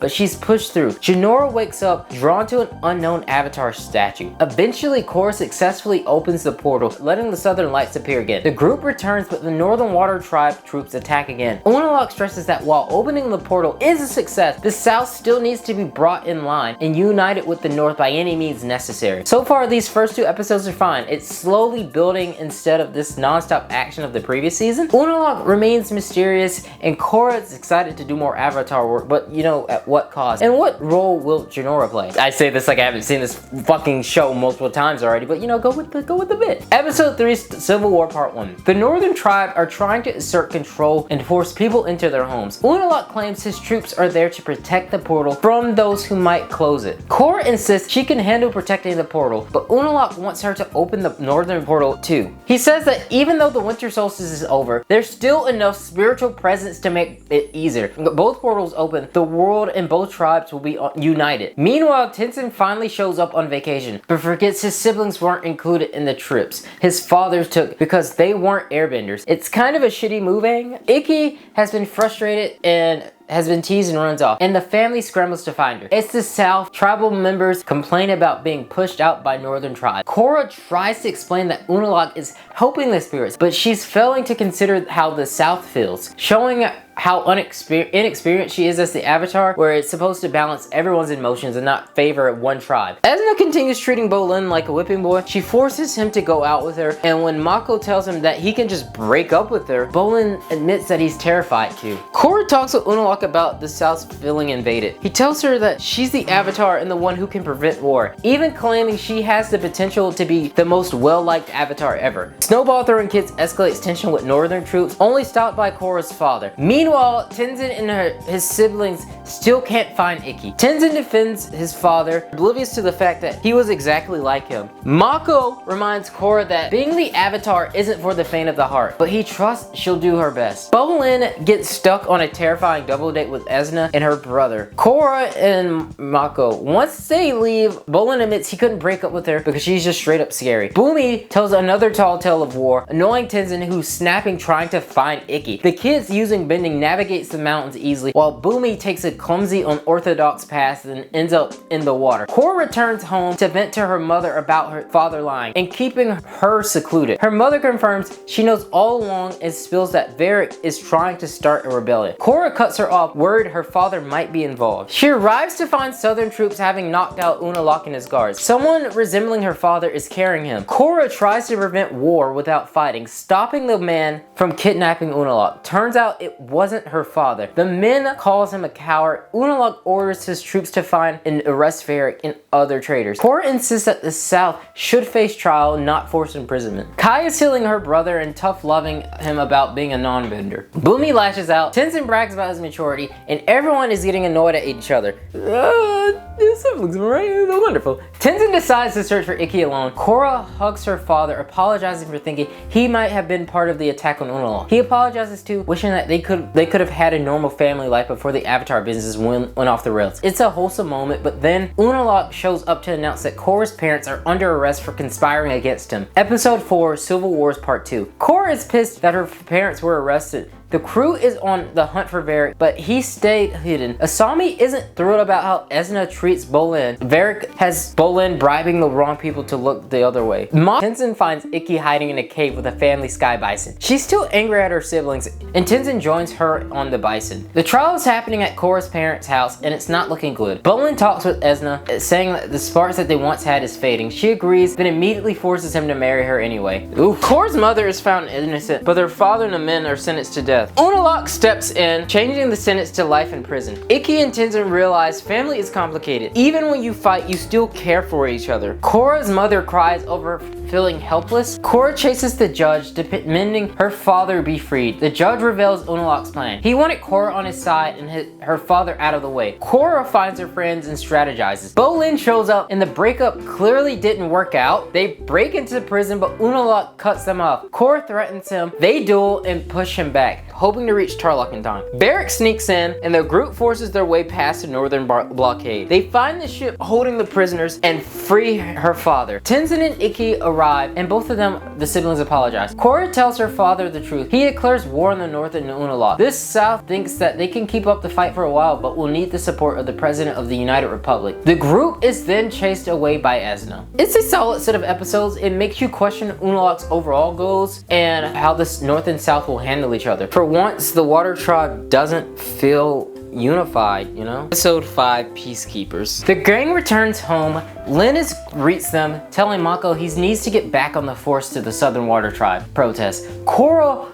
will join him. Asami needs to focus on her company, leaving Bolin with Varrick, who offers to take him out on a night on the town. Meanwhile, Uhhhhh holds a strategy meeting and sends his kids after Korra to ensure she opens the spirit portal. We see Milo training his lemur while Tenzin watches him, disappointed. Pokey flies off and Tenzin offers to help Milo, which he accepts. How would you like your old dad to teach you how to be a master trainer? Yeah!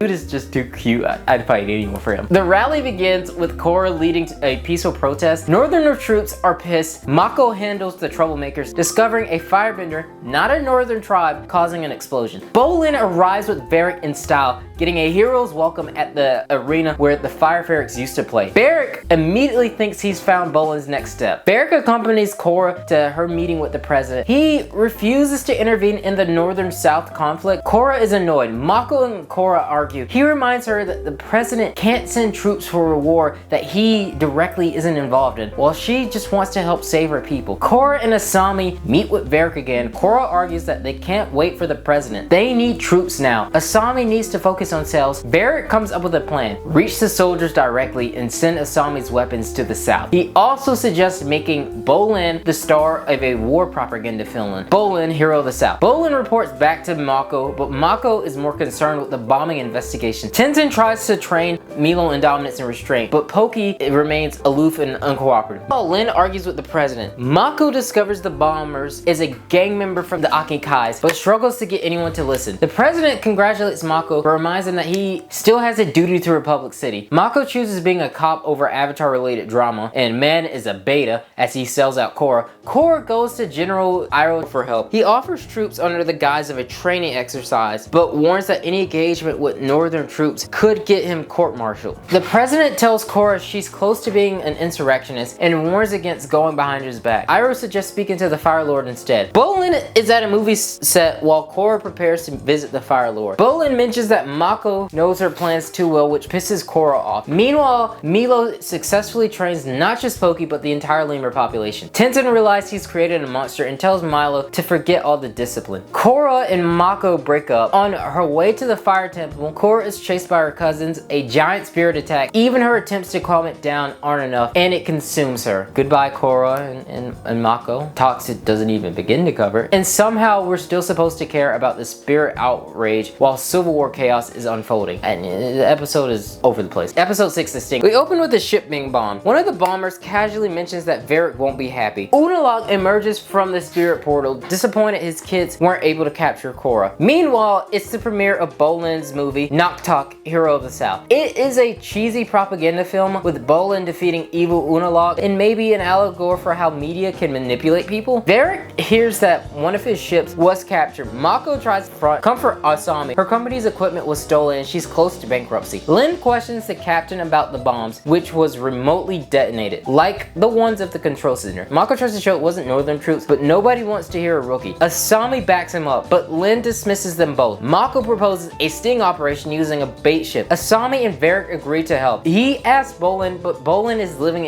it up, acting cold and refuses. Mako goes to the triple threat triads for help, who agrees for goodies. While waiting, Mako admits he broke up with Korra. Bolin is shooting his next scene, unsure where acting ends up and reality begins, especially when it comes to kissing Ginger. Mako overhears that the triads were actually meant to distract him and Asami. They both double cross and need to escape. They discover all of Asami's items have been stolen. She's ready to give up, but Mako won't. She kisses him, and yes, this entire friend group is annoyingly gross and sticky and toxic, and it's not fun. Didn't my boy Bolin dirty at the beginning. Mako interrogates one of the triads. They didn't know the bomber's identities. Watching Bolin's explosion scenes, Mako spots the guy setting off remote detonators, the same ones from before. The detonator guy casually mentions that they're Varric's industry exclusives. Oh boy. As Mako prepares to tell Asami, Varric purchases a controlling share of her company, grinning like a madman. Korra washes up on a Fire Nation shore, unaware of her identity. So yeah, good detective work from Mako, sticky romance from this friend group, and props to Bolin for finally giving Mako that cold shoulder after being constantly dismissed. Episode 7 and 8, Beginnings Part 1 and 2. The Fire Sages bring Korra to an elder who says that the dark spirits must be stopped. Korra keeps muttering the name Rava and enters the spirit bath, connecting with past avatars. She's still unaware of who she is and must regain her connection, or risk dying and ending the entire avatar cycle. We meet Avatar 1, the first avatar. He's a thief in an era where humans and spirits cohabitate, but not peacefully. He joins a military mission to use fire to venture into the spiritual forest and collect food. Lion turtles grant him firebending until the food is collected. Juan stages a daring theft of food from the military, but is captured and refuses to betray his friends. Banished, he ventures further into the spirit forest, meeting a spirit guardian and learning the ways of spirits. Over time, Juan learns to use fire as an extension of himself. He intervenes in battles between spirits, earning guidance from Rava, the spirits of peace,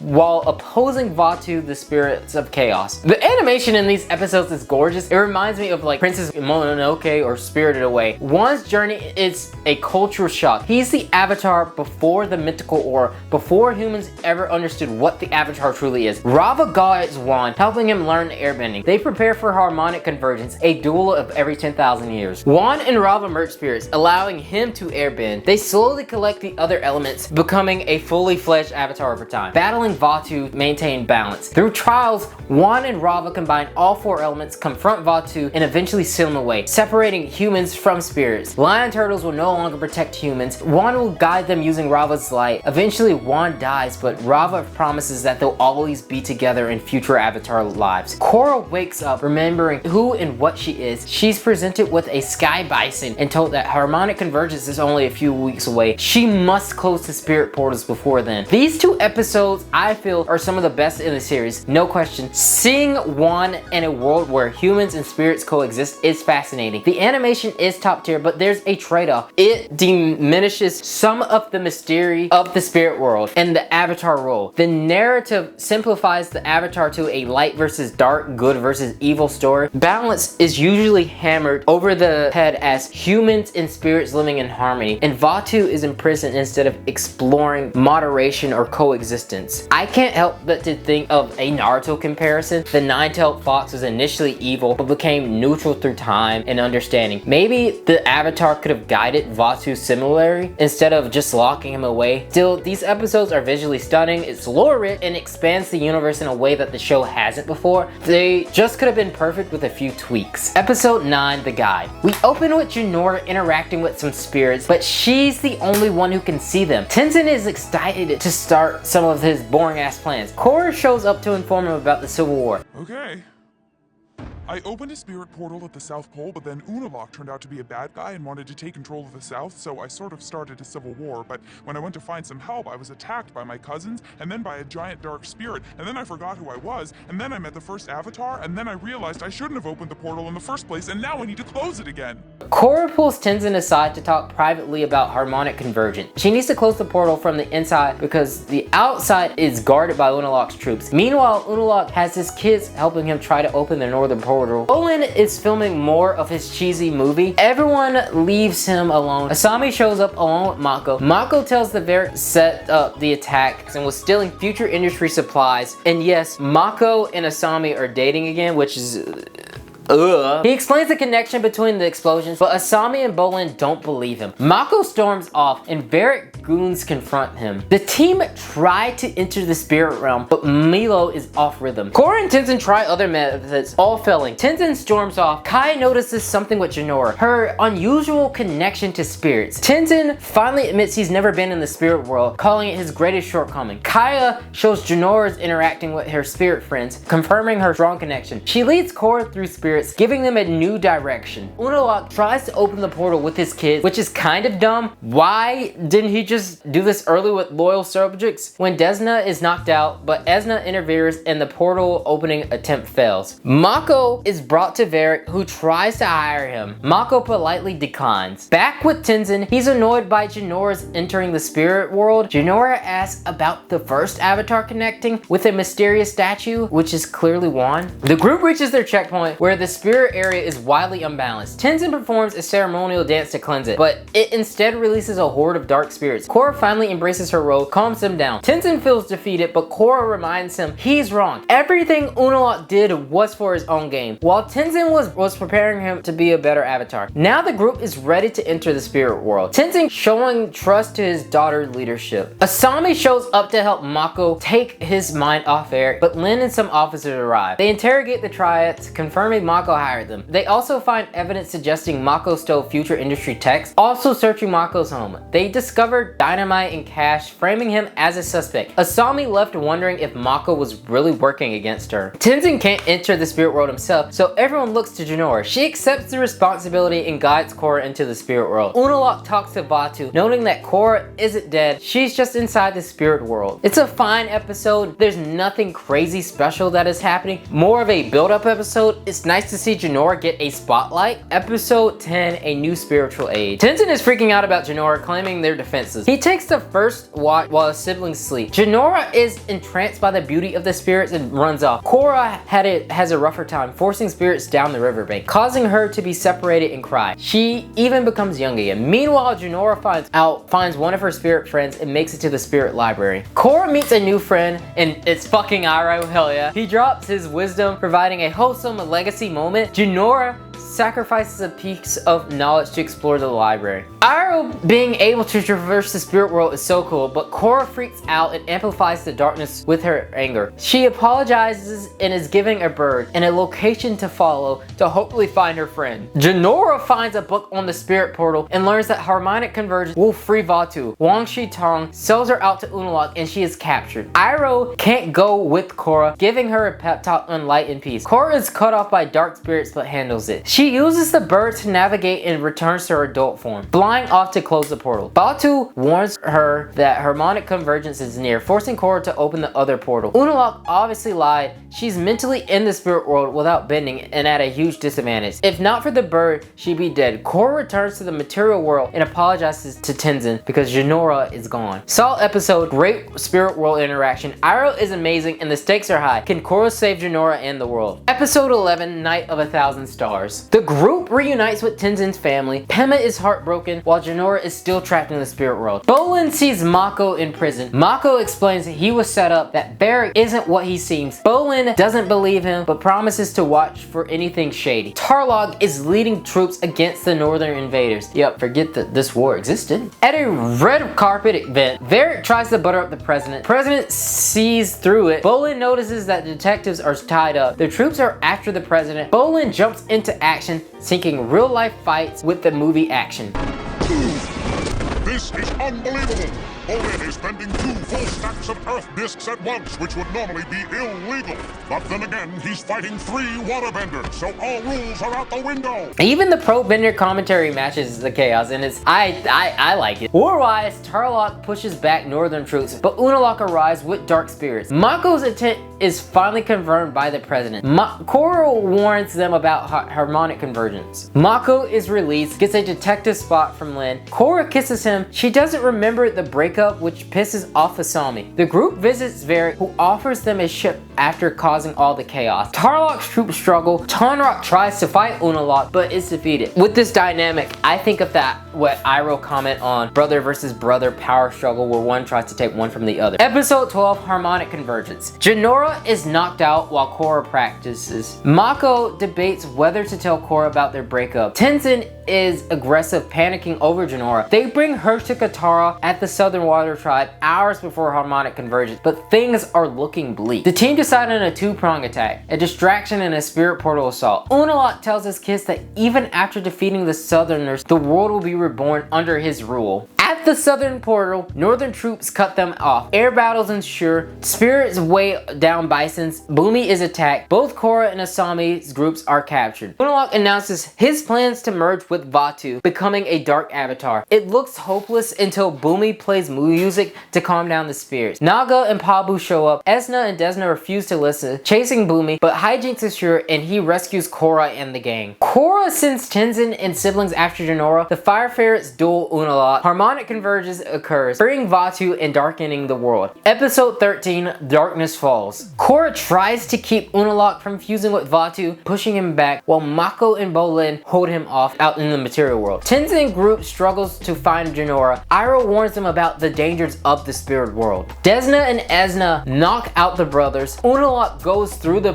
spirit portals again. Tenzin and the siblings are caught initially, thinking Jinora is in the fog of lost souls. They encounter Zhao from Avatar: The Last Airbender. Zhao confuses Tenzin from Aang. Korra is close to sealing Vaatu, but Unalaq hits her, fusing with Vaatu to become the Dark Avatar. Bolin and Mako sneak past Esna and Desna. Bolin's acting skills are finally able to convince them to let them go. Korra and Unalaq engage in a spiritual tug of war. Vaatu literally rips Rava from her. Tenzin starts to losing himself in the spirit fog, but Aang shows up, helping him recollect. Together, they find Jinora. Rava is slowly being destroyed as Korra loses connection with past avatars. Jinora senses Korra's trouble and intervenes. Unalaq transforms into a giant monster, starting eternal darkness. Heartbreaking for anyone who loved Avatar: The Last Airbender. Aang is gone, and Korra is left to face Vaatu without the Avatar state. Episode 14, Light in the Darkness. It's the season finale. Unalaq is now fused with Vaatu, storms the material world. Tenzin assists the Fire Ferrets as Korra wakes up explaining that the Avatar cycle is over. She is the last Avatar. The president could have helped from the start, but nope. Varric is freed. Korra is ready to give up, but Tenzin encouraged her to connect with her inner spirit, taking her to the Tree of Time, which is a Deus Machina moment. She learns to embody the elements herself, creating her own spiritual Susanoo to fight Vasano. It's clunky,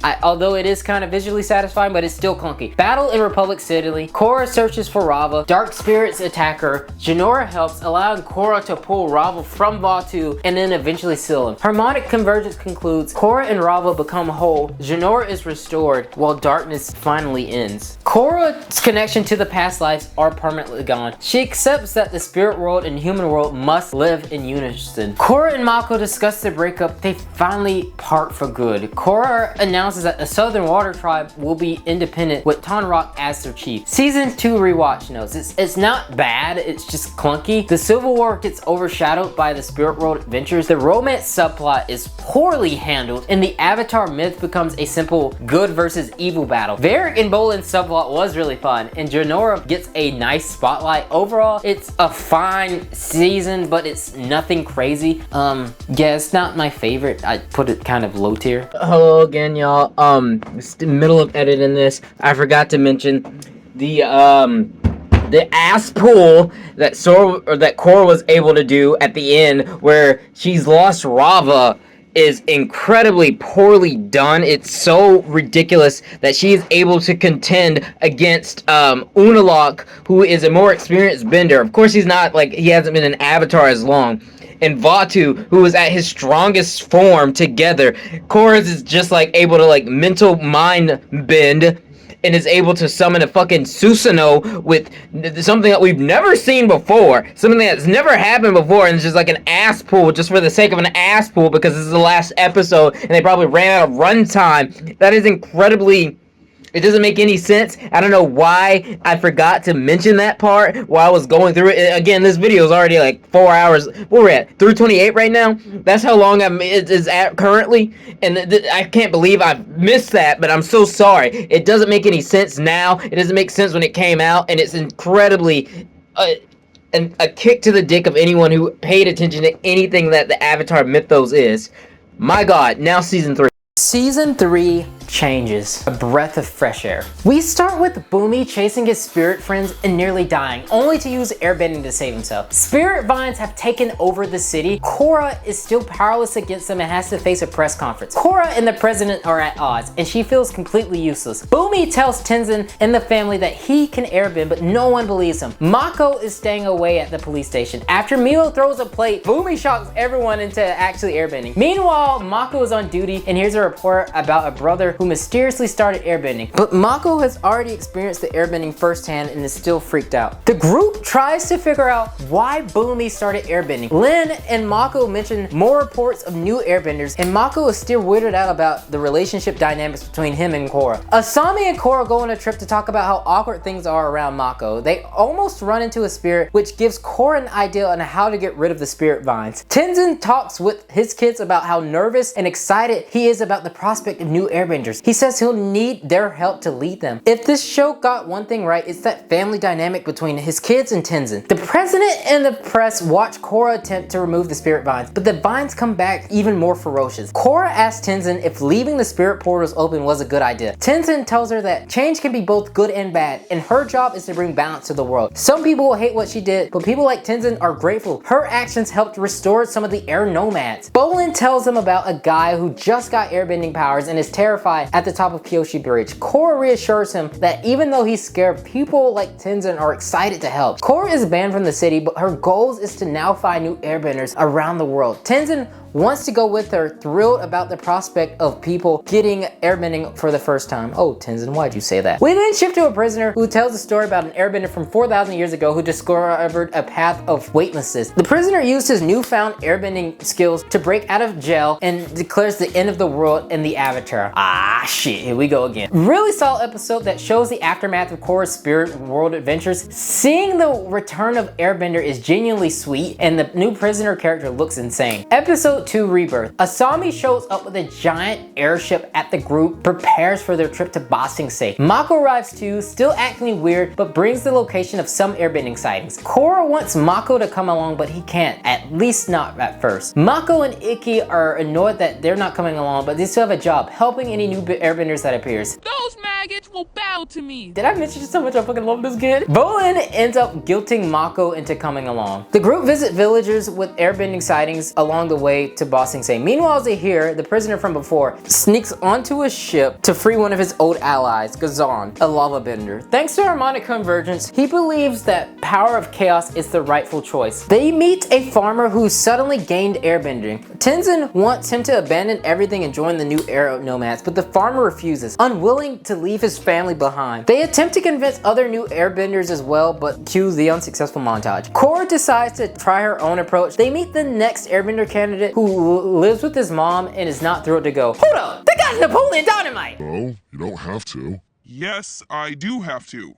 No, you don't. He's annoying and refuses to leave. Meanwhile, Zahir frees another ally, Mong Wei, a waterbender. Back with Korra's team, they put on a street performance to convince more airbenders to join. After the performance, they finally recruit the first eager follower, Kai, an orphan whose parents were killed. He is ready to become an air nomad, but then some bandits show up trying to take Kai. After a duel, it's revealed that the bandits are actually soldiers coming to look for Kai because Kai was stealing. But Kai pleads with them to still take him. They agree, keeping a close eye on him, especially Mako, who probably sees a bit of himself in Kai. Jinora is immediately smitten by Kai. Meanwhile, Zuko is worried about Zahir's team. Together, they could literally take down the entire world. Holy shit, we finally get a fully realized Fire Lord Zuko on screen. Ah, my god, he has so much fucking aura. Let's go. Episode 3, The Earth Queen. We start with Kai and Bumi dueling, and Kai's flirting a bit with Jinora. The scene shifts to the crew arriving in Ba Sing Se when the stark class divide is immediately obvious. They make it to the upper ring where they hear about the Earth Queen, where Kai sneaks off on his own. Korra finally meets the Earth Queen, who is more focused on her garden than talking to Korra. Shuri's pissed at the Avatar for stealing bits of her land to make Republic City and complains about everyone being unruly and taking advantage of her generosity. Korra tries to explain that she's only here for the airbenders, but the Earth Queen won't listen. The group goes searching for Kai. The Earth Queen demands Korra do something for her. Collect tax money that barbarians stole, and in return she'll tell Korra the whereabouts of the potential airbenders. Bolin and Mako catch Kai stealing, but he quickly evades them, pushing them aside. Kai ends up stealing their wallets, forcing the brothers to navigate the upper ring on foot while he lives it up. Mako and Bolin consider stealing some fruit themselves, but are quickly knocked down and realize that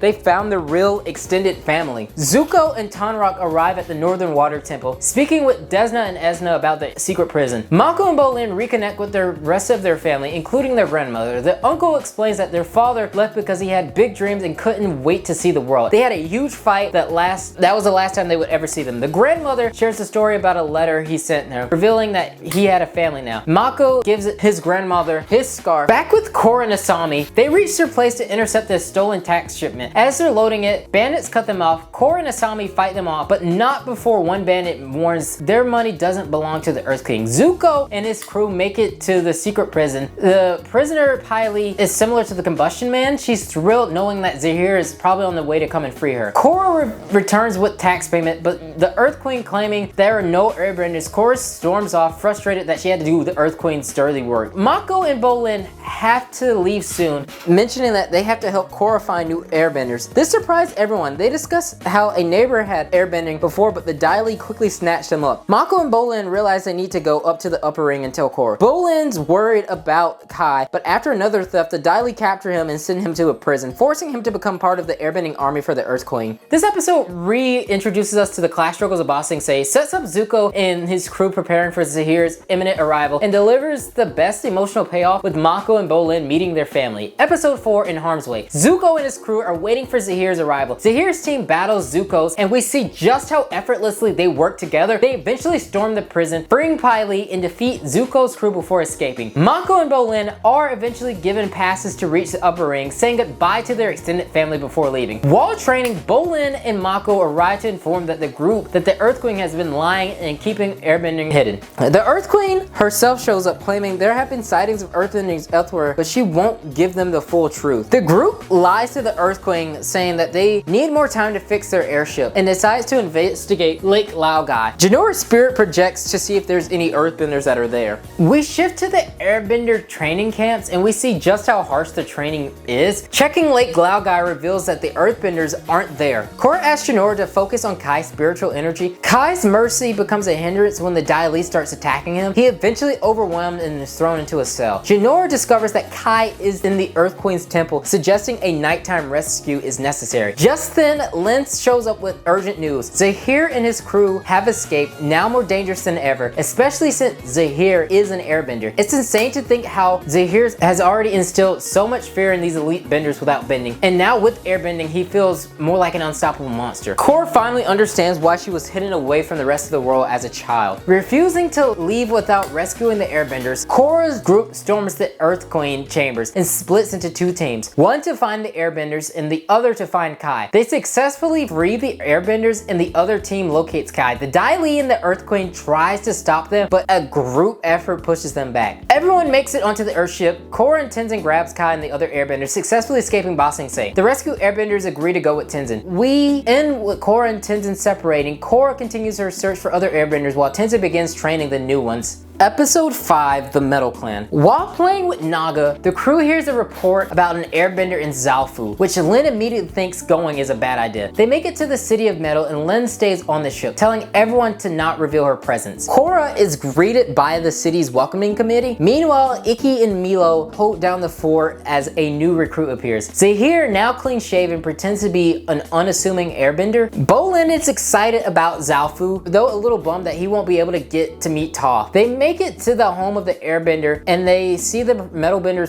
practicing for a performance. Remember this face, that'll be important for later. Ai Wei, their host, tells Su Yin, the leader of the city, that Korra lied when they got here when there was no airbenders. Right, remember earthbenders can detect lies. Su Yin and Lin are sisters who haven't spoken 30 years. They're immediately hostile between each other. Su Yin shows the group around Zaofu, introducing her kids and expressing pride in them. Seemingly the perfect mother. This is where we meet Opal, the newest airbender. Bolin flirts a little.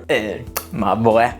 Su Yin hopes Korra can train Opal and Zaofu despite some security reservations. Korra agrees and they set up the guest house. Lin, of course, doesn't like the idea. Korra starts training with Opal and quickly discovers she's a natural. Meanwhile, we shift to Milo's training methods, which are brutal. Only Zahir manages to complete them. The group plans to meet with Tenzin's airbending group, which disappoints Zahir as he was hoping to meet Korra. Dinner brings a massive clash of cultures and attitudes. Tensions mount between Lin and Su Yin, who are constantly at each other's throats. Barrick shows up claiming he's been helping Su Yin with technology. Su Yin believes in second chances while Lin storms off, insisting that Su Yin hasn't changed at all. Bolin comments that he thinks Opal is sweet, but she really isn't his type. Su Yin explains the reason for her falling out with Lin. Their mom, Toph, gave them too much freedom and they constantly competed for attention. Lin became a cop while Su Yin was more of a rebel, moving from place to place until she realized what she wanted the most was a family. She bought land and built Zaofu, almost a perfect life, but incomplete without Lin. Opal encourages Bolin to be himself around her, and Korra reminds him that she needs Opal for training. Zahir sneaks into Tenzin's study, reading a scripture that says, "Let go of your earthly attachment." Ikki catches him, saying that only her father is allowed in the study. Kai figures out who Zahir is and attacks him, but Zahir is just too goated with the sauce and escapes. I hate that I said that, but I have to say that for the kids to relate. Korra brings Opal to Lin,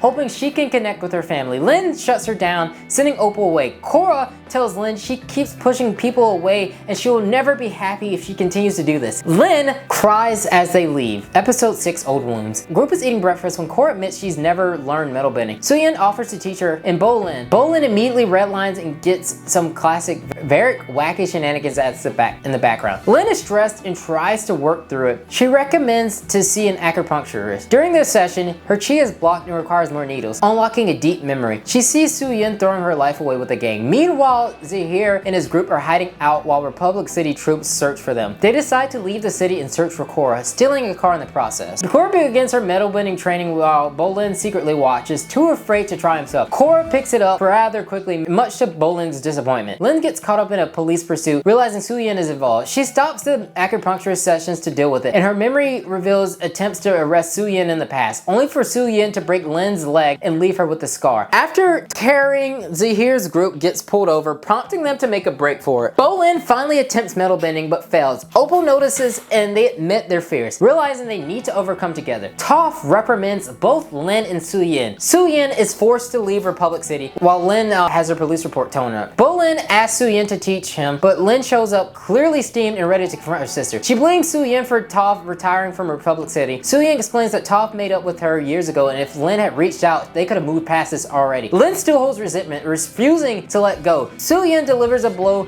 causing Lin a bitter loner who only cares about herself, and that's why Tenzin ended things with her. And goddamn, no one hits harder than more than a sibling. Of course, like any sibling, Lin and Su Yin start fighting. Neither is entirely wrong. Su Yin for pushing and causing friction. Lin for clinging to a 30-year-old grudge. Korra thinks about interfering, but Bolin wisely says that sometimes siblings just need to fight it out. Suyin manages to push Lin away, but it's Opal who finally breaks it up. Lin passes out, sleeping for 16 hours, and wakes up refreshed with a more positive attitude, clearly letting go of her anger. She talks to Opal, apologizing and encouraging her to pursue her own training with the other airbenders. Opal then talks to her family. Lin and Suyin finally make up. Meanwhile, Zahir's group is tracking down Korra. After some meditation, Zahir pinpoints her location to the Metal Clan. Episode 7, the original airbenders. Tenzin brings the new airbenders to the air temple. His training methods are predictably boring. Boomy teases him relentlessly. Milo and Iki show up with even more airbenders. Kai informs Tenzin that Zahir infiltrated the airbenders and he escapes, and he is now an airbender. Korra radios Tenzin about Opal, suggesting that the old training methods are too unappealing and that kids and Boomy should assist with the training. Kai wants to have fun and flies a bison. He and Jinora go, only to find out baby bisons can't fly yet. Jinora saves him from disaster and he's impressed, calling her a master. Jinora shrugs, saying that her father doesn't think she's a master yet. Tenzin tells Boomy he needs to help whip these airbenders into shape. Boomy immediately regrets it when Tenzin wakes everyone up early for meditation. Training goes from boring to brutal. Kai asks Jinora if she wants to check on the baby bison. She declines and tells Tenzin to take it easy, but he doesn't. Boomy eventually snaps and quits. Tenzin delegates to Jinora, who also snaps once he tells her that she still isn't a master. In his excitement to rebuild the air temple, I feel like Tenzin forgot that these kids aren't actually air nomads. He then delegates to Iki and Milo, and Milo's training is just as ridiculous. And I've said it before, I'll say it 1,000 times, I love that little dude. Jinora and Kai sneak off to see the baby bisons, but they are then captured by bandits who plan to take them to Ba Sing Se for a reward. Pema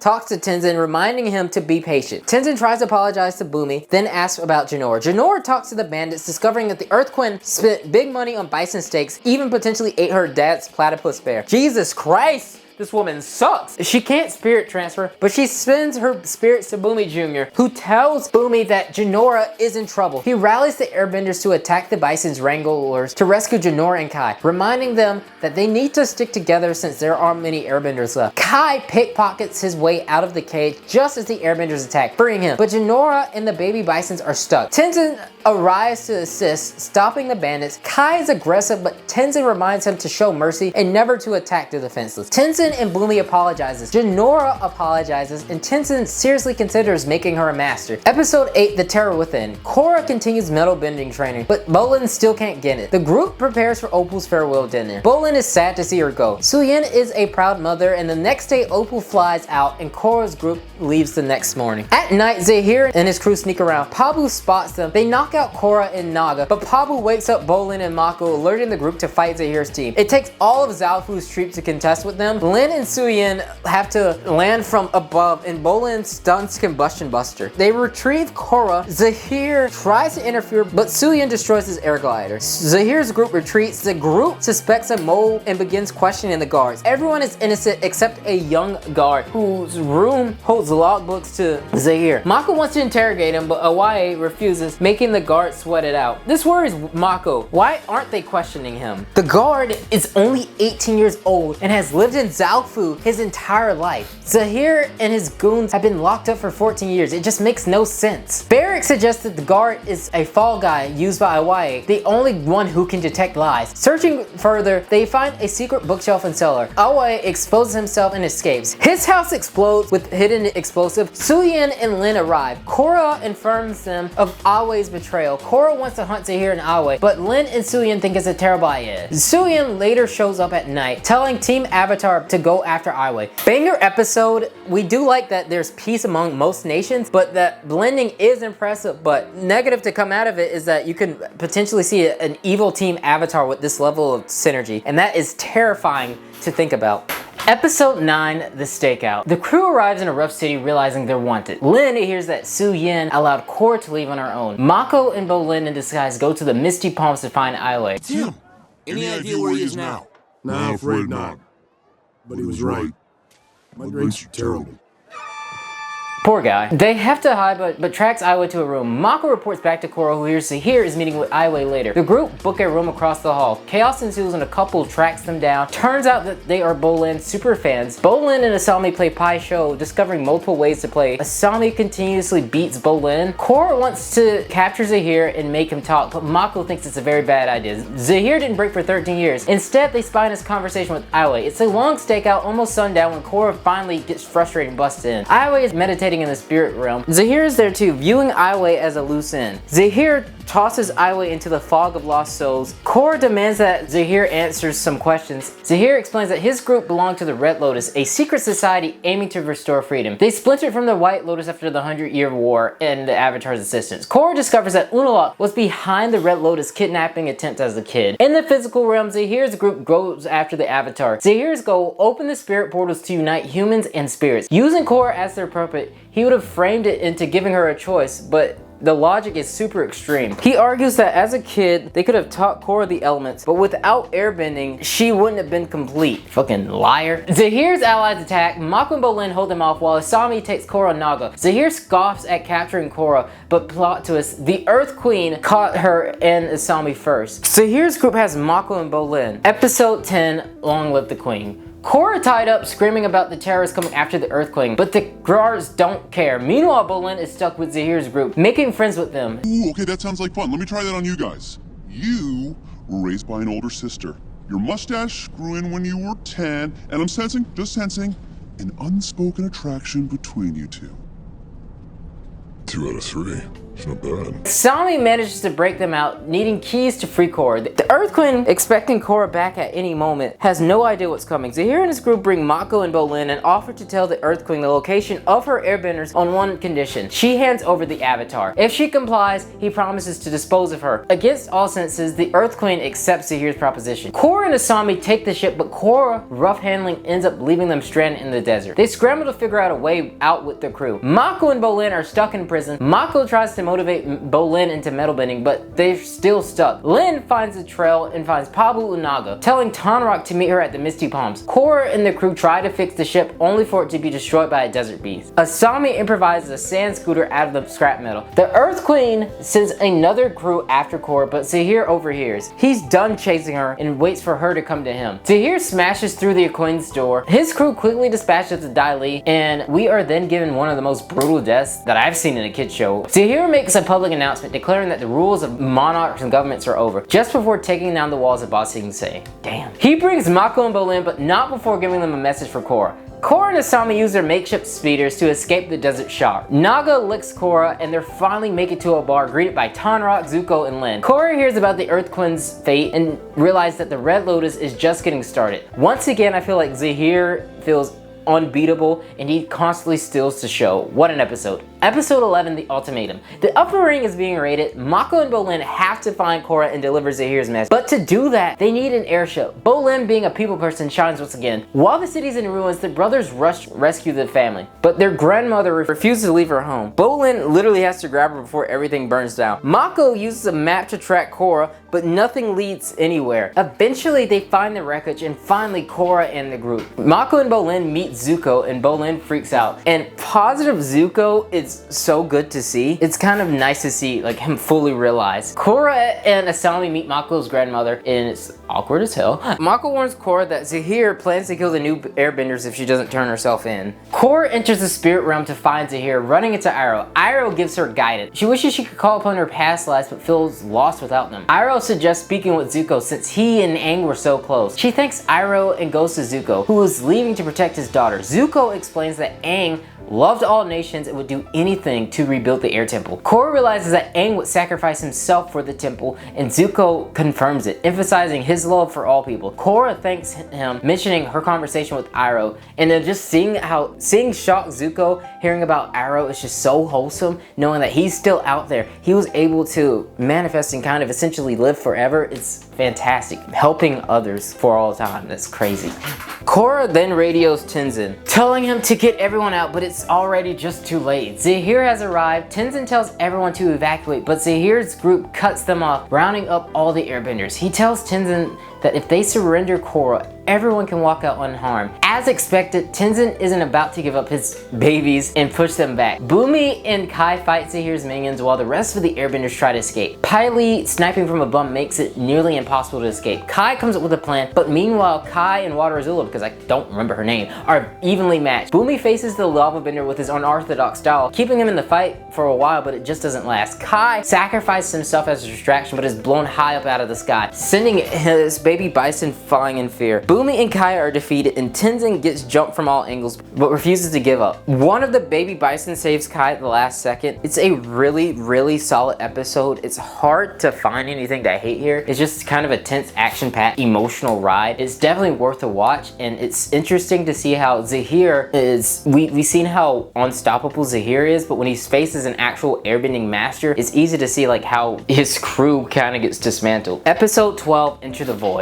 Sue and Lin argue over battle strategies, but neither agrees. Korra suggests giving herself up, save the airbenders first, then figure out a way to save herself. She meets with Zahir, striking a hostage deal. She'll surrender and Zahir will release the airbenders. Sue suggests splitting up into two teams. Mako, Asami, and Bolin on the airship, and Sue, Lin, and the rest scaling the mountains. While meditating, Zahir talks about letting go of earthly attachments. His partner arrives and they have a sweet, surprisingly heartfelt moment. Honestly, this is probably the closest we're gonna get to a Zuko and Aang dynamic, if that's your thing. Korra says goodbye to everyone. Mako hasn't located the airbenders yet, and the lava benders lead them to them. Korra meets Zahir, sees Tenzin in the airbenders, and surrenders. But it's a trick. Water Azula uses her bending to fake it. Now Korra, tied up, has to rely on Lin, Tanrog, and Sue to save her. Meanwhile, Mako and Bolin face the lava bender, who melts the entire temple, forcing everyone to take an alternate escape route. Zahir pushes Korra and her father, Tanrog, around, separating her from Korra. Lin distracts the combustion bender while Sue dispatches her brutally by wrapping her metal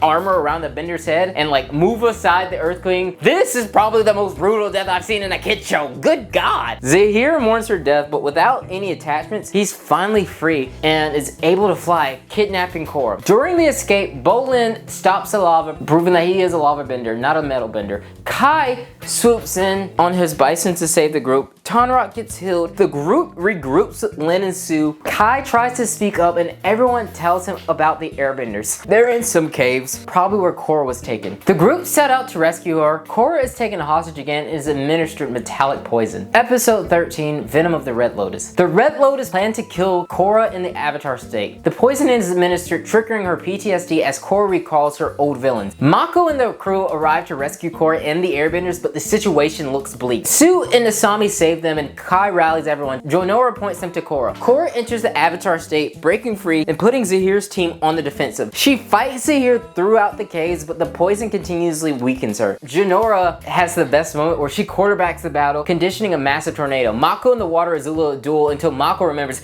oh, I have electricity, and shocks her. The lava bender forces Bolin into a critical situation, but Mako helps escape as the platform collapses. Zahir almost kills Korra, but Jonora's tornado saves her again. They capture Zahir. Korra nearly dies, but survives thanks to the airbender and Sue's help. Zahir, realizing that he has been defeated, finally breaks down. Weeks later, Asami helps Korra get dressed, reassuring her that she doesn't have to bounce back immediately. It's Jonora's coronation. She's made a master and it feels well deserved. She saved the Avatar, entered the spirit world, and proved herself to be a valuable asset to the team. Tenzin gives a speech about reclaiming the air nomads' nomadic roots and helping those in need. Jonora finally shows her tattoos, matching Aang. She is a spitting image of him. It's a sweet moment, but devastating for Korra. As Jonora looks so much like Aang, it's a reminder that she couldn't protect the legacy of the Avatar or connect with her past lives. I feel it's a great conclusion to the season. Every character has something meaningful to do. Like, Lin's family drama was actually a little bit more enjoyable than Tenzin's was. Jonora is so goated, and her blossoming romance with Kai feels a lot less toxic than the Mako Carnival of Flesh. Anyway, I mentioned Amon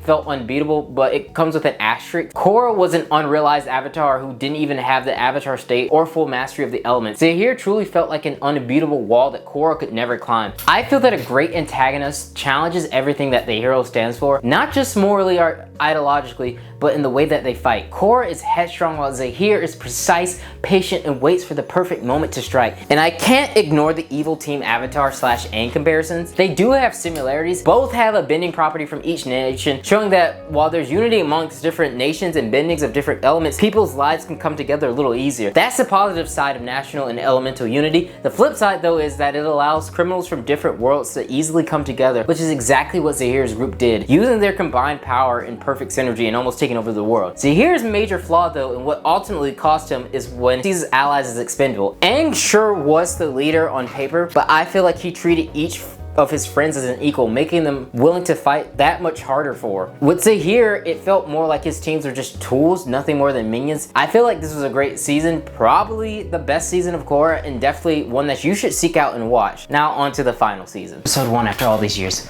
We jump ahead 3 years and damn, a lot has changed. Asami is being honored at a press conference for advancing Republic City's infrastructure. Meanwhile, Prince Wu, who is edging closer to the throne, he's trying to spit game to Asami, but she ain't feeling him. Mako cuts him off. He's now Wu's bodyguard and chats with Asami. They're all reminiscing about how long it's been since Team Avatar was together. Hyped for tonight's reunion. Wu's nervous about returning to Ba Sing Se, but thanks to Kuvira stabilizing the Earth Kingdom, things are mostly safe. May she rest in peace.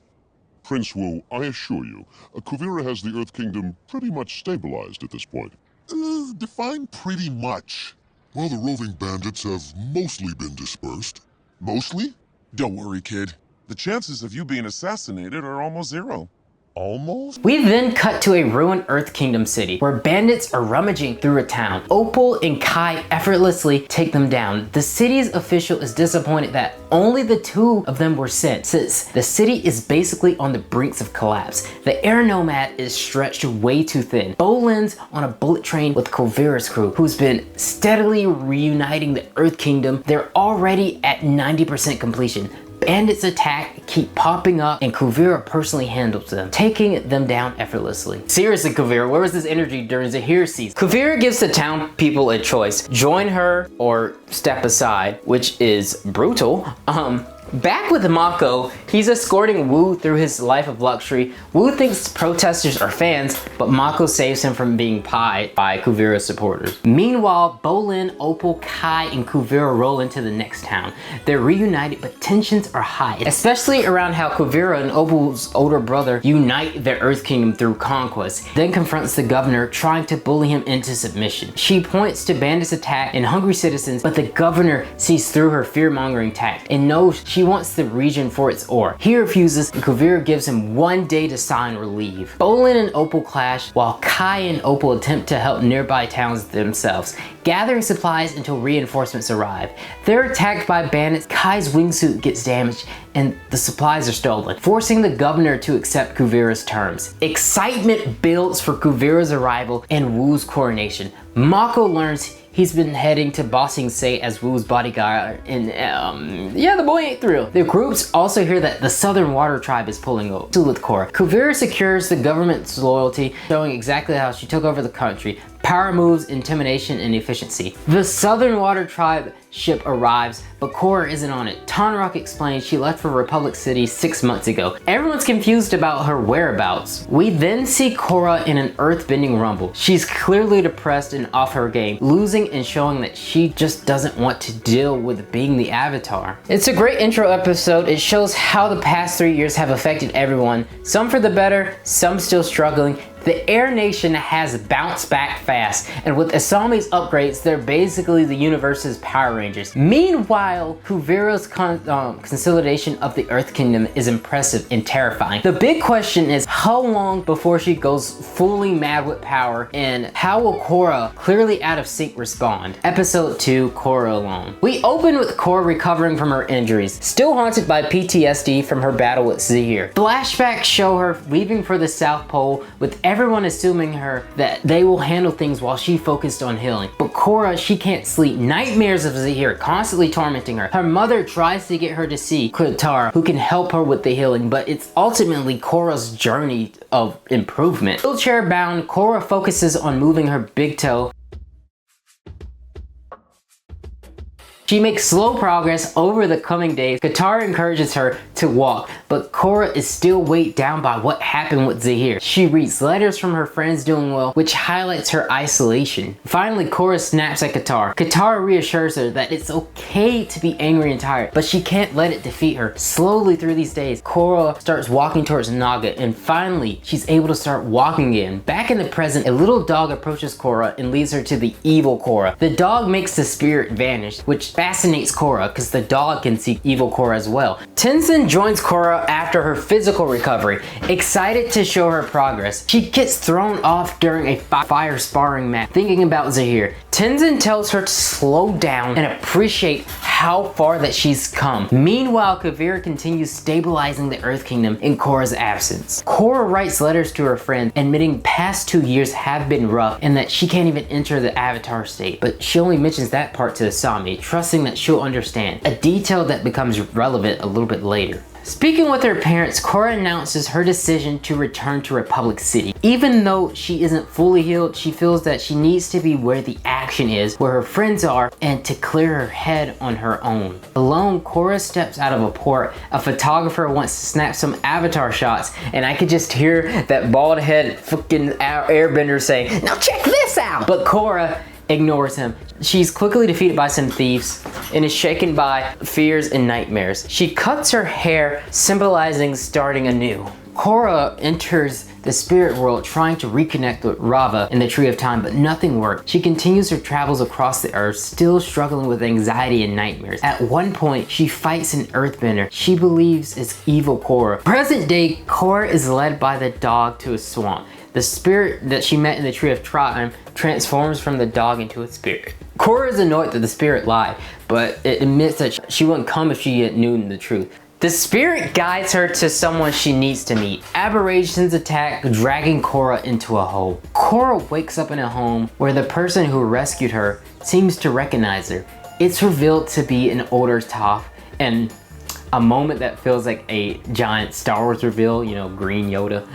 Not as iconic as Zuko alone, but it's compelling to see Korra confronting her anxiety alone, realizing she can't handle everything by herself and ultimately needing help. And bringing Toph back, that's just hype. Episode 3, The Coronation. Prince Wu is hyped about the coronation performance, but Mako keeps trying to get him to focus on ruling a nation. Wu, though, couldn't care less. President Raiko and Tenzin don't respect Wu, but they're confident that with his advisors in place, the Earth Kingdom should be fine. And with Kuvira returning power the next day, everything should be restored. Okay. Meanwhile, Korra needs Toph to get back into fighting shape. Sick of losing and knowing the world still needs its avatar, she pushes Toph for help. Toph is skeptical, reminding Korra that criminals will keep coming no matter how much she trains, but eventually Toph does actually agree to train her. Bolin returns to Republic City, reconnecting with old friends and eventually meeting up with Mako. Bolin admits that Kuvira can be intense, but she does a lot of good. Mako informs Bolin that he's been babysitting Wu and adds that no one has heard from Korra. Su Yin meets with her son Batar Jr. and Kuvira, her future daughter-in-law. She's disappointed in her son, but happy Kuvira stepping back from power. With Kuvira in charge though, stepping back isn't an option. Something you should know about me.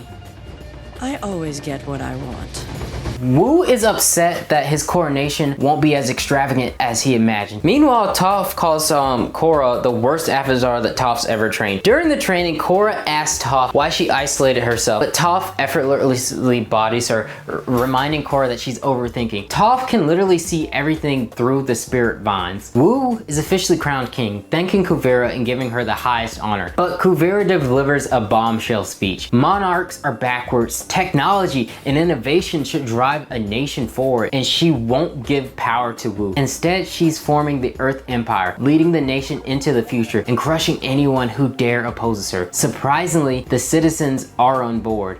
Barrick is ecstatic about all the profit potential, immediately weaponizing the spirit vines. Bolin voices concerns to Kuvira, who brushes him off. Su Yin confronts Kuvira, trying to reason with her. Kuvira doesn't budge. She wants control rather than letting an inexperienced king take over. She ominously warns Su Yin about Zafu, showing that while her perspective has merits, it doesn't justify her actions. She has the nation unified, yes, but at what cost?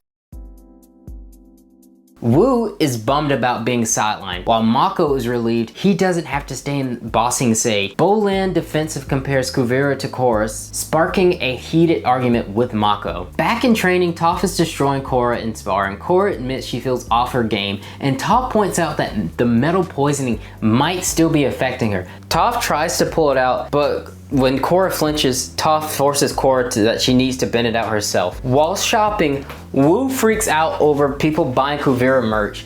Mako drags him to the palace and finally forces Wu to reflect on whether he wants to even be king, or if he'd even respect himself as a leader. Tenzin sends his kid on a mission to find Korra. Meanwhile, Kuvira instructs Varrick to prioritize weaponizing the spirit vines. Episode 4, The Calling. Pema expresses concerns about her kids going off alone, but Jinora reassures her dad that they should be able to track Korra's spiritual energy once they leave the city. The kids make a stop and Jinora meditates while Ikki and Milo searches on foot. So far, no one has spotted Korra. Milo flirts with a girl, but Ikki cock-blocks him. Eventually, the group tracks down the photographer who took pictures of Korra, who tells her that the last time that they seen her was 6 months ago. Meanwhile, Korra asks Toph to tell some stories, but Toph isn't much of a conversationalist and sends Korra on a mission to collect dinner. The kids bicker along the way, and the flying squirrel Korra chases escape. Ikki ends up captured by a group of earthbenders who think they can get a reward by delivering her to Kuvira. Ikki refuses to reveal her siblings' location, more interested in staying away from them, while Milo accidentally eats poisonous berries. Ikki relates to feeling left out. She's supposed to be searching for the Avatar, but feels sidelined. The earthbenders inadvertently give her a clue to Korra's location, and just then, Milo and Jinora bust in and rescue Ikki. Toph talks to Korra about her visions in the swamp, explaining that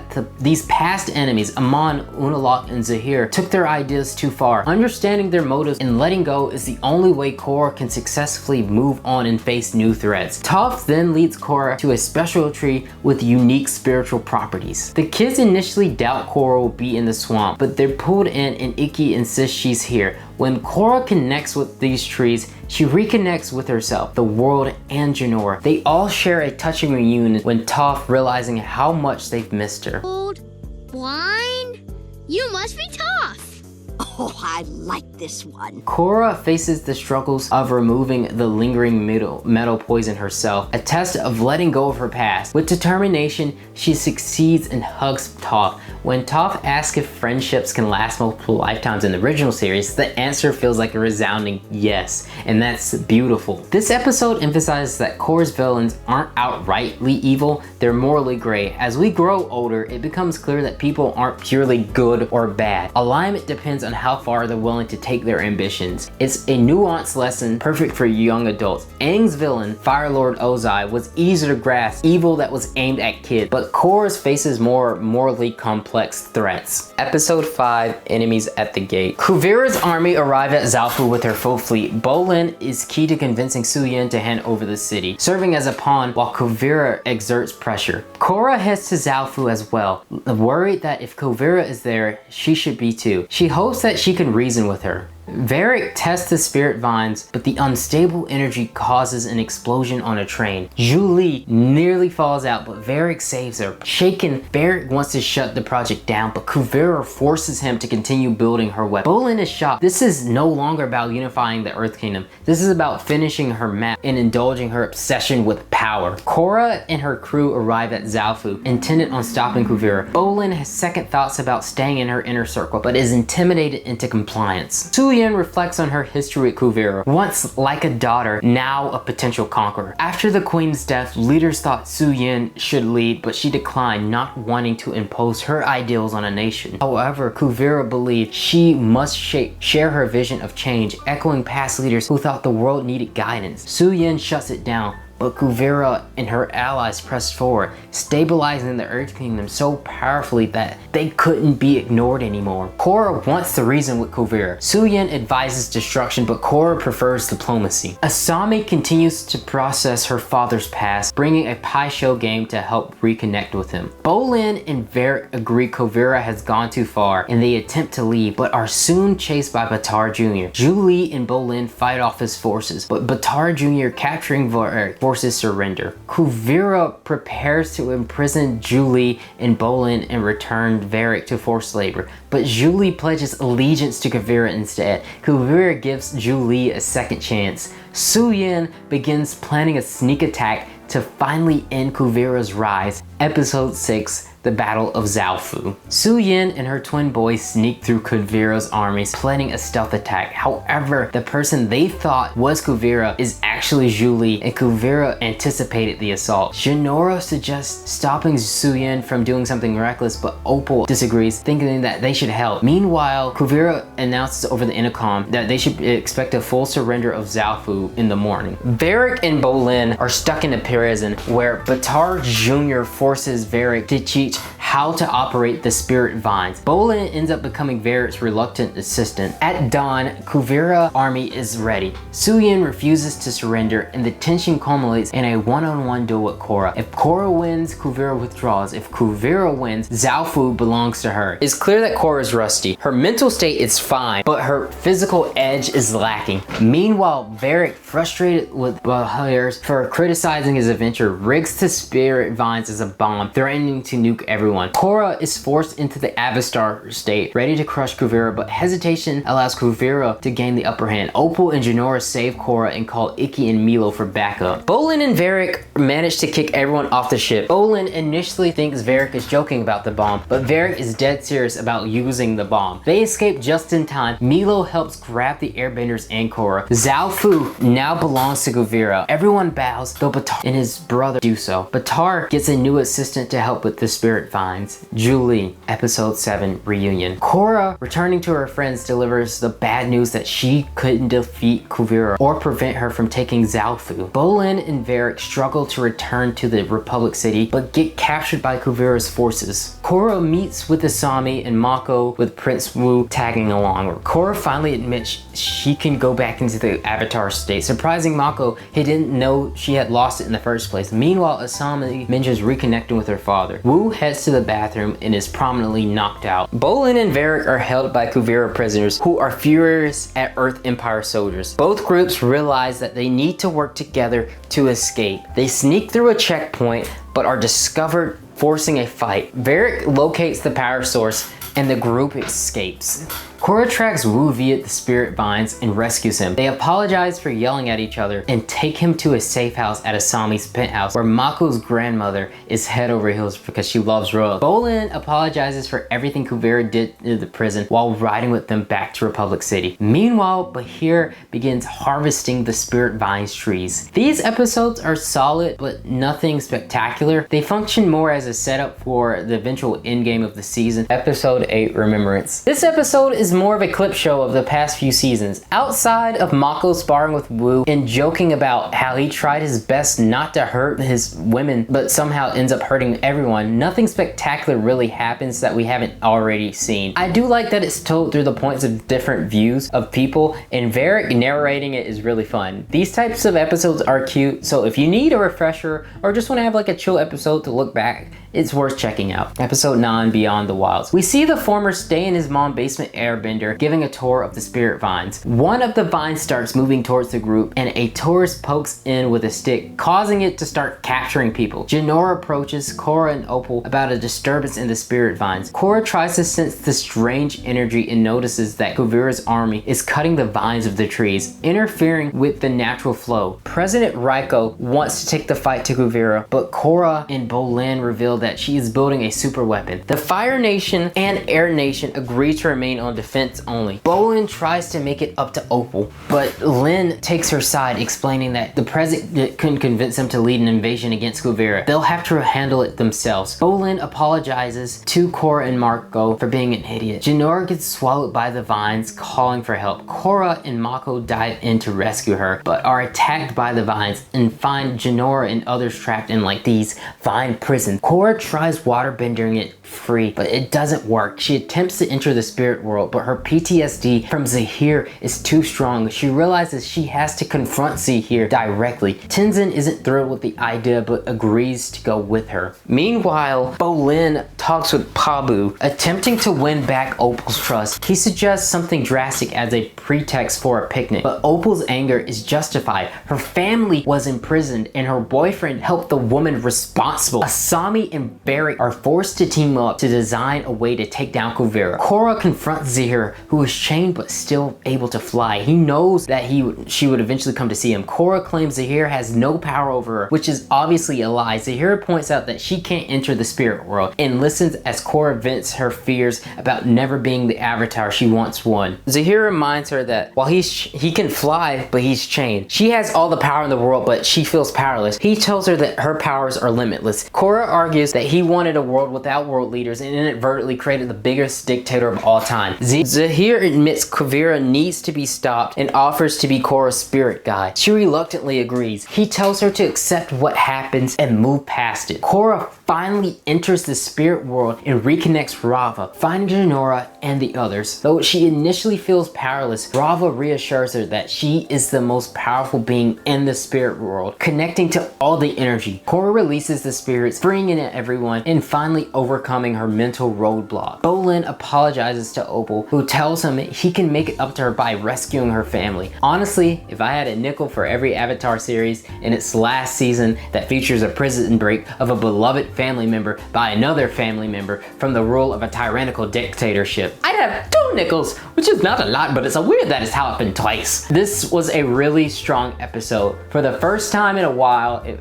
felt like an Avatar episode. The connection between spirits and humanity, and Korra finally overcoming that trauma that caused by the person who put her there is just serendipitous. Episode 10, Operation Beifong. They make it to Zaofu and the battalion is looking pretty powerful. As the crew decides on a strategy, Toph appears. Toph's been keeping watch through the vines. Bolin tells the group there's a rehabilitation camp nearby. Asami and Varrick come up with the hummingbird mech suits to deal with Kuvira's armies. Deku wants spirit vine weapons, but everyone disagrees. Korra suggests the spirits can help defend Republic City, while Wu proposes evacuating ordinary citizens in case Kuvira strikes. Tests with the spirit vine's weapons go horribly wrong whenever Bahir finds a crack in the weapon wheel, forcing him to rebuild it from the ground up. The group flies to camp where Toph and Lin share some animosity. They reach the old factory and find a giant tank, and Sue is suspended in prison. Kuvira checks her weapons early, asking Julie if everything is on track. Toph suspects Julie of lying and potentially self-sabotaging. Opal and Bolin thinks it's best to take down Kuvira now, but Toph is focused on her family. The best chance to rescue Sue would be when most of Kuvira's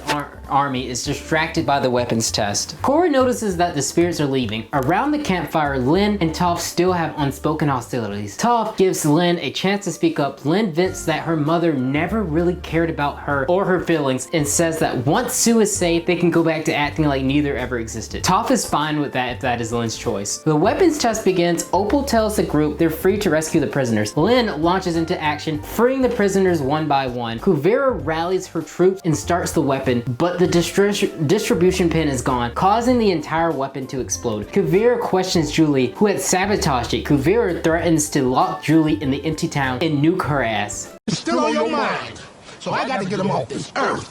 Oh damn! Opal is concerned about the last person stuck in the prison, Batar Sr., who is flung to his family. The entire family escapes, but Julie is captured. Bolin goes to save her, with Opal and the rest of the Beifongs following suit. Meanwhile, Korra is in the spirit realm asking spirits to help. The spirits refuse, saying they don't get involved in human conflict. The laser is blast, making a massive hole, but barely misses Opal and the others. The Beifongs launch their assault against Kuvira's forces. Sue forges metal armor and hold on, run that shit back, hold up.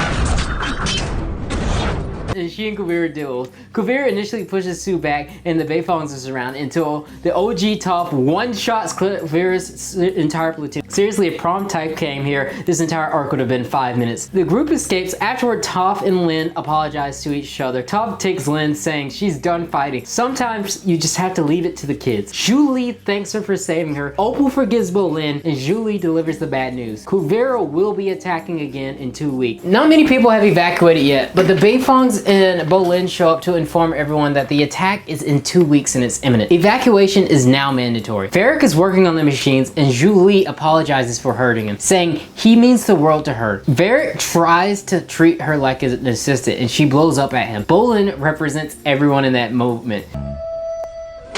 Mako tries to get people to calmly evacuate, but he ends up scaring them more than actually helping. Wu steps in, using his surprisingly effective communication skills to get everyone to safety. The kids and Pima stay behind to help with the evacuation. Iroh and his men joins the fight. Reiko evacuates to the air temple, while Korra wants to destroy Kuvira's super weapon before it gets too close, but Kuvira's army is a week ahead, and her giant mech destroys the comms. The super weapon is mobile. Damn, remember when a hot air blimp was like the biggest deal in this canon? Now we got Mobile Suit Gundam. Kuvira fires at Korra's bisons, but they escape. Her army is only hours away, and the squad splits up to help evacuations and prepare for combat. Everyone's horrified. Kuvira isn't standing down, now drunk with power, easily destroying parts of Iroh's fleets. The president gives up the city and is forced to hand over Korra. Batar Jr. needs to be captured in order to potentially shut this thing down. They sneak into the blimp and capture him. He knows no one will hurt him though. Sue tries to reason with him. He refuses. Batar Jr. says Kuvira is his family now and that Korra won't hurt him physically, but he'll make sure that she never sees him again, keeping him away from her forever. Kuvira tracks their location and shows just how dedicated she is, nuking the building, putting Korra in the gang. Batar. GG's, Kuvira. Day of the Colossus. Kuvira's army is close on the city. Korra isn't about to let her take over. Asami works on fixing the hummingbird suits while evacuees panic, seeing no way out. Kuvira enters the city, focusing on the airbenders. Thanks to Milo's paint bombs plans, Kuvira's vision is temporarily blinded. Bolin lava bends the mech's feet, the twins tie up his leg, and the airbender tries to push it over, but it's not enough. Chunks of the city are destroyed and multiple airbenders get hurt. Everyone retreats into Asami's office. They fire up the hummingbirds, but it's not going according to plan. Batar Jr. finally comes to his senses. Sue forgives him. Varric proposes a giant electronic magnetic pulse to take down the mech, but he doesn't get to finish telling Julie how much she means to him. The pulse works on a small mecha, but not the giant one, which is made of spirit vines. Hiroshi is brought out of prison to help, using future industry techs to act like a giant bug that would tear into the mech. Prince Wu arrives with a badger moles to evacuate citizens. Dear moles, digging holes under Republic City. Gotta run away from Kuvira today, although I do still think she's pretty. Kuvira locates the E-Impulse at the future industry towers. Batar tells Korra that if she can get inside the mech, there are 2 emergency power levels that will need it to be pulled down to shut it down. Asami needs more time finishing the hummingbird suits, and Korra and the team work to give her that window. Kuvira tries to stop Wu's group, but the badger moles kills her guard. Asami and Hiroshi are thrilled to be working together again, openly stealing how much they love each other. Varric proposes to Julie, which is, that's cute. The hummingbirds attack the mech back, but have trouble landing a clean strike. Korra freezes the mech's feet. Asami and Hiroshi break a hole in the giant mech. Kuvira breaks free and squashes the hummingbird. Hiroshi evacuates Asami so she can finish the mission. And this is probably the most brutal kid show death that I've seen. Team Avatar infiltrates the mech. It's a great episode, emotional moment. Shit, I don't know what else to add. Have you been watching this video? The Last Stand. It's the final episode of this series, the ultimate showdown. Kuvira is hell-bent on stopping Korra, and Team Avatar splits up. Mako and Bolin go after the engine. Sue and Lin take on the gun, and Korra heads straight for Kuvira. She's determined not to lose this rematch. The fire ferrets are on the defensive, trying to reach the lever. Lin handles one of Kuvira's metal benders, while Sue disables the weapon, destroying its interior and rendering it useless. Kuvira hurls the weapon aside and Korra storms inside. What follows is like a masterclass in Avatar fight choreography. Mako takes out his guard and Bolin delivers a perfect shoulder tackle. Oh lord, oh my boy's a fucking goat. They pull the lever but nothing happens. Bolin realizes that the spirit vines will explode under too much pressure. Mako plans to zap the vines and blow it up, telling Bolin to take the engineers and leave. And you can finally forgive Mako for being a butt. Here he's selfless, ready to die. He gets knocked unconscious, making the stakes feel that more real. Meanwhile, Korra and Kuvira continue their duel while Bolin comes back to rescue Mako. The giant mech explodes and both Korra and Kuvira escape. Kuvira tries to nuke Korra with the arm cannon, but Korra dodges. The cannon, enhanced by spirit vines, goes haywire. Korra holds back the blast, creating a massive explosion that opens a new spirit portal. The group heads to search for Korra and Kuvira. Inside her subconscious, Korra finds herself in the spirit world, and Kuvira for some reason joins her. Kuvira asks, why would Korra save her? Korra sees herself reflected in Kuvira, strong, determined, unwilling to let people hurt what they love. Using what I can only say is top no jutsu that Korra probably studied from Naruto, they realize that they're both two sides of the same coin. Both ambitious, both wanting to protect the people in the nation, but one controls while the other guides. They exit the spirit portal and Kuvira orders her troops to stand down, accepting what punishment awaits her. Next, we have the wedding of Varric and Julie. Bolin serves as the ordained minister officiating. It's wholesome and satisfying seeing the wacky Varric go from an asshole to someone who truly earns his love. Though admittedly it felt rushed at the end, Prince Wu steps down as king, abolishing the monarch and allowing the Earth Kingdom to elect its leaders democratically. Mako and Korra have a heartfelt moment thanking each other, and some may not like this, but this is kind of like a healthy way for them relationship to end. Two people who dated in the past realizing that they're better as friends but still care deeply about each other. It's closure and it works. Korra talks with Tenzin, congratulating her on transforming the world in such a short time. Their relationship shows Korra's growth from this hot-headed teenager of season 1 to a confident, inspiring avatar. Asami pulls Tenzin aside to give Korra some alone time. Korra and Asami sit together, finally reunited after everything. They're happy, in love, and in need of a vacation. Just the two of them exploring the spirit world, and that's it. Even after multiple rewatches, with and without commentary, it's emotional. My 200 pages of note are finally done, and yeah, I get a little bit choked up. I'm breaking my thoughts in these 3 sections next. Korra and Asami, season 4 overall, and finally the series as a whole. When I first watched this show, I didn't really think much about Korra and Asami being in a romantic relationship. I was probably like, oh, that's sweet. It wasn't until many rewatches later that I went, oh, like, they're together. And it wasn't because I had a problem with it. It's just done so subtly. And honestly, I think that was intentional by the writing team, especially considering the restrictions back then. Same-sex couples in TV shows, especially in kids' TV shows, weren't shown as much. But let's just say it was intentional. I mean, we've already seen the super overdramatic I love you, let's be together displays of love in this show with Mako and Korra. And oh my god, with Aang and Katara. Baby, you're my forever girl.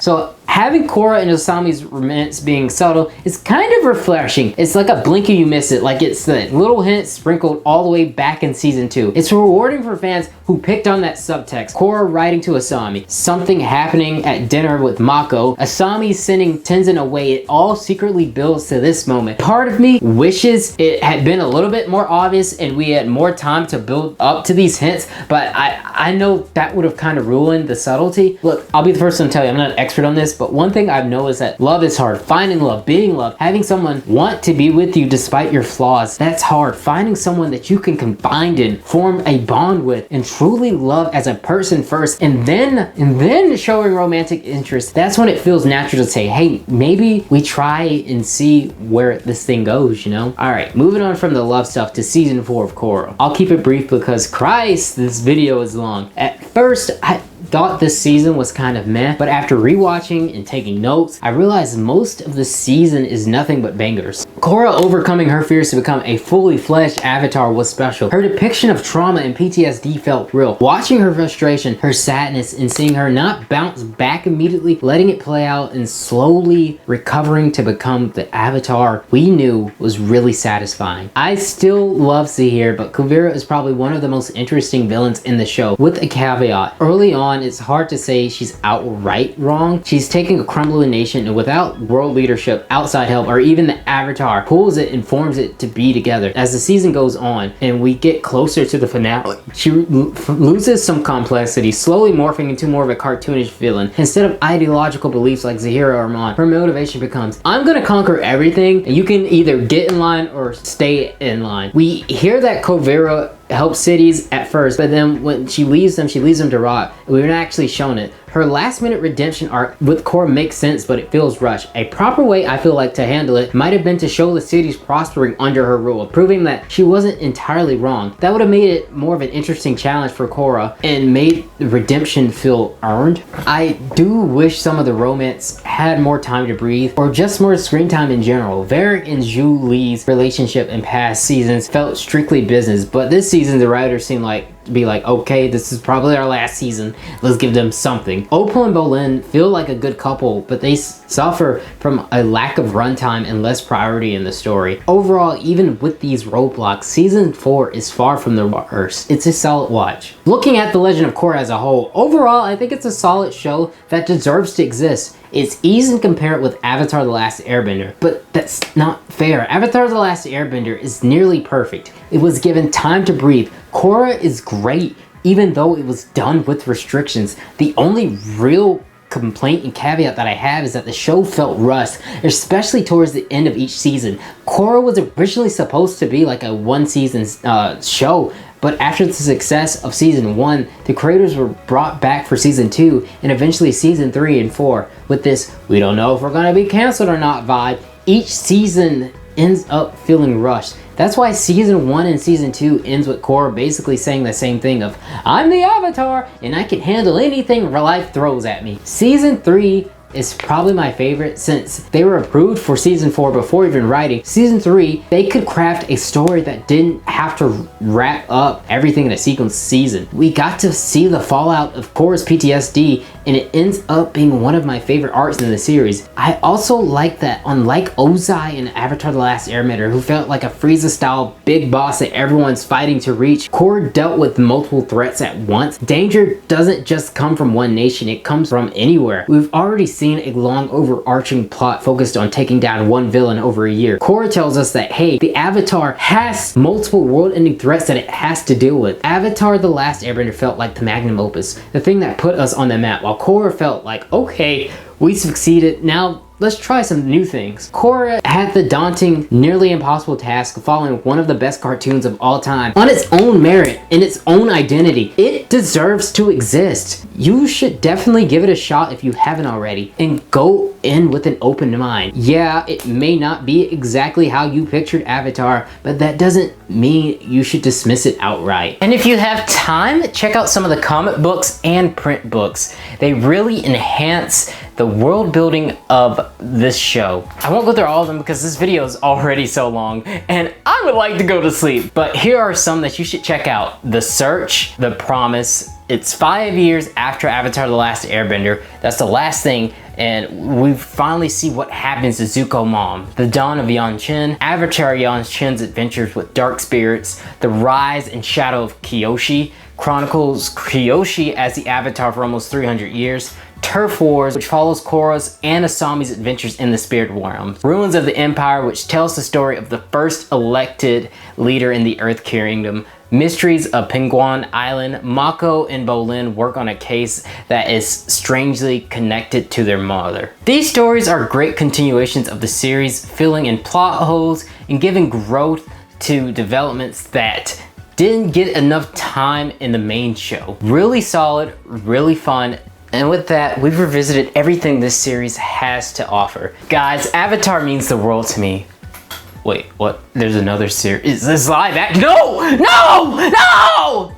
So yeah, I watched the 2024 Netflix adaptation and it's whatever. Better than that mess. I'm not gonna go through it in detail or go on a deeper analysis because looking at the runtime of this video so far, and this is the third time that I've reviewed book 1, Water, and it's not even my favorite one.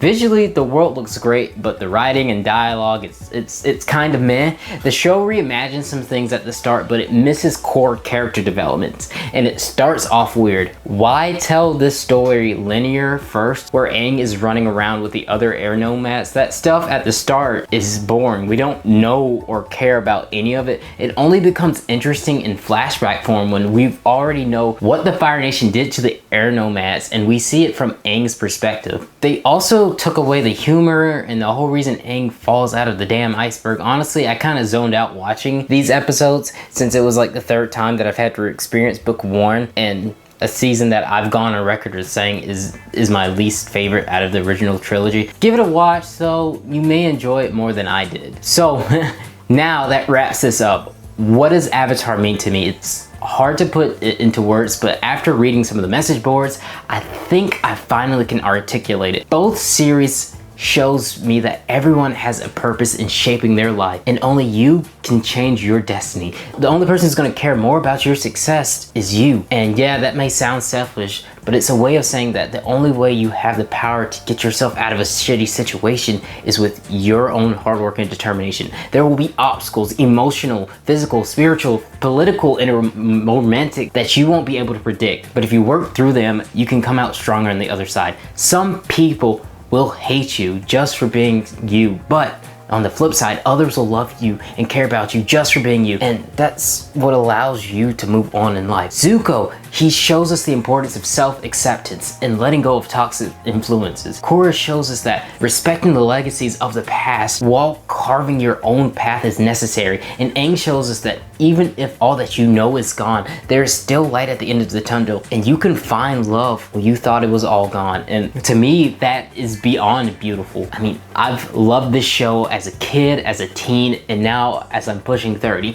And with new Avatar media coming next year, I'm sure I'll continue to love it for years to come. It's a show that constantly inspires me, and if you've watched this far into the video, I'm sure that it's done the same for you.